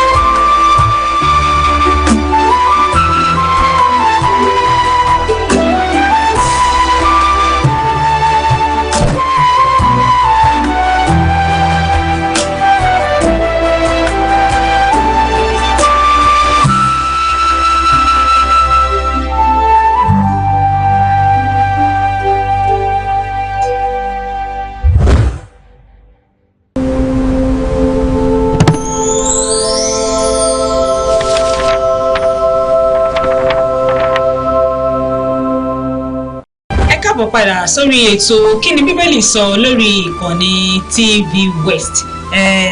Ọ̀kanòjọ̀kan ìbéèrè ló ti wọlé àtọ̀ sí àwọn ìbéèrè lórí ìdámẹ́wàá o. Ìbéèrè àkọ́kọ́ tí mo ní níbí báyìí ló sọ wípé akíyín o àǹtí Abọ́sẹ̀dé à ń gbádùn ètò yín. Ìbéèrè tèmi kì í ṣe lórí ìdámẹ́wàá àti ọrẹ o. Ìbéèrè tèmi ni pé kí ni bíbélì sọ lórí ká máa mu sìgá tàbí ká ya tàtú ká dá imú lu. Ǹjẹ́ kí ni bíbélì sọ lórí ẹ̀? Ṣé ọ̀rọ̀ bíbélì kọ́kọ́ fìdí ẹ̀ múlẹ̀ pé kò dáa fún ọmọ ènìyàn láti dámú lu tàbí láti ya tàtú sára? dá imú lu. Àǹtí Fọláṣadé Phillips láti Arigidi Àkókó nípínlẹ̀ Ondo ni wọ́n béèrè ìbéèrè yìí. Ẹ ṣé púpọ̀. Gẹ́gẹ́ bí ènìyàn kan mi ò kì í ṣe àlùfáà tó máa ń sọ pé òfin nǹkan tó fi bá sọ ẹ tẹ̀lé àbí báyìí. Èmi máa ń sọ fáwọn èèyàn pé ìjọsìn pẹ̀lú Ọlọ́run ó ní í ṣe pẹ̀lú ìbáṣepọ̀ nínú ọkàn yìí àti Olúwa. Mo máa ń sọ fáwọn èèyàn ohun tẹ́ ẹ sọ lórí ọ̀rọ̀ yàtàtú ọ̀dàmúlu ọ̀dàdòdòlu ọ̀dàhànlu ọ̀ṣẹ̀ Jẹ́ríkò yìí. Nínú Bíbélì láyé àtijọ́ wọ́n rí gẹ́gẹ́ bí irú tàtú yẹn a rí gẹ́gẹ́ bí àṣà àwọn ilẹ̀ ẹ mọ̀ pé àwọn ilẹ̀ kan wà tó jẹ́ pé àwọn ọmọ Ísírẹ́lì lọ a pè àwọn kan ní báwo ni Bíbélì ṣe pè wọ́n bí àwọn Gentiles àwọn tí ẹ mọ̀ pé Ọlọ́run ka àwọn ọmọ Ísírẹ́lì gẹ́gẹ́ bí àwọn ẹni lójú Ọlọ́run àwọn ilẹ̀ àwọn míì wọ́n bí àwọn ará Kénáánì àti bẹ́ẹ̀ bẹ́ẹ̀ lọ àwọn yẹn Ọlọ́run lé wọn kúrò nílẹ̀ wọn tí àwọn ọmọ Ísírẹ́lì gbà bẹ́ẹ̀ so àwọn yẹn ó ní àṣà táwọn ń ṣe Ọlọ́run mìíràn làwọn yẹn ń sìn ní ọ̀dọ̀ tiwọn irú tàtú yẹn ń sìn ó jẹ́ bí ọ̀nà tí àwọn fi ń jọ́sìn fún Ọlọ́run wọn so ọ̀pọ̀lọpọ̀ nínú àwọn àṣà yẹn ní Ọlọ́run lọ́run kó tẹ́ bá dé ilẹ̀ tẹ́ ń lọ ilẹ̀ àjèjì ní o ṣùgbọ́n ẹ̀yin lẹ fẹ́ lọ gbà ẹ má darapọ̀ mọ́ wọn kẹ́ lọ máa ṣe àwọn àṣà tí wọ́n ń ṣe o ṣe yín máa ẹ̀ so òun ni ó fi dàbí ẹni pé nínú Bíbélì àwọn wò bí ẹni pé ní àwọn májẹ̀mú láéláé àìlọ́wọ́ sí ṣùgbọ́n ẹ bá wá tó wá wò wá sí àṣà ilẹ̀ Yorùbá ṣe mọ̀ pé fashion abẹ́mu. Àwọn ìyá wa láyé ọjọ́ sí wọ́n fi kọ orúkọ wọn sí Àgbékẹ́ Àdùnní. Ìjọba mi yé yìí so tábà wá bẹ̀rẹ̀ sí ní sọ pé máa bẹ̀rẹ̀ sí ní gbà bí ìgbà ọtí a kàn máa tanra wa jẹ ni a dẹ̀ fi àwọn nǹkan tó ṣe pàtàkì sílẹ̀ láì ṣe èmi á máa sọ fún àwọn èèyàn wípé ohun tó máa ṣe irú ọ̀rọ̀ tí sìgá mímu àbúrò ọ̀tẹ̀gbà sìgá mímu náà wà bẹ́ẹ̀. ó wà gẹ́gẹ́ ni ẹ ṣe sọ tẹ́lòmíì bá béèrè lọ́wọ́ mi nípa ọtí mímu náà gbogbo àwọn nǹkan wọ̀nyí ìdí tí Ọlọ́run ṣe máa sọ wípé ẹ má ṣe báyìí òun ni nítorí wípé kí ni àtúbọ̀tán àwọn nǹkan wọ̀nyí tó máa fà sí ìlera ara rẹ̀ so bó bá ti ń ṣe nǹkan kan tó dẹ̀ mọ̀ wípé ó máa ní àtúbọ̀tán tó lè bá àgọ́ ara ẹ̀ ara nǹkan tí Ọlọ́run fẹ́ ká yàgò fún nìyẹn nítorí ara wa dẹ̀ ni ò kì í ṣe Ọlọ́run ò fi òfin sílẹ̀ nítorí tiẹ̀ gbogbo òfin tẹ́ bá rí torí pé torí ara wa ni o kì í ṣe torí bóyá ẹ pa òfin mọ́ Ọlọ́run jọ́ Ọlọ́run lọ. Ìyẹn ni pé ẹni tó bá ṣe Jẹ́ríkò ìbí alọ́mọkùnrin tó ya tàtú tó dá múlu ṣùgbọ́n tí iṣẹ́ ìsìn ẹ̀ pé lọ́dọ̀ Ọlọ́run ọba ǹjẹ́ nǹkan kò lẹ́ṣẹ̀. Ohun mìíràn tún ni wípé ohun tó bá ti ṣe tó bá máa mú ẹlòmíràn kọsẹ̀ gẹ́gẹ́ bí ẹnìkan mo ṣe wà yìí èmi fẹ́ràn tàtú yẹn ó ní báwọn kan ṣe máa ṣe tó jẹ́ pé tí n bá rí báyìí ó máa wù mí. ṣùgbọ́n èmi ò lè ṣe nítorí pé tí n bá ṣe gẹ́gẹ́ bí àlùfáà tí àwọn èèyàn wò àwòkọ́ṣe ẹlòmíì lè lọ ṣe tiẹ̀ lọ́nà tó jẹ́ wípé ó máa jẹ́ àkóbá fún un. ó dà ìbéèrè yìí rèé láti ìpínlẹ̀ Ọ̀yọ́ láti Èrúwà Precious Olúfẹ́mi ó sọ wípé wọ́n sọ pé ìpè máa dún pé rapture máa wà ṣé lásìkò yìí ni ìgbà wo ni rapture yẹn fẹ́ dé gan ṣé báyìí máa ń wò ní ọjọ́ àmáwòmáwò wọn pé ó fún fèrè ni tàbí bó gangan lọ́kọ́ sí ó lóun ti ṣèwádìí nínú Bíbélì òun ò ríbi tó kọ rapture sí nínú Bíbélì ǹjẹ́ ẹ lè bá wa fìdí ẹ̀ múlẹ̀. ìpè máa dún rapture àti ìpadàbọ̀ Jésù lẹ́ẹ̀kejì àwọn èèyàn máa ń kó mọ́ra ìpadàbọ̀ Jésù lẹ́ẹ̀kejì àti ìgbàsókè àwọn àyànfẹ́ wà nílé ìjọba wo ìwé Tẹsalóníkà wọn á rí mbẹ Tẹsalóníkà kejì wọn á rí mbẹ bá dẹ̀ wo ìwé Revelation wọn á rí mbẹ so ó kì í ṣe pé bóyá irọ́ nǹkan tó máa ṣẹlẹ̀ ni Jésù nígbà tó ń lọ ó lóun padà bọ̀ láti wá kó àwọn àyànfẹ́ ó máa ṣẹlẹ̀ ṣùgbọ́n ìgbà tó máa ṣẹlẹ̀ bẹ́ẹ̀ni gan sọ pé àwọn áńgẹ́lì Ọlọ́run ò lè sọ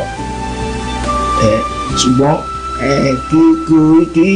ká má gbé ìgbé ayé wa pé ìgbà wo ni rapture fẹ́ ṣẹlẹ̀ máa gbé ìgbé ayé ẹ̀ bí ìgbà tó jẹ́ pé rapture gan ó máa ṣẹlẹ̀ ní ọ̀la so ẹlòmíì àwọn míì máa calculate pé bóyá tí rapture báyìí di the next 50 years jẹ́ kí n jẹ ayé mi bó bá ṣe wù mí tó bá ti kù 2 years kí rapture tó ṣẹlẹ̀ máa bẹ̀rẹ̀ sí ni máa gbégbé ayé no Ọlọ́run ìyẹn kọ́ lọ́lọ́run sọ fún wa ẹ gbégbé ayé tó dára bóyá rapture máa ṣẹlẹ̀ lọ́la àbí lọ́túnla. àwọn aráàlú wọn sọ wípé àwọn kí àlùfáà wa pé wọ́n kú iṣẹ́ Ọlọ́run wọ́n gbàdúrà wọ́n ní òróró yín wọ́n ní kí Ọlọ́run túbọ̀ máa bùkún òróró yín. ó wá bẹ̀rẹ̀ ó ní orúkọ wọn ní Jàre Olúṣayọ̀ láti Tọpọ́ ní Badagry nípínlẹ̀ Èkó wọ́n ní ṣé Ọlọ́run máa ń gbọ́ gbogbo àdúrà àbí àwọn máa ń gba àwọn àdúrà kan àwọn kan máa gbà àwọn kan ò ní gbà ṣé kí ló dé pé kò ṣe gbogbo àdúrà téèyàn bá ń gbà lọ́lọ́run máa ń gbà. nínú àdúrà tí Jésù kọ́ wa ara àwọn kan tó kọ́kọ́ sọ ń bẹ̀ ni pé kí ìjọba rẹ dé ìfẹ́ tìrẹ ni kí a ṣe ní ayé wọn ti ṣe ilé wọn ó túmọ̀ sí pé nínú àdúrà téèyàn bá ń gbà èyí tẹ́ ẹ bá rí pé ó ṣe ó túmọ̀ sí pé ìfẹ́ wà ìfẹ́ tìrẹ ni kó ṣe lápájú lọ́wọ́ tó bá ń béèrè nǹkan lọ́wọ́ Ọlọ́run ìfẹ́ Ọlọ́run ló máa ṣe o so èyí tó bá dàbí ẹni pé òun béèrè fún ṣùgbọ́n kì í ṣe gẹ́gẹ́ bá ṣe máa ń ṣe àpẹẹrẹ ọmọ kékeré tó ṣẹ̀ ń ṣe kíní tó ti ń béèrè fún jet kí ló fẹ́ fi ṣe àbí ń béèrè fún mọ́tò ẹlòmíì máa béèrè fún nǹkan tó jẹ́ pé kíní ẹ̀ ló máa pa Ọlọ́run ò ní fún nírú àkókò yẹn so gbogbo gẹ́gẹ́ bí èmi ṣe máa sọ gbogbo àdúrà ló ń gbà ṣùgbọ́n bó ṣe máa gbà ló yàtọ̀ so ó lè gbà sí ọ̀nà pé yes Olúwa ti fún ẹ ní nǹkan tó fẹ́ ó lè gbà sí ọ̀nà no Ọlọ́run ò ní fún ẹ torí pé ó lè pa ẹ́ lára ó lè gbà sí ọ̀nà kẹta wípé dúró wait màá ṣe ń gbà tó bá tó àkókò tó máa yẹ. òyìnbó ni ọ̀gbẹ́ni Olúṣọlá Olóyèdé láti Abẹ́òkúta nípínlẹ̀ Ògùn wọ́n fi kọ ìbéèrè tuntun wọ́n sọ pé were the miracles in the Bible real historical events or are they symbolic stories? Miracles in the Bible. ìyẹn ni pé ṣé àwọn iṣẹ́ àmì tí nínú Bíbélì wọ́n ní ṣó rí o ṣé kò tọ́ ni àbí wọ́n kàn sọ pé kọ́kọ́ fi ṣe òfegè fáwọn èèyàn pé àwọn ṣe báyìí. Go to Israel now go to the land of Israel they will show you where all this thing happened ibi tí gbogbo ẹ ti ṣẹlẹ̀ wọ́n á fi hàn wá. ìyẹn tó bá lọ sí Jerusalem. bẹ́ẹ̀ ni ẹ bá lọ sí Jerusalem wọ́n á fi gbogbo ibi tí Jésù ti sọ mi dé ọtí wá ibi tí ó ti rìn lórí omi àti bẹ́ẹ̀ bẹ́ẹ̀ lọ gbogbo ẹ̀ náà máa fi hàn yìí so kì í ṣe bóyá òfegè àwọn nǹkan tó ṣẹlẹ̀ lóòótọ́ àti ní òdodo ni so kẹ́yìn ọ̀kọ̀ọ̀kan máa rò bí ẹni pé ìwé ìtàn ni wọ́n kàn fi ń ṣe bí symbol ní kálọ̀ fi àwọn nǹkan tó ṣẹlẹ̀ ní bẹ́ẹ̀ bá sọ pé bóyá symbol ni ẹ fẹ́ sọ pé bóyá Jésù wá sáyé lóòótọ́ nìyẹn Jésù wá sáyé lóòótọ́ ó dẹ̀ ṣe àwọn iṣẹ́ àmì àti iṣẹ́ ìyanu èyí tó máa mú kí àwọn ènìyàn tó gbàgbọ́ nínú agbára Ọlọ́run. lákòótán ẹ bá wa sọ fáwọn ará ilé ohun tó yẹ àti ohun tó tọ́ lórí ìdámẹ́wàá bí àmọ̀ràn tèmi rèé fún àwọn ènìyàn ni wípé bá Ọlọ́run rìn débi wípé o gba Ọlọ́run gbọ́ gẹ́gẹ́ bí orísun ìpèsè àti olùpèsè rẹ débi wípé ohunkóhun tó bá wà ní ọwọ́ rẹ kò pọ̀ ju ohun tó lè fún Ọlọ́run lọ.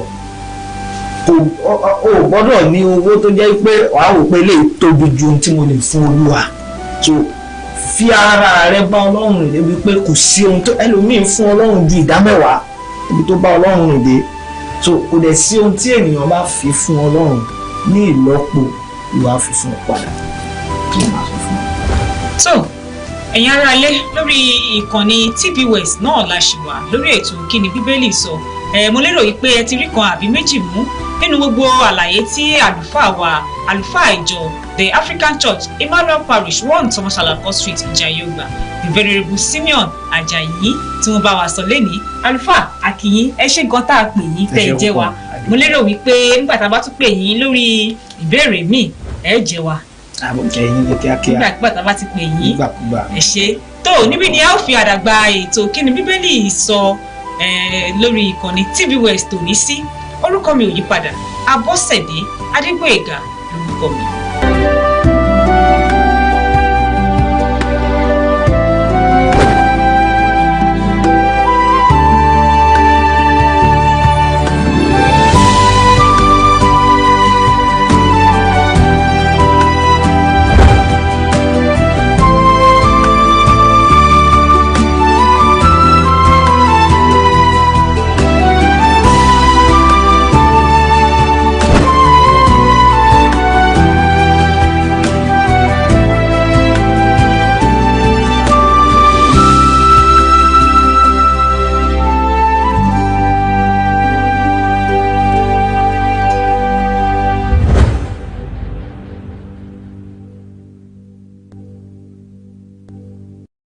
Òǹdíje dupò gómìnà ìpínlẹ̀ Èkó lẹ́gbẹ́ òṣèlú Labour nínú sáà òṣèlú ọdún 2023 Gbádébọ̀ Rhodes-Vivour ti yànnàná ọ̀rọ̀ lórí awuyewuye wípé àwọn kan fẹ́ gba ìpínlẹ̀ Èkó mọ́ àwọn ọmọ onílùú lọ́wọ́. Rhodes-Vivour ní irọ́ ńlá àti ẹ̀tànjẹ lẹ́yàmẹ̀yà lásán lọ̀rọ̀ ọ̀hún. Ọ̀dọ́mọdé olóṣèlú náà tó jẹ́ ọmọ bíbí erékùṣù Èkó ìyẹn Lagos Island ló ṣe àfọ̀mọ́ ọ̀rọ̀ náà lórí ètò ìfọ̀rọ̀wérọ̀ kan tó ṣe pẹ̀lú àwọn oníròyìn lÉkòó. Rhodes-Vivour táwọn èèyàn tún mọ̀ sí GRV ṣe àlàyé wípé àwọn olóṣèlú oníjẹkújẹ tí wọ́n ń jẹ nídìí màdàrú ẹlẹ́yàmẹ̀yà àwọn aráàlú ló wà nídìí ọ̀rọ̀ náà. Rhodes-Vivour ṣe àpẹẹrẹ wípé tó bá jẹ́ lóòótọ́ ni àwọn kan fẹ́ gba ìlú Èkó mọ́ àwọn ọmọ onílùú lọ́wọ́, ó yẹ kí a rí àrídájú ṣáká nígbà tí àwọn tí kì í ṣe ọmọ Yorùbá jẹ́ gómìnà ìpínlẹ̀ náà. Ó ní lásìkò tí kọmọdọ̀ Ndùbísí Kánù àti kọmọdọ̀ Èbítù Ukiwe jẹ́ gómìnà ìpínlẹ̀ Èkó kò sí ìgbà kankan tí wọ́n gbìyànjú láti gba ilẹ̀ onílẹ̀ lọ́wọ́ wọn. Bó tilẹ̀ jẹ́ wípé ọmọ bíbí ìran Ìgbò ni àwọn gómìnà Èkó yìí jẹ́, wọn ò fi ipá sọ ilẹ̀ onílẹ̀ di tiwọn. Ó fi kún ọ̀rọ̀ rẹ̀, ó ní àwọn tó ń pariwo wípé àwọn kan fẹ́ gba ìlú mọ́ onílùú lọ́wọ́ gan ni wọ́n sọ dúkìá ìjọba àti ilẹ̀ aráàlú di ti ara wọn nìkan nípínlẹ̀ Èkó. Ó ní ẹ̀tànjẹ lásán ni ẹ̀sùn wípé àwọn kan fẹ́ gba ilẹ̀ onílẹ̀. But when they say Lagos for Lagos, tí wọ́n bá ń sọ wípé kípínlẹ̀ Èkó ṣiṣẹ́ fáwọn ọmọ Èkó, ìyẹn Lagos for Lagos, gbogbo ara ni mo fi mọ́ wọn. Gómìnà méjì ló ti jẹ nípínlẹ̀ Èkó yìí rí, tí wọ́n sì jẹ́ ọmọ bíbí ìran Ìgbò, bó tilẹ̀ jẹ́ wípé ológun ni wọ́n. Bẹ́ẹ̀ àwọn kan sọ wípé ìran Ìgbò fẹ́ gba ìpínlẹ̀ Èkó mọ́ wọn lọ́wọ́. Ṣé àwọn gómìnà yìí ni wọ́n fi ìwà àjẹbánu sọ dúkìá ìjọba di tara wọn nìkan? Ṣé àwọn ni wọ́n gba ilé ìjọba tó wà ní Bodilon tí wọ́n sì sọ ọ́ di ti ara wọn nìkan? Àbí ilé igbákejì gómìnà tó wà ní Queen's Drive tẹ́nìkan ti sọ di ti ara rẹ̀ la fẹ́ wí ni? Ẹ tiẹ̀ lọ sí àwọn agbègbè bíi Bàdágìrì, Ẹ̀pẹ́, Ìkòròdú àti bẹ́ẹ̀ bẹ́ẹ̀ lọ. Ẹ lọ béèrè lọ́wọ́ àwọn ọmọ onílùú wípé ta ló ń fi ipá gba ilẹ̀ wọn. Ẹ jẹ́ kí n fún yín lápẹẹrẹ kan. Ní Ìbẹ̀jú Lẹ́kì lágbègbè Amen Estate, ẹ lọ béèrè lọ́wọ́ àwọn ọmọ onílùú, wọ́n á sọ fún yín wípé ìyàwó ààrẹ ló gba ilẹ̀ náà láti fi ṣe New Era Foundation tiẹ̀. Wọ́n kàn lọ síbẹ̀ lọ́jọ́ kan, wọ́n sì ní àwọn fẹ́ gba ilẹ̀ náà pẹ̀lú ìlérí wípé àwọn yóò sanwó tàbọ̀àtàbọ̀à fún àwọn ọmọ onílùú. Nígbà tó di ọjọ́ tí wọ́n dá, wọ́n bá gbé àpò owó tí wọ́n ti ṣẹ́ sí 50 naira àti ọ̀pọ̀lọpọ̀ obì lọ fún àwọn ọmọ onílẹ̀ yìí. Nígbà tí àwọn yẹn sì fẹ́ bẹ̀rẹ̀ sí sọ̀rọ̀ wípé àwọn ò lè faramọ́, ni àwọn sójà tí wọ́n kó sẹ́yìn bá bẹ̀rẹ̀ sí ní yìnbọn sókè. Ilẹ̀ tí à ń wí yìí ti di ti ìyàwó ààrẹ tó wà lórí àlééfà lọ́wọ́lọ́wọ́ yìí. Tàwa ni ajagunbalẹ̀ báyìí. ṣé àwọn tí kìí ṣe Yorùbá ló sọ ilé Bodilon tó jẹ́ tìjọba ìpínlẹ̀ Èkó di tara wọn? Ẹ lọ wo gbogbo àwọn dúkìá ìjọba ìpínlẹ̀ Èkó lẹ́yìn tí wọ́n ti gbé olú-ìlú Nàìjíríà kúrò l'Ékòó. Ẹ lọ wo àwọn tí wọ́n ti sọ àwọn dúkìá náà di tiwọn. Fún ìdí èyí, àwáwí irọ́ lásán ni wípé àwọn olùgbé ìpínlẹ̀ Èkó tí kìí ṣe ọmọ bíbí Yorùbá fẹ́ gba Èkó lọ́wọ́ àwọn ọmọ onílùú. Ṣebí ọmọ Ìgbò kan ti gbé àpótí ìdìbò gómìnà ìpínlẹ̀ Èkó rí lábẹ́ àsíá ẹgbẹ́ òṣèlú APGA táwọn èèyàn gbàgbọ́ wípé ẹgbẹ́ òṣèlú àwọn Ìgbò ní ẹgbẹ́ náà. Ẹ lọ wo iye àwọn ọmọ Ìgbò tó dìbò fún un. Agbára káká ló fi rí ẹgbẹ̀ta ìbò ṣàjọ nínú ìdìbò náà. Àwọn ọmọ Ìgbò pàápàá ò dìbò fún ọ̀gbẹ́ni náà. Adíje dupò PDP ni wọ́n dìbò fún, léyìí tó jẹ́ ọmọ bíbí ìpínlẹ̀ Èkó. Ṣé tó bá jẹ́ lóòótọ́ ni wọ́n fẹ́ gba ìpínlẹ̀ Èkó mọ́ wọn lọ́wọ́? Ṣebí ó yẹ kí àwọn èèyàn kóra wọn jọ kí wọ́n sì fẹnu kò wípé adíje dupò gómìnà tó jẹ́ ọmọ Ìgbò yẹn làwọn yóò dìbò fún. Ṣé wọ́n ṣe bẹ́ẹ̀? Fún ìdí èyí, ẹ ó rí kedere wípé gbogbo àtànkálẹ̀ irọ́ tí wọ́n ń gbé pò yí ẹnu kí wọ́n kàn fẹ́ fi dá ìjà ẹlẹ́yàmẹ̀yà sílẹ̀ lásán ni, kí àwọn èèyàn lè má rí tí wọ́n rò pẹ̀lú bí wọ́n ṣe ń jí nǹkan ìlú kó sápò ara wọn. Nínú ọ̀rọ̀ rẹ̀, GRV tún pe àkíyèsí sí bí nǹkan ṣe ń lọ sí láàrin àwọn ọ̀dọ́. Ó ní àwọn olórí gan-an ló yẹ kí a fi àkọ́rọ̀ ọ̀rọ̀ ọ̀hún kọ́ lọ́rùn nítorí pé àwọn gan ni wọ́n ń ṣe kóríyá fún ìwà ìpáǹle tó gbilẹ̀ kan láàrin àwọn ọ̀dọ́ láwùjọ àti bí wọ́n ṣe ń lo oògùn olóró tó ń ba ayé wọn jẹ́. Síbẹ̀ ẹ̀yin náà rí wípé iye àwọn ọmọ ìta ń pọ̀ sí láwùjọ wa. Iye àwọn ọmọ kéékèèké tí wọ́n ń lo oògùn olóró ń pọ̀ sí nítorí pé kò sẹ́ni tó ń ṣe àmójútó ẹ̀kọ́ àti iṣẹ́ ọwọ́ mọ́. Gbogbo èèyàn ló fẹ́ di MC Olúọmọ. Ìwà ìpáǹle là ń gbé lárugẹ nítorí irú ìwà yẹn gan-an lọ̀gá àgbà wa tó wà lókè ń fẹ́. Bẹ́ẹ̀ ni Ruth Vivo tún mẹ́nu bà ìdí tí ọmọ Nàìjíríà ṣe gbúdọ̀ yan àwọn olórí tuntun tí èròǹgbà wọn yàtọ̀ pátápátá sí tàtẹ̀yìnwá.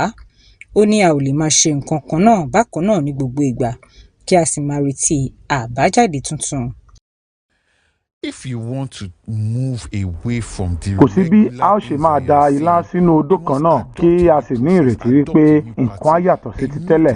Kò lè ṣeé ṣe rárá. Àwọn ọmọ Nàìjíríà tí wọ́n ti rí bí nǹkan ṣe ń bàjẹ́ lọ láti bí ọdún díẹ̀ sẹ́yìn, bí owó náírà tí ò gbé pẹ́ẹ́lí mọ́ àti àìríṣẹ́ṣe àwọn ọ̀dọ́. Àwọn tó wà nídìí ọ̀rọ̀ náà ló sì wà níjọba títí dòní. Tí a bá wo gbogbo àwọn nǹkan wọ̀nyí, a ó rí i pé wọn ò yẹ láti máa jẹ́ adarí wa rárá. See, His Excellency Peter Obi. Alàgbà Peter Obi gan-an nírú olórí tí à ń wá. Find himself as a different politician. Wàyí o, ọ̀dọ̀ olóṣèlú náà wá rọ gbogbo ọmọ Nàìjíríà wípé wọ́n kú ìfaradà bí nǹkan ṣe ń lọ lórílẹ̀‐èdè yìí. Ó ní kí wọ́n má káàárẹ̀ ṣùgbọ́n kí wọ́n gbáradì láti ṣe àtúnṣe nínú ètò ìdìbò ọdún 2027.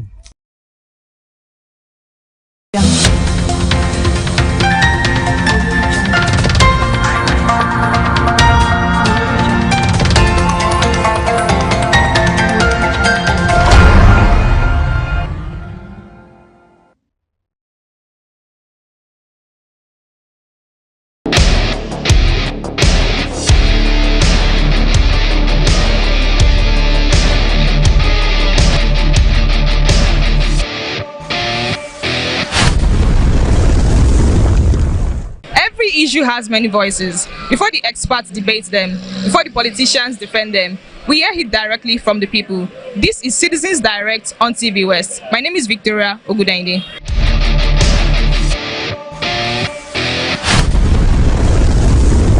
In the past 1 month, several communities have experienced flooding in and around Nigeria, which has left many homeless. Today on Citizens Direct, we hit the streets to ask citizens if they think enough is being done to prevent flood disasters in Nigeria. This draining from Mogbaye is very terrible. The government does not do anything about the draining. Just come and pack dustbin, pack all the sand, go and sell it. If you see the rain are falling on yesterday on this, it enters some house people. Some people lose, some people gain. That one is not good. Like Okeodo now. I went to Okeodo yesterday. I cannot come back. I took Okada from Okeodo, 5,000 naira because of the draining. The draining is always wasting property. It should government try for us to do something about the draining.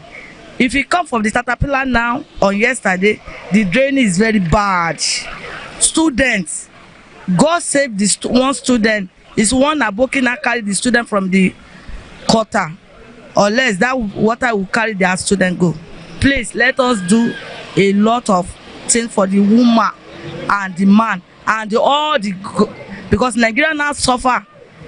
She will what is calling it? Carry Boko Haram. Nobody can sleep very well. She want make God help us, government to try for us by grace of God. They say when you say the truth shall set you free. On the side of Tinubu, pushing money. Are you getting me? To checkmate fraud in Nigeria. The man really is doing that perfectly. Are you getting me? To say the truth. But on the side of people, he's handing over the monitor. They are all criminals. So in generalizing everything, to generalize everything, they are carrying it on his head because he's not up and doing to checkmate them. There is what we call price control and rationing. When you send agents to go to the market, if you want to control the price of commodities that is publishing your name, there is a section they used to call price control and rationing. These are the people that will enter into the market and check what the government has given order to sell is what they are selling. Are you getting me now? But because of other activities he's facing, are you getting me? He has not been able to cope with it. So that is why he's failing on the area of that one. He has given them enough to checkmate it. But there are criminals around him. Are you getting me? That are not doing enough to help him, to promote his name. Are you getting me? That's on the side of that. But total failure in security purposes. Total failure. Yes. The government is doing a lot about the floor in Lagos State because government is doing a lot. But most of the people in Lagos State, they are not helping the government based on when it is rain now. So a lot of community they will carry a lot of what's it called, dustbin, pour inside the gutter, and this thing it contributes a lot of problem in the government. We can imagine. You cannot expect government to come to come to the streets, come to under the bus stop in the midnight to come and observe people. So we as a community, we need to do the needful in order to help the government. I don't think enough is being done to prevent flood, because if the necessary and adequate infrastructure is put in place and due diligence, I don't think there will be flood in Nigeria that will cause chaos. The citizens are contributing because refuge where they ought to be, they'll be storing the refuge in the gutter, and it's also blocked the water flow. Government have been trying. They've been trying their best. But you see, we citizens are like animals, which we need to be treated like animals.